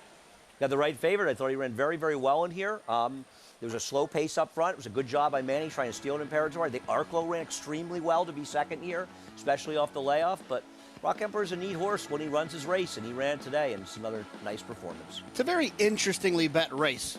Right, Rock Emperor was the favorite here. He was the third choice in the doubles and the will pays. So if you have a multi alive here, you're probably getting a little bit better than 2-1 that you see on the board. I thought Arklow had some trouble.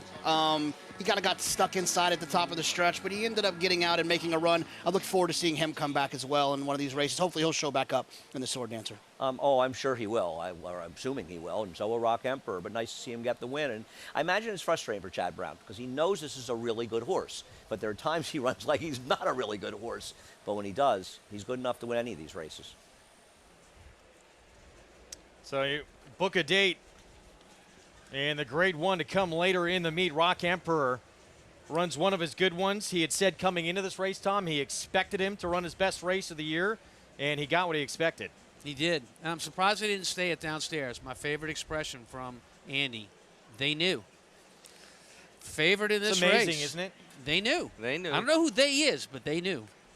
A race that was so wide open, but yet the public gets it right, making this horse the favorite, and Rock Emperor winning just the fourth time on the turf in 23 career starts, but that was an impressive turn of foot late to run down his stablemate and get a big Grade 2 victory here under Flavien Prat. Well timed for this victory. We'll have the prices when we come back. When we return next weekend, more tremendous graded stakes action. A loaded Whitney Field indeed taking shape. Life is good, and Olympiad going to try and make it 6 in a row for Bill Mott. We'll have a preview next.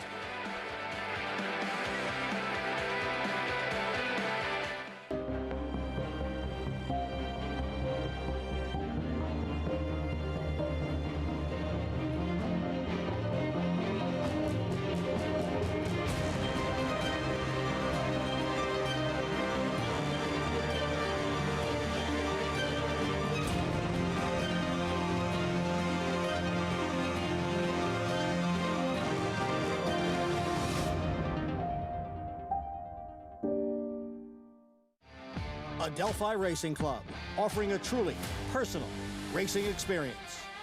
Looking to own thoroughbred racehorses and win at the highest level circuits?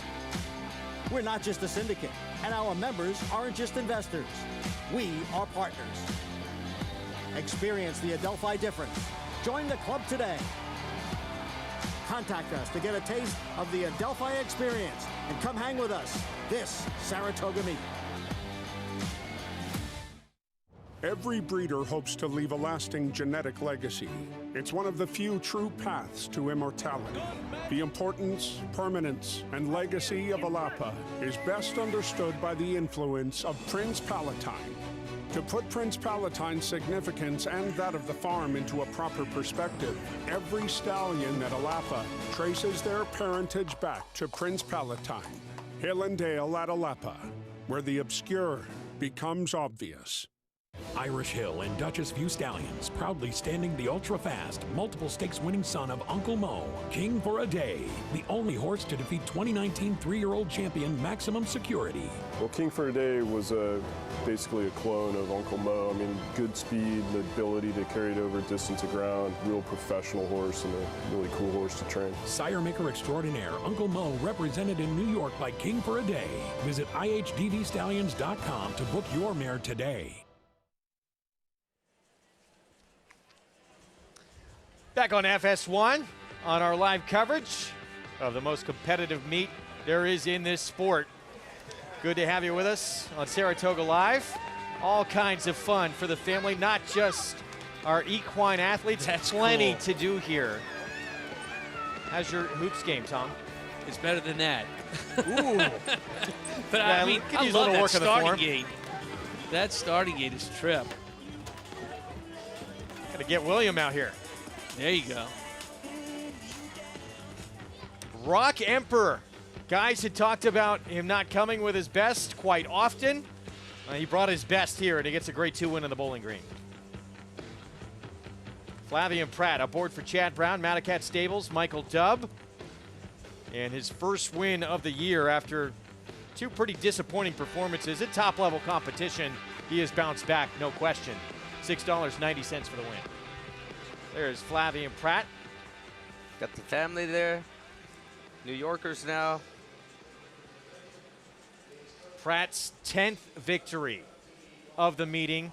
And again, we've said it plenty of times, one of the big reasons he came out here to ride horses for this man right here, Chad Brown, and put himself in that conversation for an Eclipse Award. Yeah, and it'll come. It will come. Up next, 3-year-old sprinting 6.5 furlongs in the Grade 2 Amsterdam, and the return of our reigning 2-year-old champion, Breeders' Cup Juvenile winner Corniche. Now with Todd Fletcher making his 3-year-old debut coming up, he is even money on the board. Look, he's 3 for 3. He won the Breeders' Cup Juvenile. I know there's some pushback from the desk downstairs that he wasn't running against a lot, but he was running against the best at that time. Yep. And horses don't always go on from their 2-year-old year. So that's no knock what he accomplished. Late Pick 5 follow along. It has been very formful to this point. 3 favorites so far, including that odds-on favorite, who was so impressive first time out, the half-sister to Mo Donegal, the Belmont Stakes winner Prank. Let's head back to the winner's circle now with Acacia. Pleased to be joined by winning jockey Flavian Pratt. Rock Emperor getting back on track today. And Flavian, I know that Chad Brown had thought that a firm turf course would really help this horse too, and he kicked it in late. Yeah, absolutely. It worked out well. We had a good trip. As you said, he liked the pretty firm turf, so it worked out well. You've ridden him before. He's a big, solid type of horse, and it seems like maybe on paper he's not the most consistent one, but when he runs, he really, really can run a big race. Yeah, absolutely. He's not really consistent, but when he ran well, he ran really well. Now, a horse that has been consistent, you rode yesterday in the Jim Dandy with Zandon. Can you just tell us what you felt from him in your trip, as he was closer than he typically is? Yes, I thought he ran a good race. Obviously, didn't see the race going this way, but he broke well. I've seen that Epil Center didn't broke well, so I got myself in the race. He was traveling well. He gave me a nice kick turning for home. Just got out run the last furlong. I think he probably is probably better off the pace, but it's just the way the race went. No, I thought he ran a good race. Appreciate your insight. Congratulations here with the nice win with Rock Emperor. Thank you. Flavian Pratt coming back and picking up a nice victory in the Bowling Green, Greg. One of the best riders in the country, and certainly on the turf, one of the absolute best on the grass. Yeah, I mean, he figures out a race so quickly and adapts to whatever situation arises. We just saw it there with Rock Emperor. It's just a lot of confidence in himself and the people that he's riding for. Sword Dancer next for probably a few of these faces, but certainly for Rock Emperor. Got a big one coming up next weekend in the older horse division on the dirt. The Whitney, one of the most prestigious prizes there is in this sport. $1 million purse and some big names eyeing going head-to-head in this one. None bigger than Life is Good. Did show he's not invincible in Dubai, but wow, did he come back big in that Nehrude. Speaker's Corner, who he just put away like he wasn't even there, is a really, really good dirt miler. Yeah, look, I mean, Life is Good, loves to go to the front, loves to run the fields off their feet, loves to make everybody chase him to the tune of $3.5 million, Gary. Yeah. 7 wins and 9 starts. He's going to make that transition from Belmont to go back to 2 turns. That may be a little bit where his vulnerability comes into play. Yeah, I think, you know, they've learned from Dubai that he may have some distance limitations, but 1 1/8 is well within his scope. He's already shown that. And like you said, he's just fast, has speed that no one can keep up with him early, and he does it easy. He's got a high cruising speed. It's effortless in the way that he works in the morning. I mean, people talk about this horse as the best, most effortless workhorse they've seen maybe ever in the morning. It's translated to the tracks. And, you know, back to your point, Tom, about is he a horse eventually, if he gets to the Classic, is going to be able to handle 1.25 miles? Todd Fletcher felt that track in Dubai very deep, very tiring. He's still convinced 1.25 miles is going to be fine for him. I think it's a fair statement. If you watch those races from overseas, that's exactly what you saw on that specific racetrack. And that is tough on a speed horse, on a horse that likes to get over the ground, likes to, as we say in racetrack parlance, likes to hear his feet rattle. You know, those deep tracks are not to their liking. Well, he put away pretty easily, guys, a Belmont runner who in maybe another year would be the best at 1 mile or up to 1 mile. He's going to get a chance at another Belmont horse who is on quite a roll right now in Olympiad. Yeah, I mean, I don't think you're going to find a bigger fan of Life is Good than I am. I think he's a sensational racehorse. But discounting Olympiad, and this might be one of the big matchups we've seen so far this year, would be a big mistake. He's won 6 straight races. He's getting better with every start. He's obviously doesn't have the brilliant speed of Life is Good, but Jonathan, he puts himself in whatever position he needs to be in. And I think this is Life is Good's biggest test in quite a while. You know, it's funny. I didn't think about it until just now. It kind of reminds me a little bit about like Quality Road and Blame. No, I agree. A forward horse that's brilliant, but now you have another horse that's pretty darn good. It's going to be running at him late. I think it's going to be an unbelievable race. And I wouldn't make the mistake that Olympiad cannot and could potentially run by Life is Good late. I agree with you, and I think it's a terrific analogy. You use those 2 horses, a speed, a closer, some brilliance. Quality Road, a brilliant horse, but I don't want to say he's workmanlike. You know, you tend to say about horses that close, right? They're workmanlike. This guy, I mean, this guy was a very, very good 2-year-old. A little delay getting back. Somehow he lost last year to Baby Yoda while running a 107 Beyer in his return, 7-1. Not that I made my biggest bet of the entire meet last year on him, and I'm bitter about it.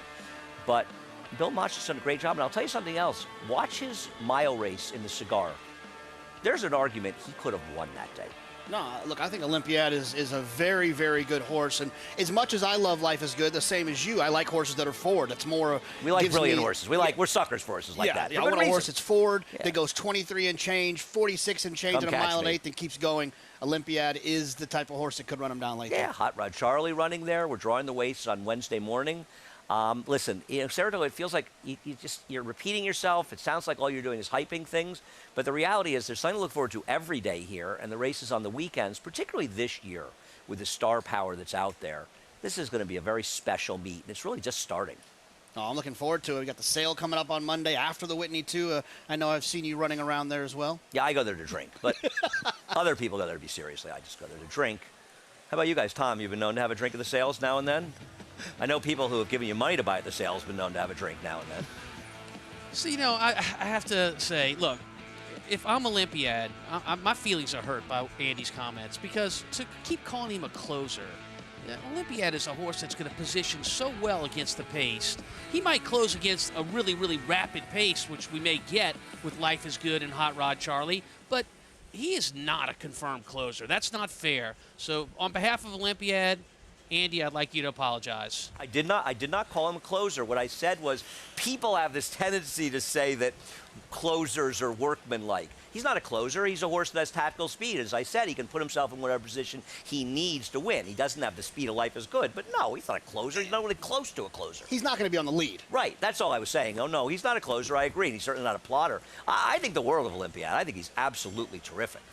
He's been sensational. This is going to be the toughest test of his career, going up against the likes of Life is Good. Todd Fletcher, by the way, may have 3 horses for the Whitney, one of the biggest weekends we have here at the meet. And as the guys mentioned, too, Hot Rod Charlie adding some extra intrigue to it as well. On behalf of Olympiad, I accept Andy's sideways apology. Here is the 2-year-old champion, Corniche, undefeated, putting that perfect record on the line, debuting for Todd Fletcher. Move to this barn from Bob Baffert.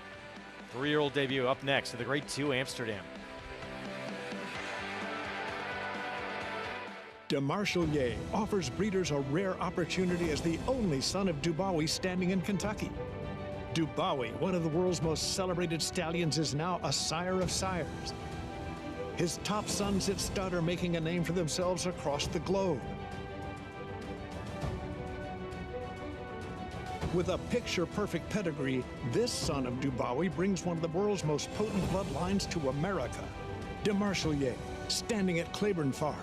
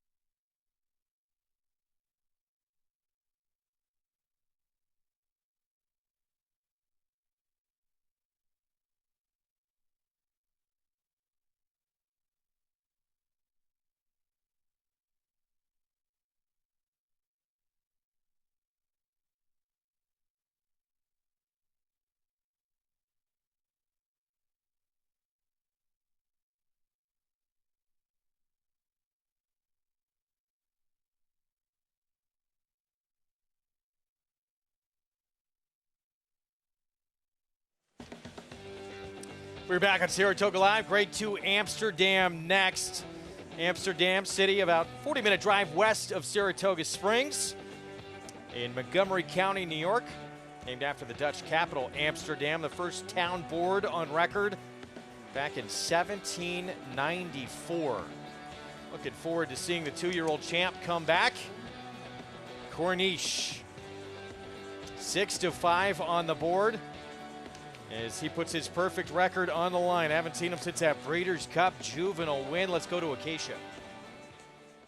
I'm very excited to see the 2-year-old champ back now in the barn of Todd Fletcher. He has been working steadily with some big company in the morning too, and watching his workouts on XBTV. He has maybe not trained as exuberantly as he did as a 2-year-old, but he's certainly been training well. His most recent work was in company with Provocateur. He finished, was going slightly better than that one early, but to my eye finished a little bit second best. Prior to that, he was clearly second best in that work 2 back, but that was in company with Coaching Club American Oaks Victress Ness. So again, keeping good company in the mornings. He comes back with the same equipment that he did wear as a 2-year-old, those shortcut blinkers on. He's very, very fit. He was a horse that I remember the only time I saw him was in that Breeders' Cup Juvenile win, where my notes said that he was absolutely chiseled. He was so strong. He was so powerful, incredibly fit, no excess weight on him. That's very much what I see from him in here today, but he does have quite a bit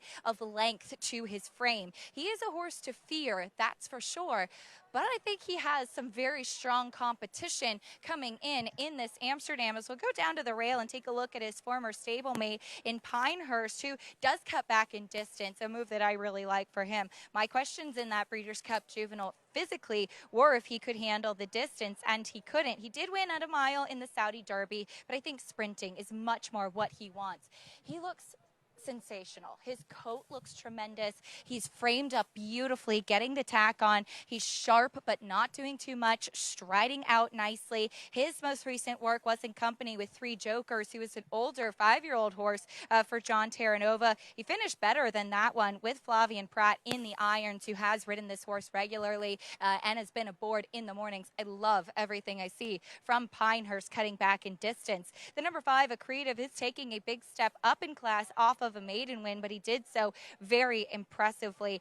He looks so strong once again. He's a horse that really kind of showed himself prior to the race last time out, in that he was a really attractive individual, but looking like he was one who could potentially flourish with getting a little bit more ground. They do keep him sprinting, a distance that obviously he could handle. Keep an eye on him on the track, though, as he was a little bit naughty going into the gate. They had to load with the front of the gate open. Once he settled, though, he broke well, and he finished up in a flurry, and of course has been training with Preakness winner Early Voting. Was disappointing yesterday in the Jim Dandy, but keeping much more seasoned company. Andy and Jonathan, I think we have a terrific group of 3-year-old sprinters coming up here. I couldn't agree more, and I also think this might be about as interesting a stake as we've run at this meet. I think Tom misunderstands, as he often does, what he's saying about Corniche.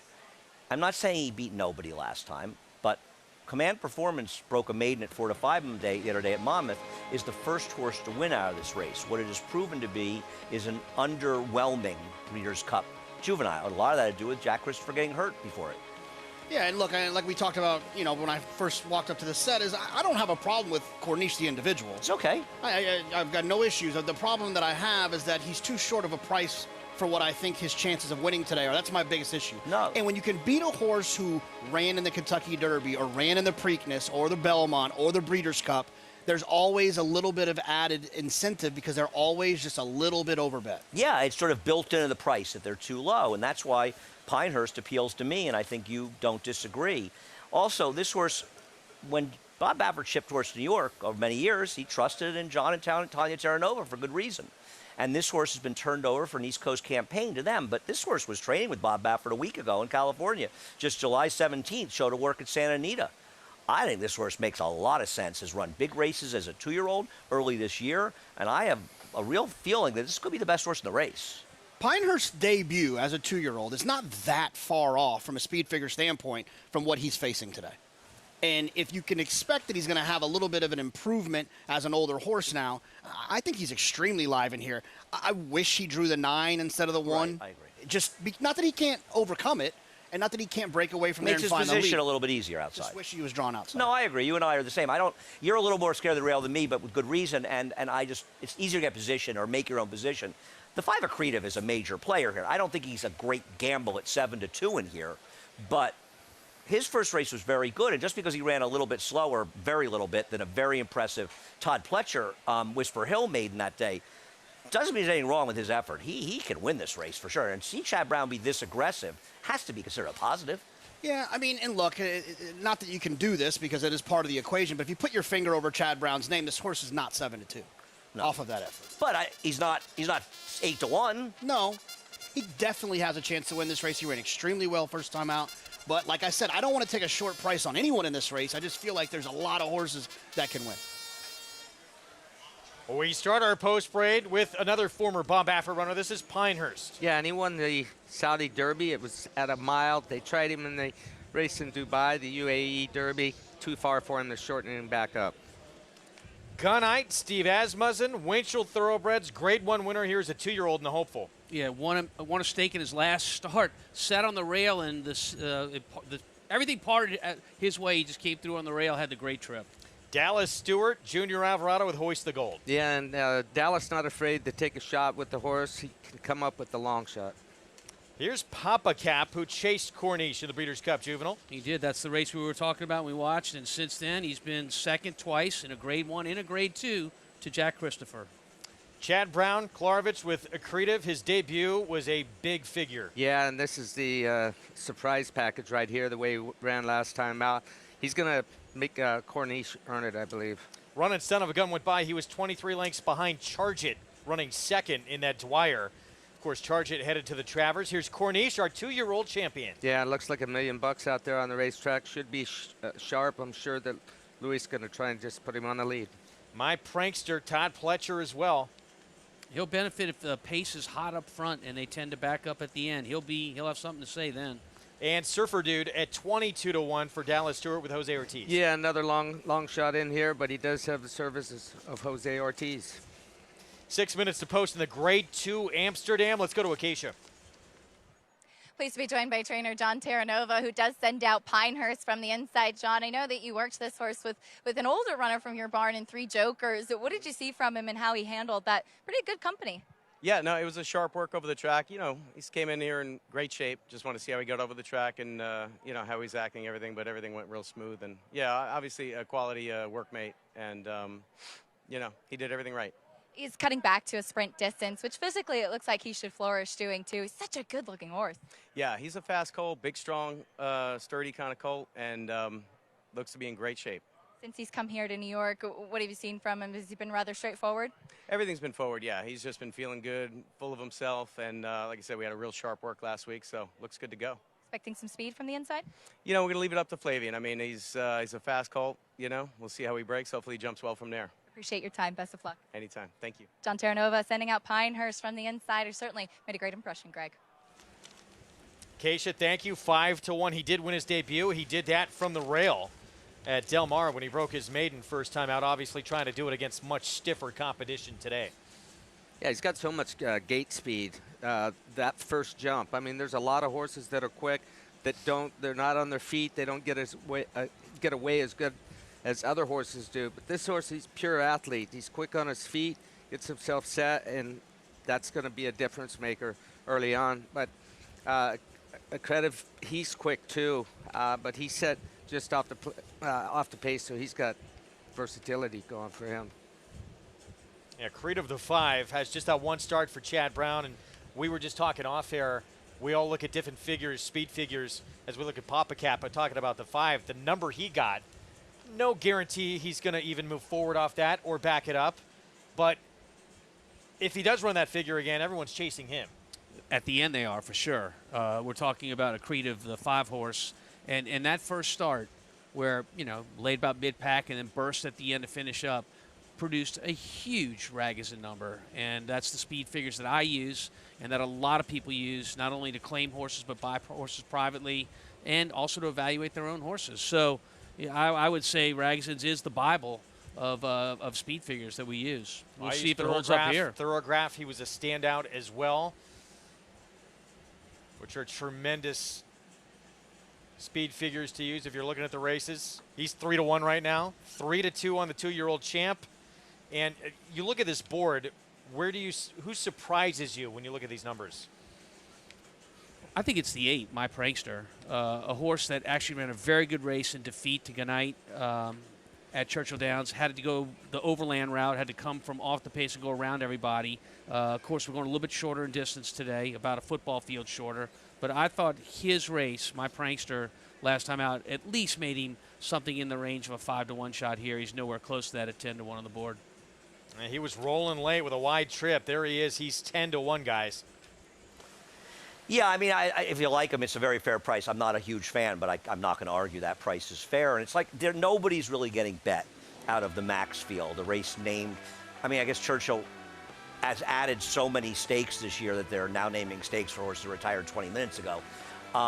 Gunite, as Greg said, had a great trip.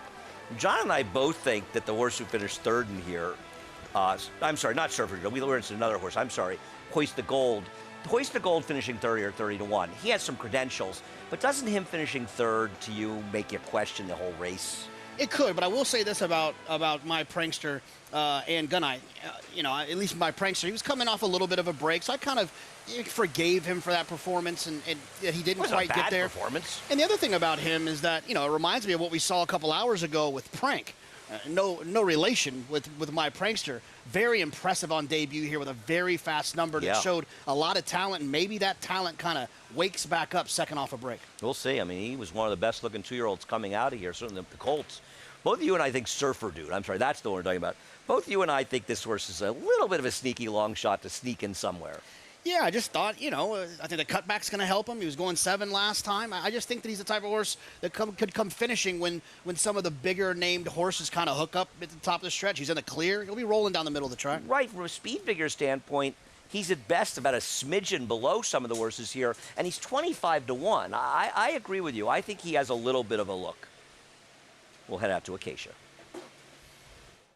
And Andy, there really are so many ways to go in this race, and just a couple notes on the horses coming out of the Max field, at least the top 2 finishers. As far as Gunite does go, he was one that I just don't think ever really went on very much after his 2-year-old season. He looks rather the same as he did as a 2-year-old when he was pretty physically mature at that time. I will say he's very, very fit coming in here. He had a little bit more of an energetic warm-up from Tyler Gaffleone than we'll often see from those Steve Asmussen runners. So I did think that was key because he's not slow early on. As far as the 8, my prankster, might have seen John Velasquez give him a big warm-up out on the track.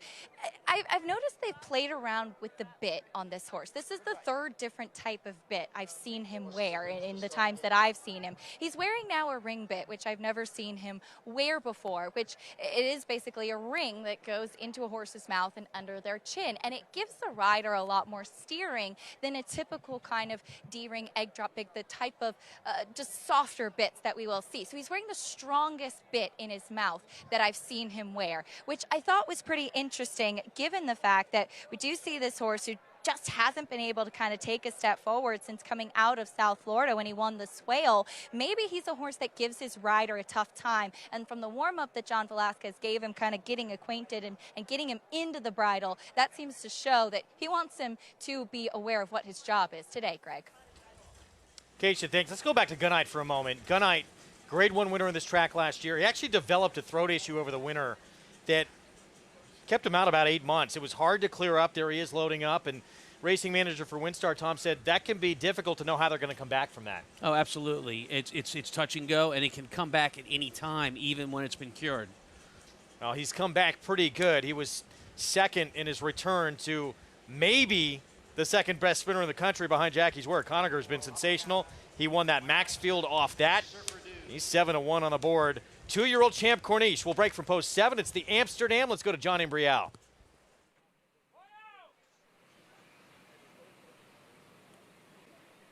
They are in the gate for race 9.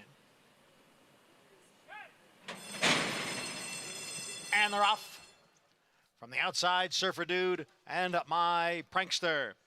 It is Surfer Dude with a head in front, but there goes Pinehurst at the rail, and there goes Gunite. Pinehurst and Gunite are now 1-2 with Corniche racing in third, just off those front 2. Papa Cap is next in 4th, and it's Accretive who's running in 5th.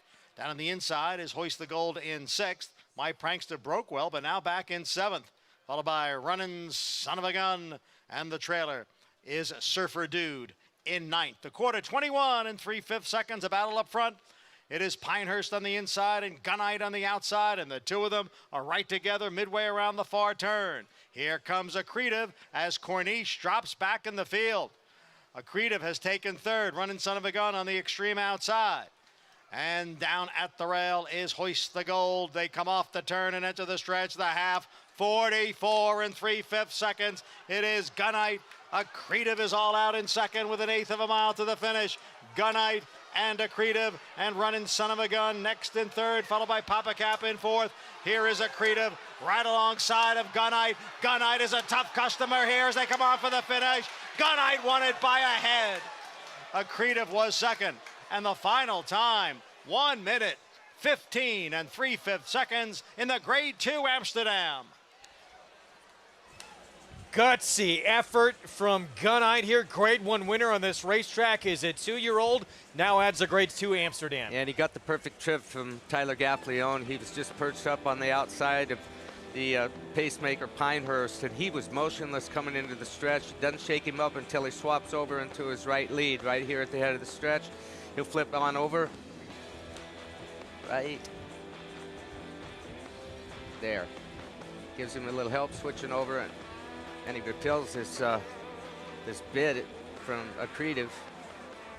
Showed a lot of heart there. If you want to watch two riders using all their skills in a race, Tyler Gaffleone keeping Gunite going, Irad Ortiz on Accretive, the 5-horse, bringing him over to Tyler to make his horse as competitive as he could, only off that one start into this race. You are watching two guys that know how to finish on racehorses and are probably a couple of the best in the business. No probably about it, Gary. Well, good for Tyler Gaffleone to get a big win here. As you look at Eric Asmussen there, it's been a slow start to the meet for Tyler after that monster Churchill Downs meet where he had 62 victories. But we expected him to get going a little bit, and he does here. Gunite 7-1, guys.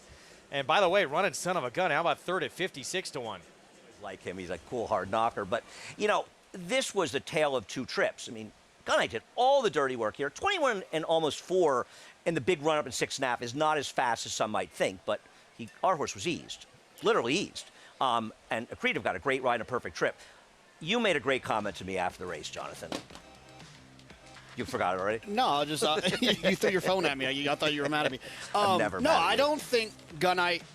I don't think Accretive hung. I think Gunite dug in. I agree with you. I think Accretive ran his butt off. I mean, and he did improve because this is a fast race. This is going to get a big number. This Gunite, I mean, he is really, really good. And you think about the race he came out of. Nobody else in that race showed up. He went after Pinehurst, put him away top of the stretch. Here comes Accretive sitting a perfect trip under Irad, and I think Accretive ran super. I mean, imagine that Gunite's not in the race. Accretive wins by 4, and we're talking about how maybe he's a threat to Jack Christopher in the Alan Jerkins. Now, maybe he is, but you got to give a ton of credit to Gunite. He ran hard the entire way. I like races like this where the top two, they're really good horses. They're going to win a lot of big races in their careers. They're very nice. And whether you like them or not or bet them or not, and I wasn't a fan of Gunite's chances today, you feel like the best horse won today. And that's taking nothing away from Accretive. Gary, I know you like this horse going into last year's hopeful when he was dismissed at 11-1, and this was a big performance from him. Yeah, he's really matured, and I'll tell you what, the other horse didn't stop running, Accretive. I liked what I saw in this horse today because when he came up and hit his shoulder with his throat strap, he accelerated again. I could visually see it. This is a horse that was toying with his competition inside of the last 16th of a mile. They could have went around again, and he was never going to get by him today. Pretty good weekend for trainer Steve Asmussen and these owners, Winchell Thoroughbreds. Epicenter in the Jim Dandy. Now Gunite in the Grade 2 Amsterdam. We should give some props to Accretive. That was just the second start of his career, throwing down with Gunite, and he gets second in the Amsterdam. We'll be back with more right after this.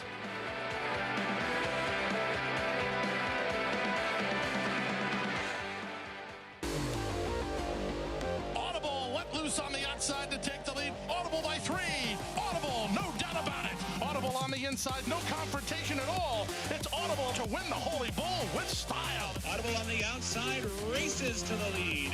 Audible wins by 2.5. There's no doubt that Kentucky breds are #1. We never could compete with New York and Florida and all those tracks. We needed a boost, and HHR has given us that boost. The purses that the Kentucky breds are now running for matches how dominant they are. We really have an opportunity to create new jobs and new tax revenue for the state on a year-round basis.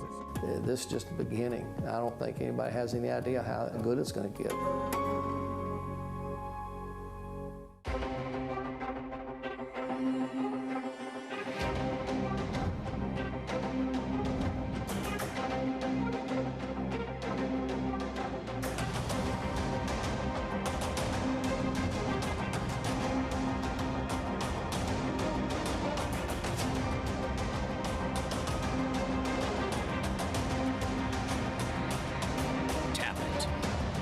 Standing at Gainesway. Racetrack Television Network brings you every race, from every track, on every screen, every day. With monthly packages starting as low as $5, RTN gives you great value and access to more live HD streaming and race replays than anyone. Visit RTN.tv today to sign up and watch on almost any device, including Roku and Amazon Fire. RTN has packages that start at $5 per month.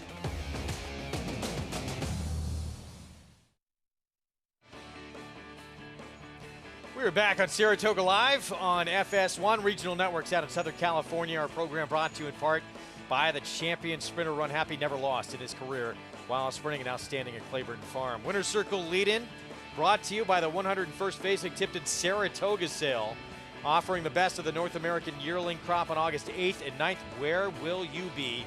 Gunite returning to a familiar spot, the Winner's Circle at Saratoga, just as he did last year in the Grade 1 hopeful. Steve Asmussen, Winchell Thoroughbreds, and Tyler Gaffney on aboard. Let's go to Acacia.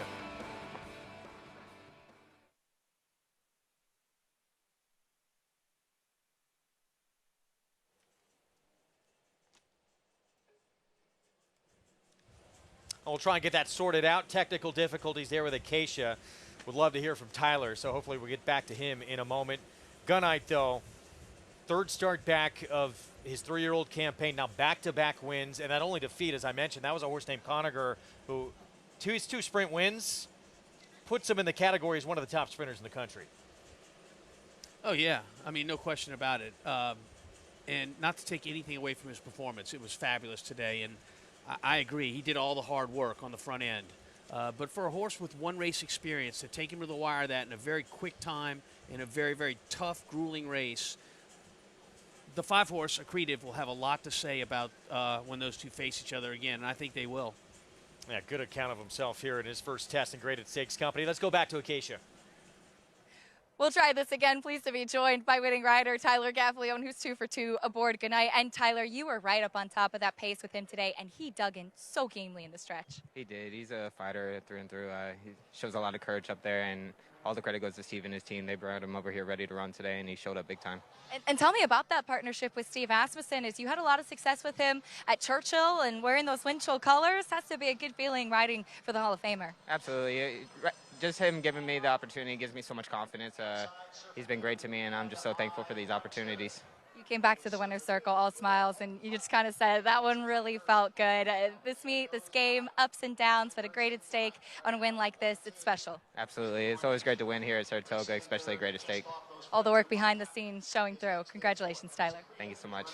Tyler Gaffleone with a big win aboard Gunite, and a tremendous weekend continues for Steve Asmussen, Greg. Things going pretty good for that barn, these owners right now. Nice weekend. We'll have more on their other winner in just a moment. But Gunite, big performance here. $16.80 for the victory. And we'll see if it continues on to that Alan Jerkins later in the meet. He was impressive today. I liked what I saw about him, and I think he's a colt, the 3-year-old, that we haven't seen the best of him yet. So here's our late pick 5.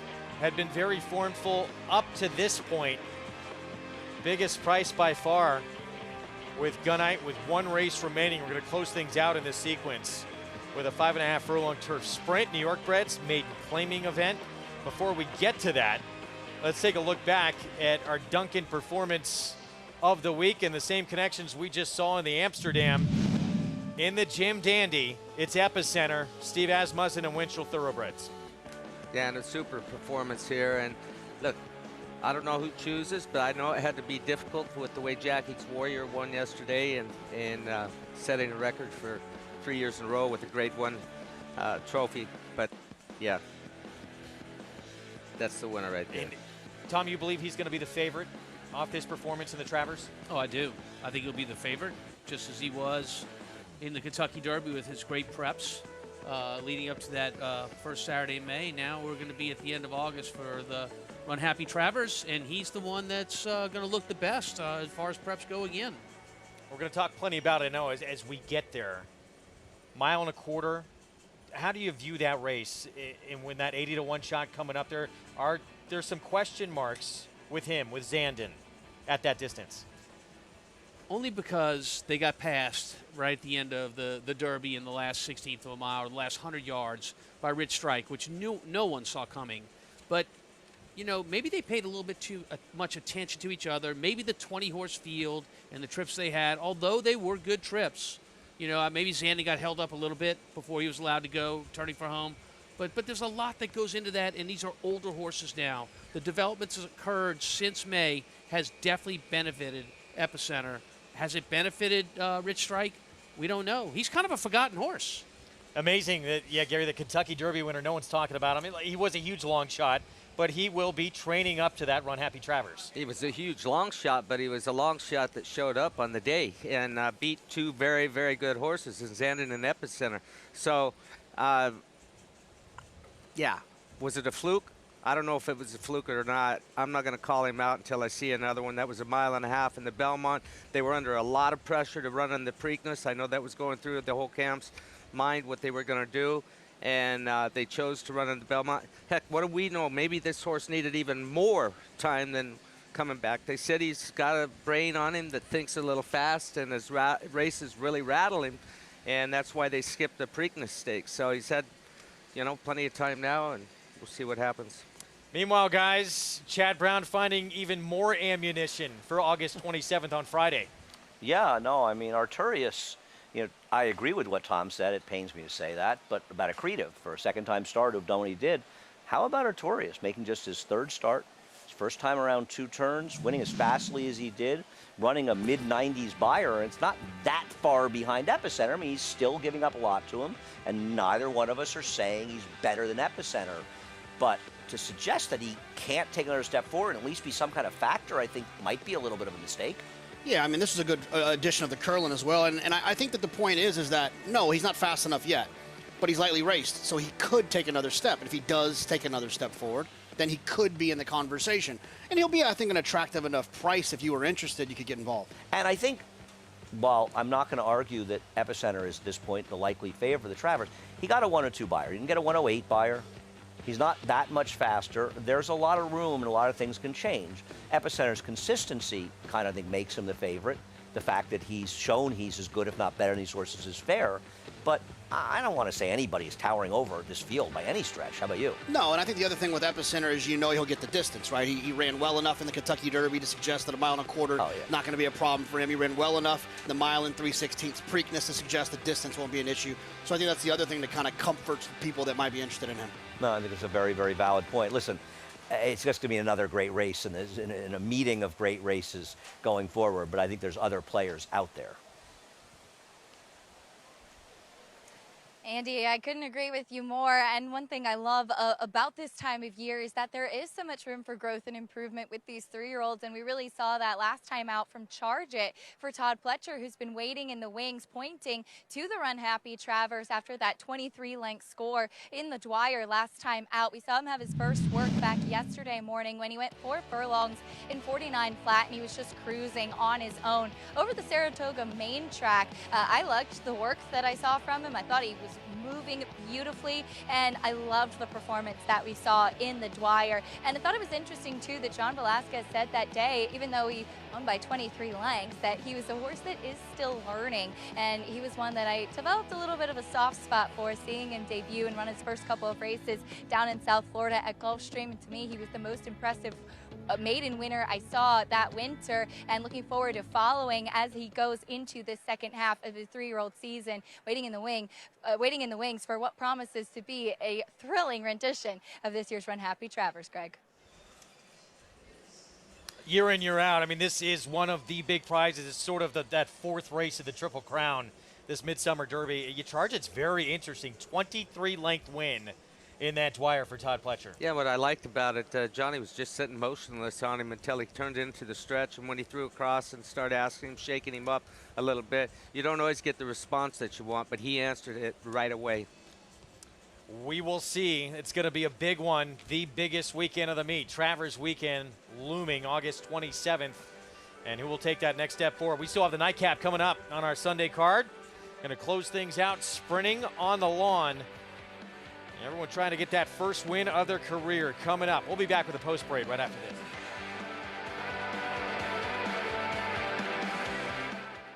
this. Every hair, every muscle, every contour, every pulse. In the juvenile, Essential quality has won. in the Belmont, Essential quality has won the Belmont Stakes.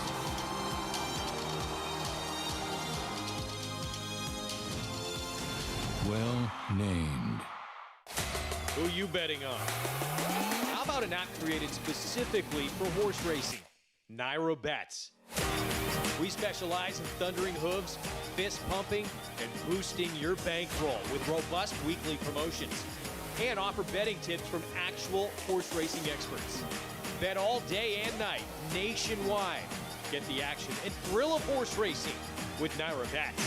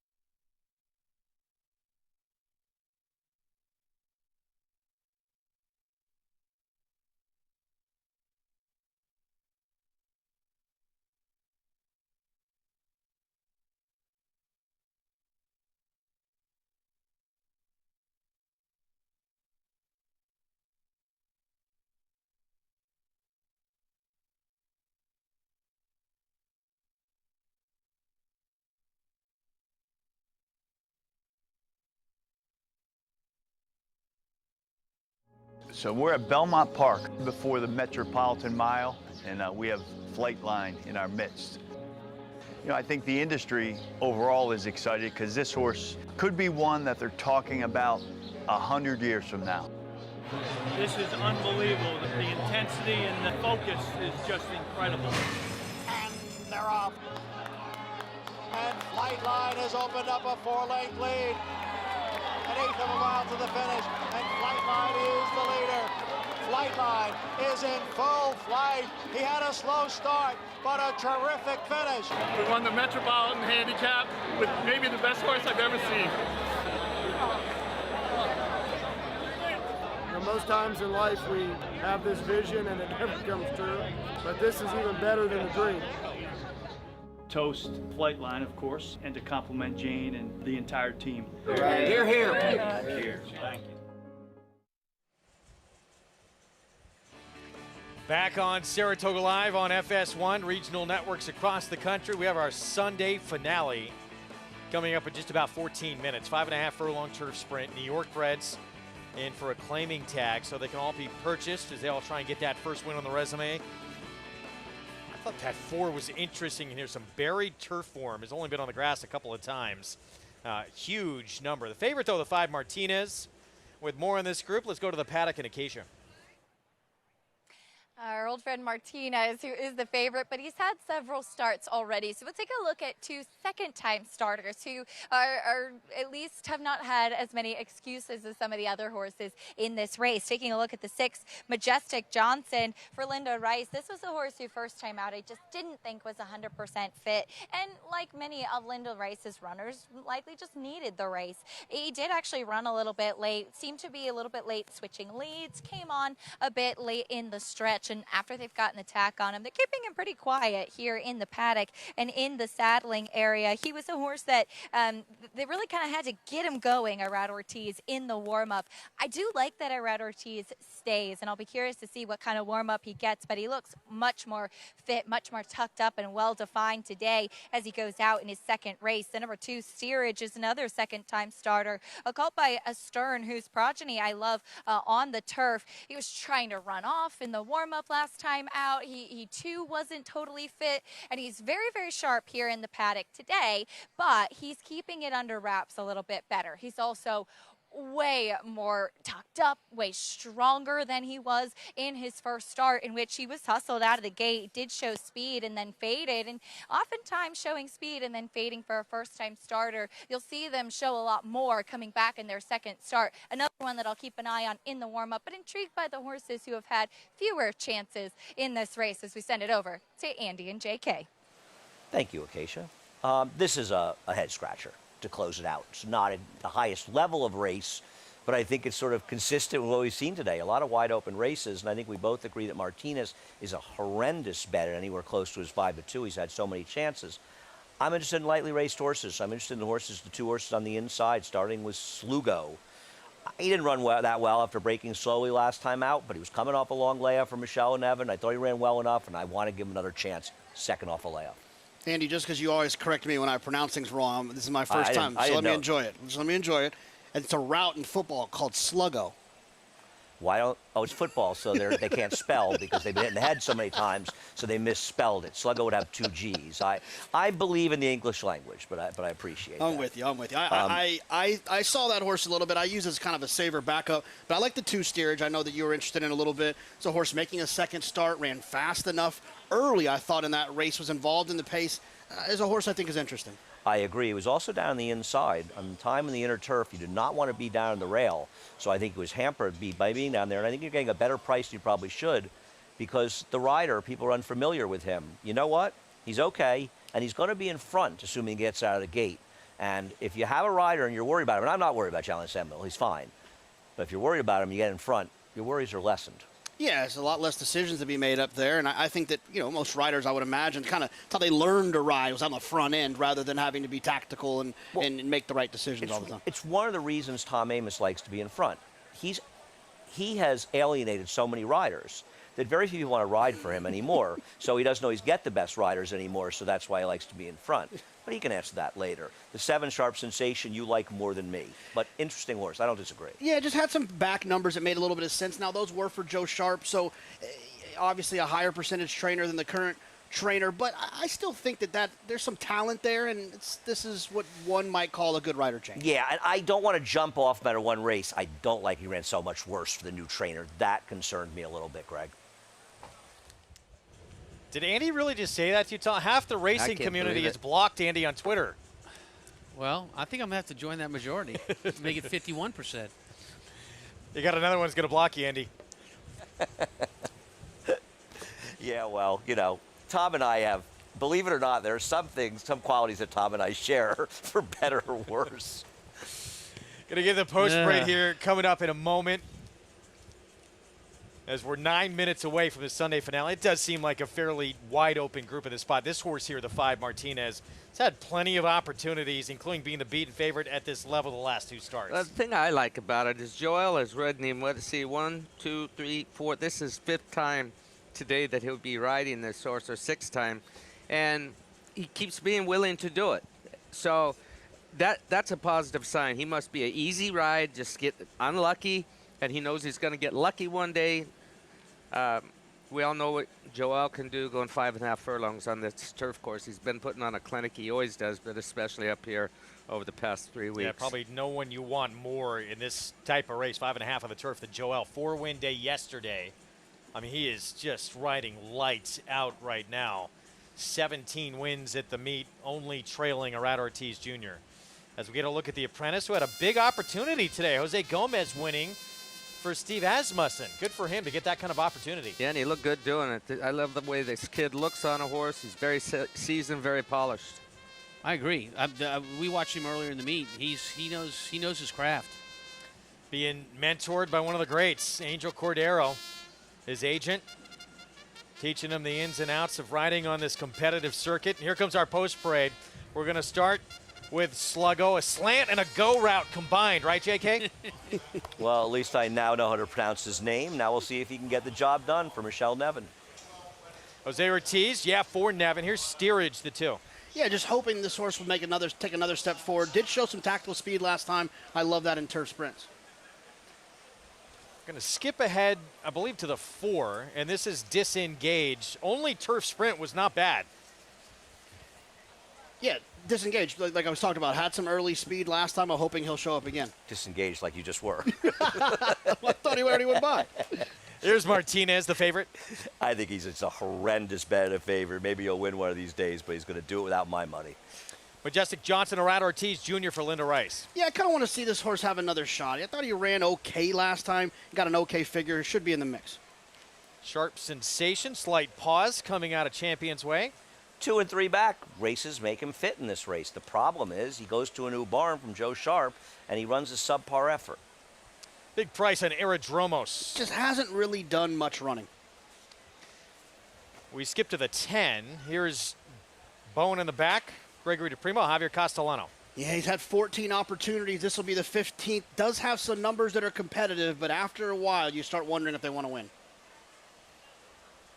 Perfect Banker stepping onto the racetrack, and here's the apprentice, Jose Gomez. 0 for 14 and yet to hit the board. Not for me.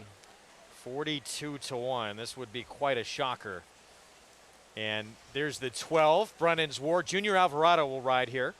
You know, I thought this horse's race 2 and 3 back put him right in the mix. Its outside draw isn't ideal, but sometimes that works out. You can stay in the clear. And I believe we're going to see the 9 coming up here for Christophe Clement. Manny Franco will be aboard Chapel Road. I think this is an interesting horse. He's the one horse out of that race that I saw have real trouble. He was steady around the 3/8 ball and lost some real position. And I do like Jose Gomez, but it's still a better switch to getting to Manny Franco. And no knock on the kid. I think he rides well. And the 3, the last one we have yet to see here is Uncle Bruce. Eric Cancel rides. I mean, it's just absolutely nothing whatsoever to recommend on this long shot. They've been going long the last 2 on the turf. We'll cut back to sprinting on the grass for the first time in his career. So, yeah, a bit of a dubious favorite. The guys mentioned, this is start number 11, beaten favorite at this level. Each of the last 2 starts, there he is, the gray. But, again, the public backing him at 5-2. Yeah, getting a vigorous warm-up here is the 5-horse Martinez. And from the standpoint of a trainer, when you're running at a certain level and you're not getting the job done, okay, second best. You know, and you've been running at that level, which this horse has in the last 5 starts. It begins to wear on you, and you're like, is the horse going to get the job done? One day he will. Does it have to be today? It certainly doesn't. In the meantime, he's picked up almost $60,000. Yeah, I was going to ask you that, Tom. That's a good point Gary brings up, because he's still earning money. So are you that worried about it? I mean, you know what he is, but you're still collecting money along the way with him. Sure. I mean, from an owner's standpoint, it works. From a trainer's standpoint, you want that W. Okay. Don't think you don't. When he does win. And it's a credit to the New York bred program. The purses are very, very good up here. So you can make a living with your horse running second in maiden claiming races if you're a New York bred.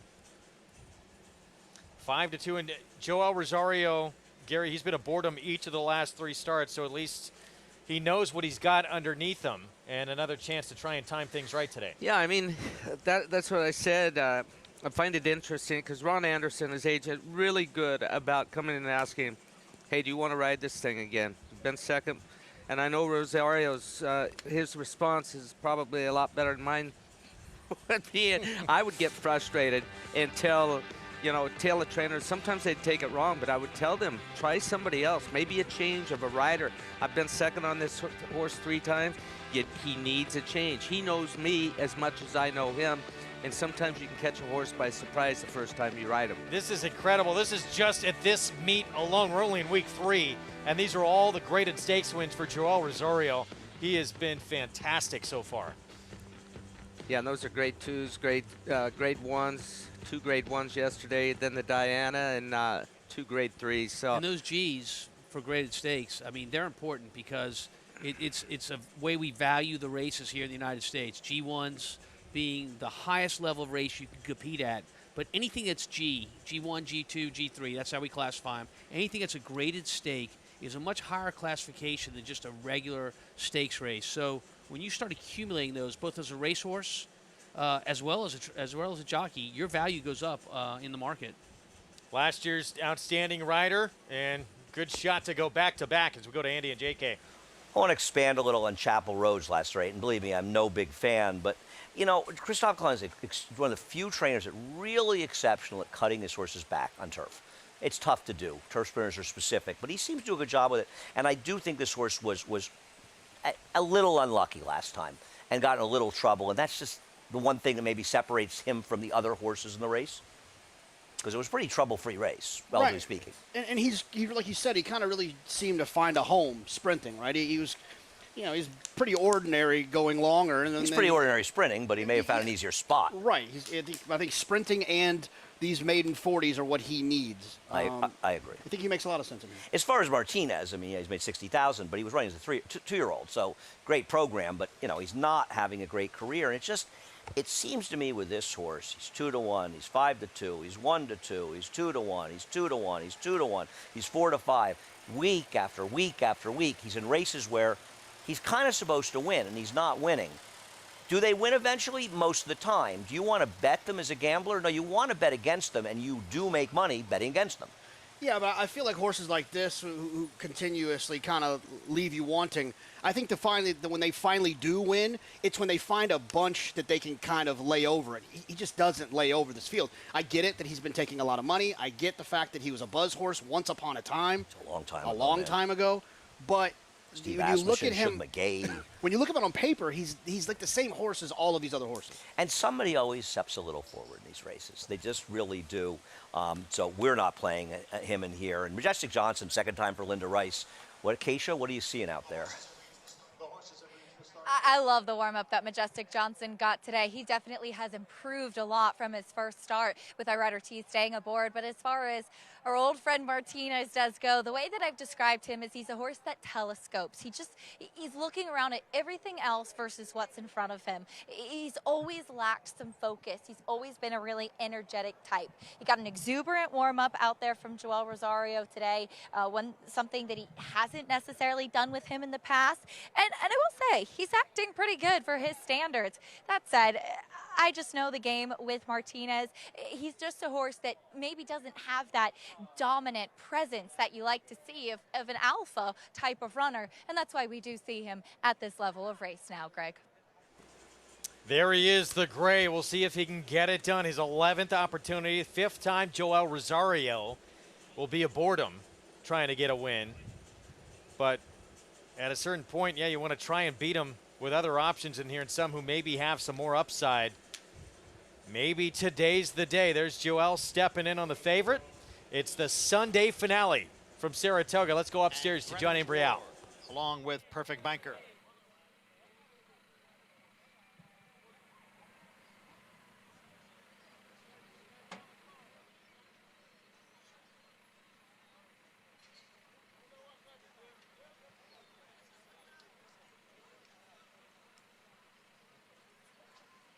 One to go now. It is Brennan's War who will complete the 12-horse field. And we're set for race 10.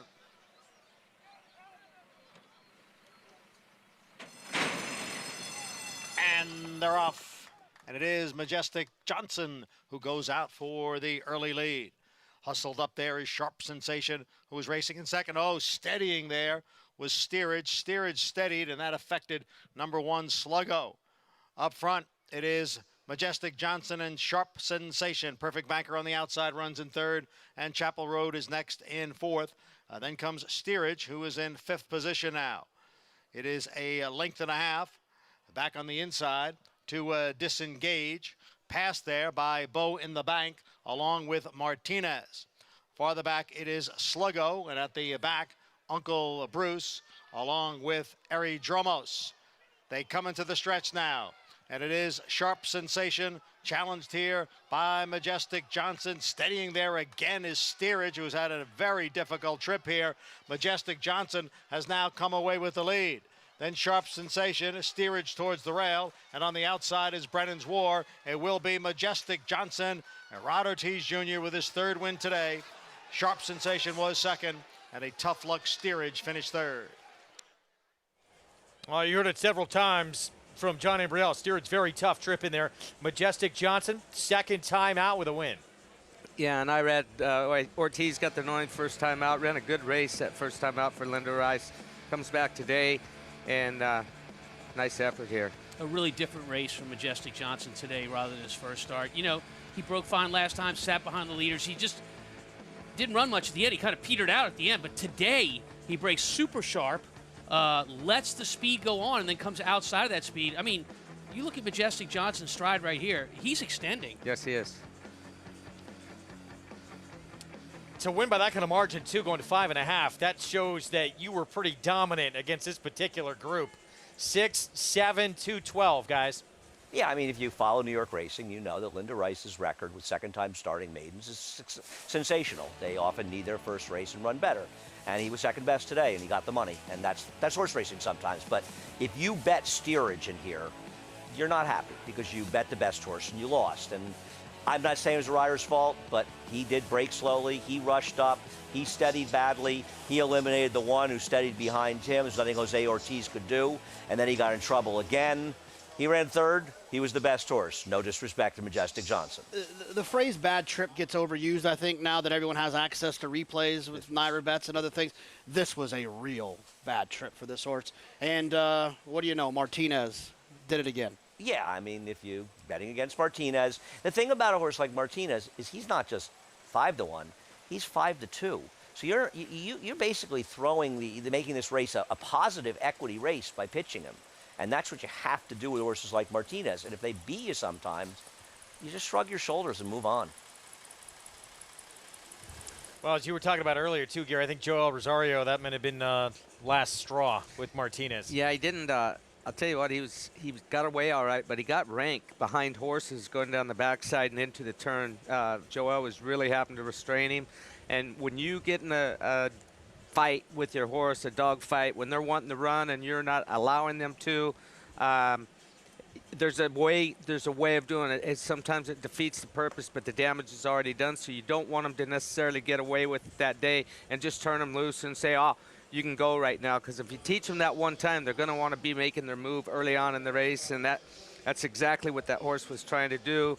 A lot of times when they're pulling like that, and then when you do ask them, they just fall apart underneath you. They're exhausted. You're exhausted. The rider's exhausted. 3-win day for that man right there. He's leading the way at this meet. Rad Ortiz Jr., number 20, 21, and 22 this afternoon. Things going pretty good for Irad. We're going to take a timeout. Second time starter for Linda Rice. Dominant against this group to break his maiden. One of the prices when we come back.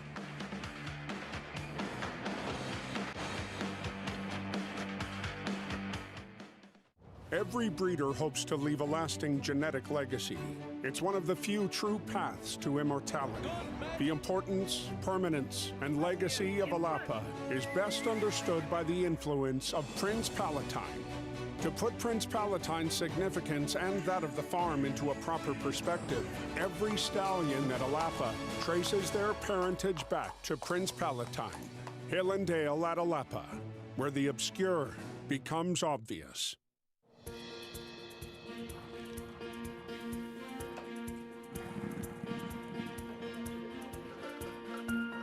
We take pride in what we do. For me, it's more of a passion than actual work. I'm an assistant trainer. Carpenter. I'm a peace officer. I'm a jockey. I'm a gardener. I'm a groom. Clocker. Assistant starter. Trainer. ESL teacher. I love what I do. There's so many jobs that come together every day. It's a collective effort that really makes this ball go round. We are New York Racing.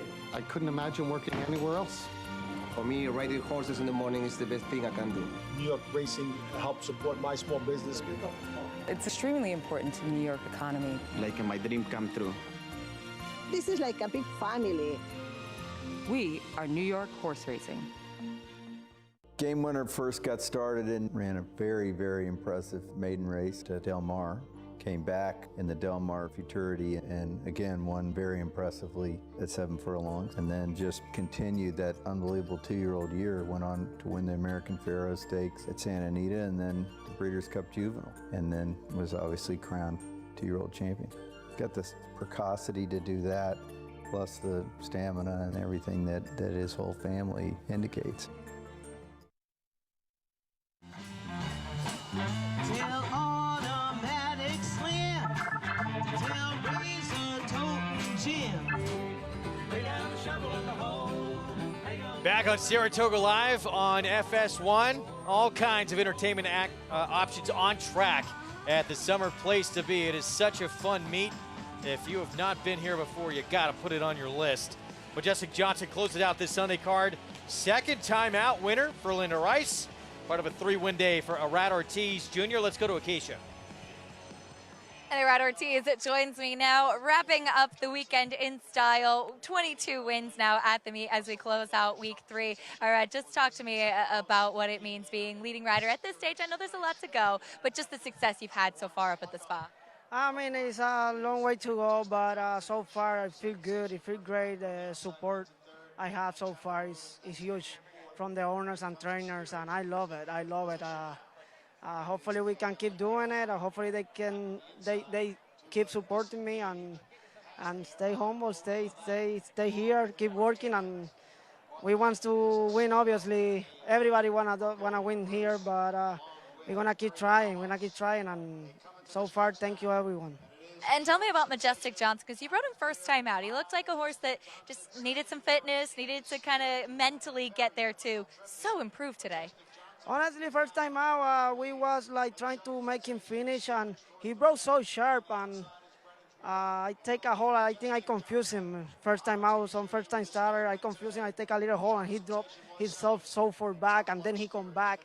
And I know today with that experience, if he broke like the way he broke last time, he's going to be right there. And if I keep him close, I know he's going to be tough to beat. I told Linden the paddock and work it out perfect. He broke on top. I let him saddle, let him relax. He relaxed and tip him out in the stretch. He was there for me. He was excellent today. A big finish from him, indeed. And you and your agent, Steve Rushing, obviously a team. But tell me a little bit about, there's a horse you want to ride back or you've had an experience with and say, hey, I can do something with this horse next time out. I mean, he's great. He's great. Steve, I don't have to say much, honestly. He's on top of the horses, top of the business, on my business. I just focus on ride whatever they name me on and waiting for the entries, handicap my races, and came here prepared, came ready.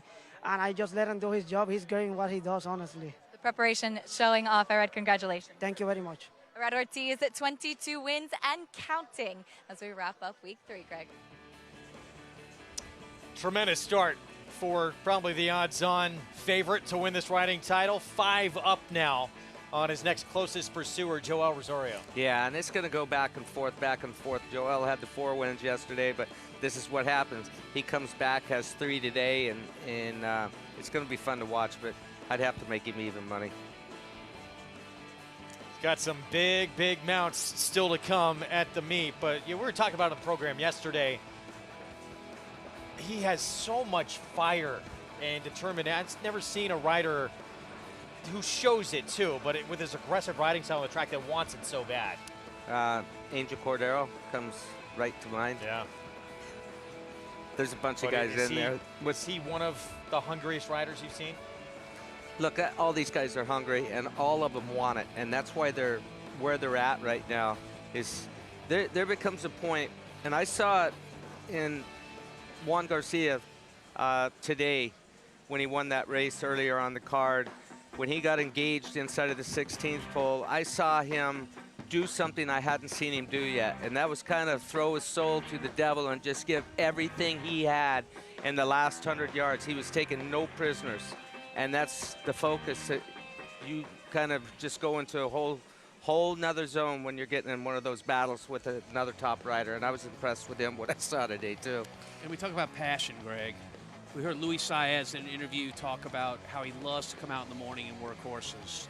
I thought that was a really telling comment about how riders think. Flavien Prat, when he didn't get accepted into jockey school overseas, and he cried all day. There's so much passion involved in riding.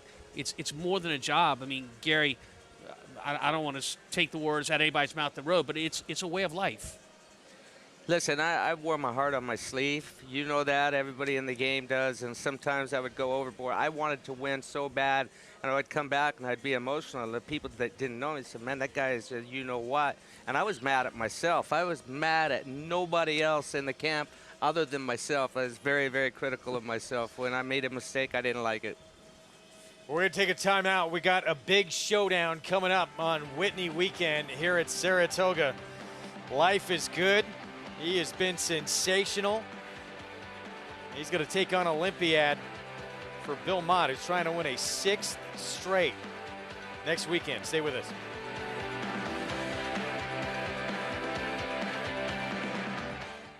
Harris Farms, proudly standing Smiling Tiger, a triple Grade 1 winner, defeating Breeders' Cup champions Dancing in Silks and Amazombie, a leading California sire with over $9.7 million in progeny earnings, with 94 winners in 2021 and graded stakes superstars like Spice Perfection. Spice Perfection wins the Grade 1 La Brea. And Tiger Dad. Smiling Tiger, a leading California sire, standing at Harris Farms. It pays to be Cal-bred. For over a century, success starts at Saratoga. As America's #1 ranked yearling sale by percentage of Grade 1 and graded stakes winners, Saratoga is the can't-miss event of the summer. One catalog of selected yearlings offered over 2 electrifying evenings.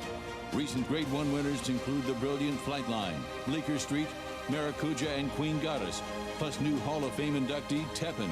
The Fasig-Tipton Saratoga sale, August 8th and 9th in Saratoga Springs, New York. Where will you be?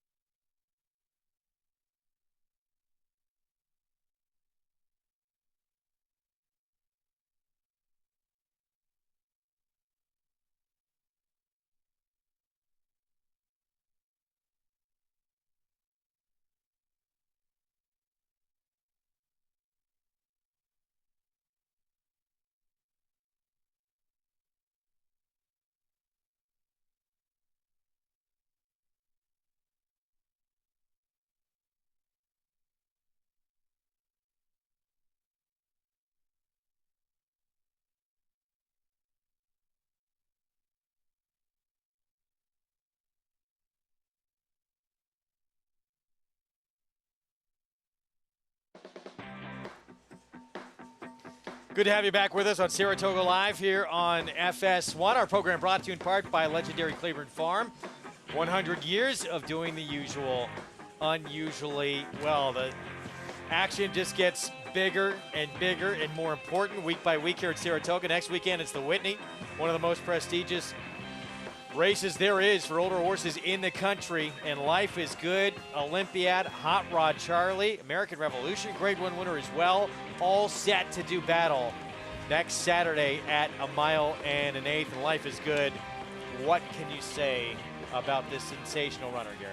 Well, he's something that I don't think I've seen until a horse named Flightlight came along. This horse is super fast. He can carry his speed, lightning quick. Does he have distance limitations? Maybe, maybe not. But all I know is whatever distance he goes, he's gone very, very quick doing it, Tom. Yeah, he is. I mean, look, that's the kind of stride that makes a trainer salivate. I mean, such a pretty extension of stride. Those are the kind of horse you wish you had in every stall in your barn. And just putting away Speaker's Corner, one of the best dirt milers we have in the sport right now, with consummate ease and just doing it so easily. And didn't get away that day either. Got away from the starting gate slowly and uncomfortably and still demolished. Great field. He's going to tackle Olympiad, or maybe it's the other way around. Olympiad, he's been very good. And he's gotten Hall of very Famer Bill good. Mott. He's gotten very good. 5 wins in a row, including 4 graded stakes victories. And as you said earlier, Tom, tactical. He's not going to be that far off. Life is Good. Obviously, Life is Good, brilliantly fast, but he won't be that far behind. No, I think both Hot Rod Charlie and Life is Good are going to try to show the way, and then behind them, Olympiad will be placed positionally well to try to pick up the pieces if those 2 horses on the front tend to burn each other out. Next week, this is what we have on tap. Thursday, it's the Aladar National Museum of Racing and Hall of Fame. On Friday, on the turf of the Troy Grade 3, and then the Whitney, the test for 3-year-old fillies. Caesars Saratoga Derby, part of that Turf Triple Series in the Glens Falls on a tremendous Saturday afternoon. We hope you join us on Saratoga Live. Going to be another great week coming up. Whitney Week, always fun on this program at this meet in this town. For Gary Stevens, Tom Amos, rest of this crew as well. Hope you enjoyed our Sunday coverage. It was Rock Emperor second in the Bowling Green last year. Chad Brown said he expected the best race of his year coming up, and he got it in a Grade 2 victory. Meanwhile, in the Amsterdam, Grade 1 winner here last year is a 2-year-old Gunite in a throwdown to the finish. He was impressive, collecting that Grade 2 victory. We will see you next week with more Saratoga Live. The momentum continues for War Dancer as his precocious 2-year-old Power Attack wins his turf debut at Belmont. It is Power Attack, who has a 4-length lead as they come down for the finish. As well as a 1-2 finish on opening weekend at Saratoga. As they come for the finish, Dancing with the Stars won it. Now with 28 wins in 2022 and over $3.5 million in prodigy earnings, War Dancer is a sire on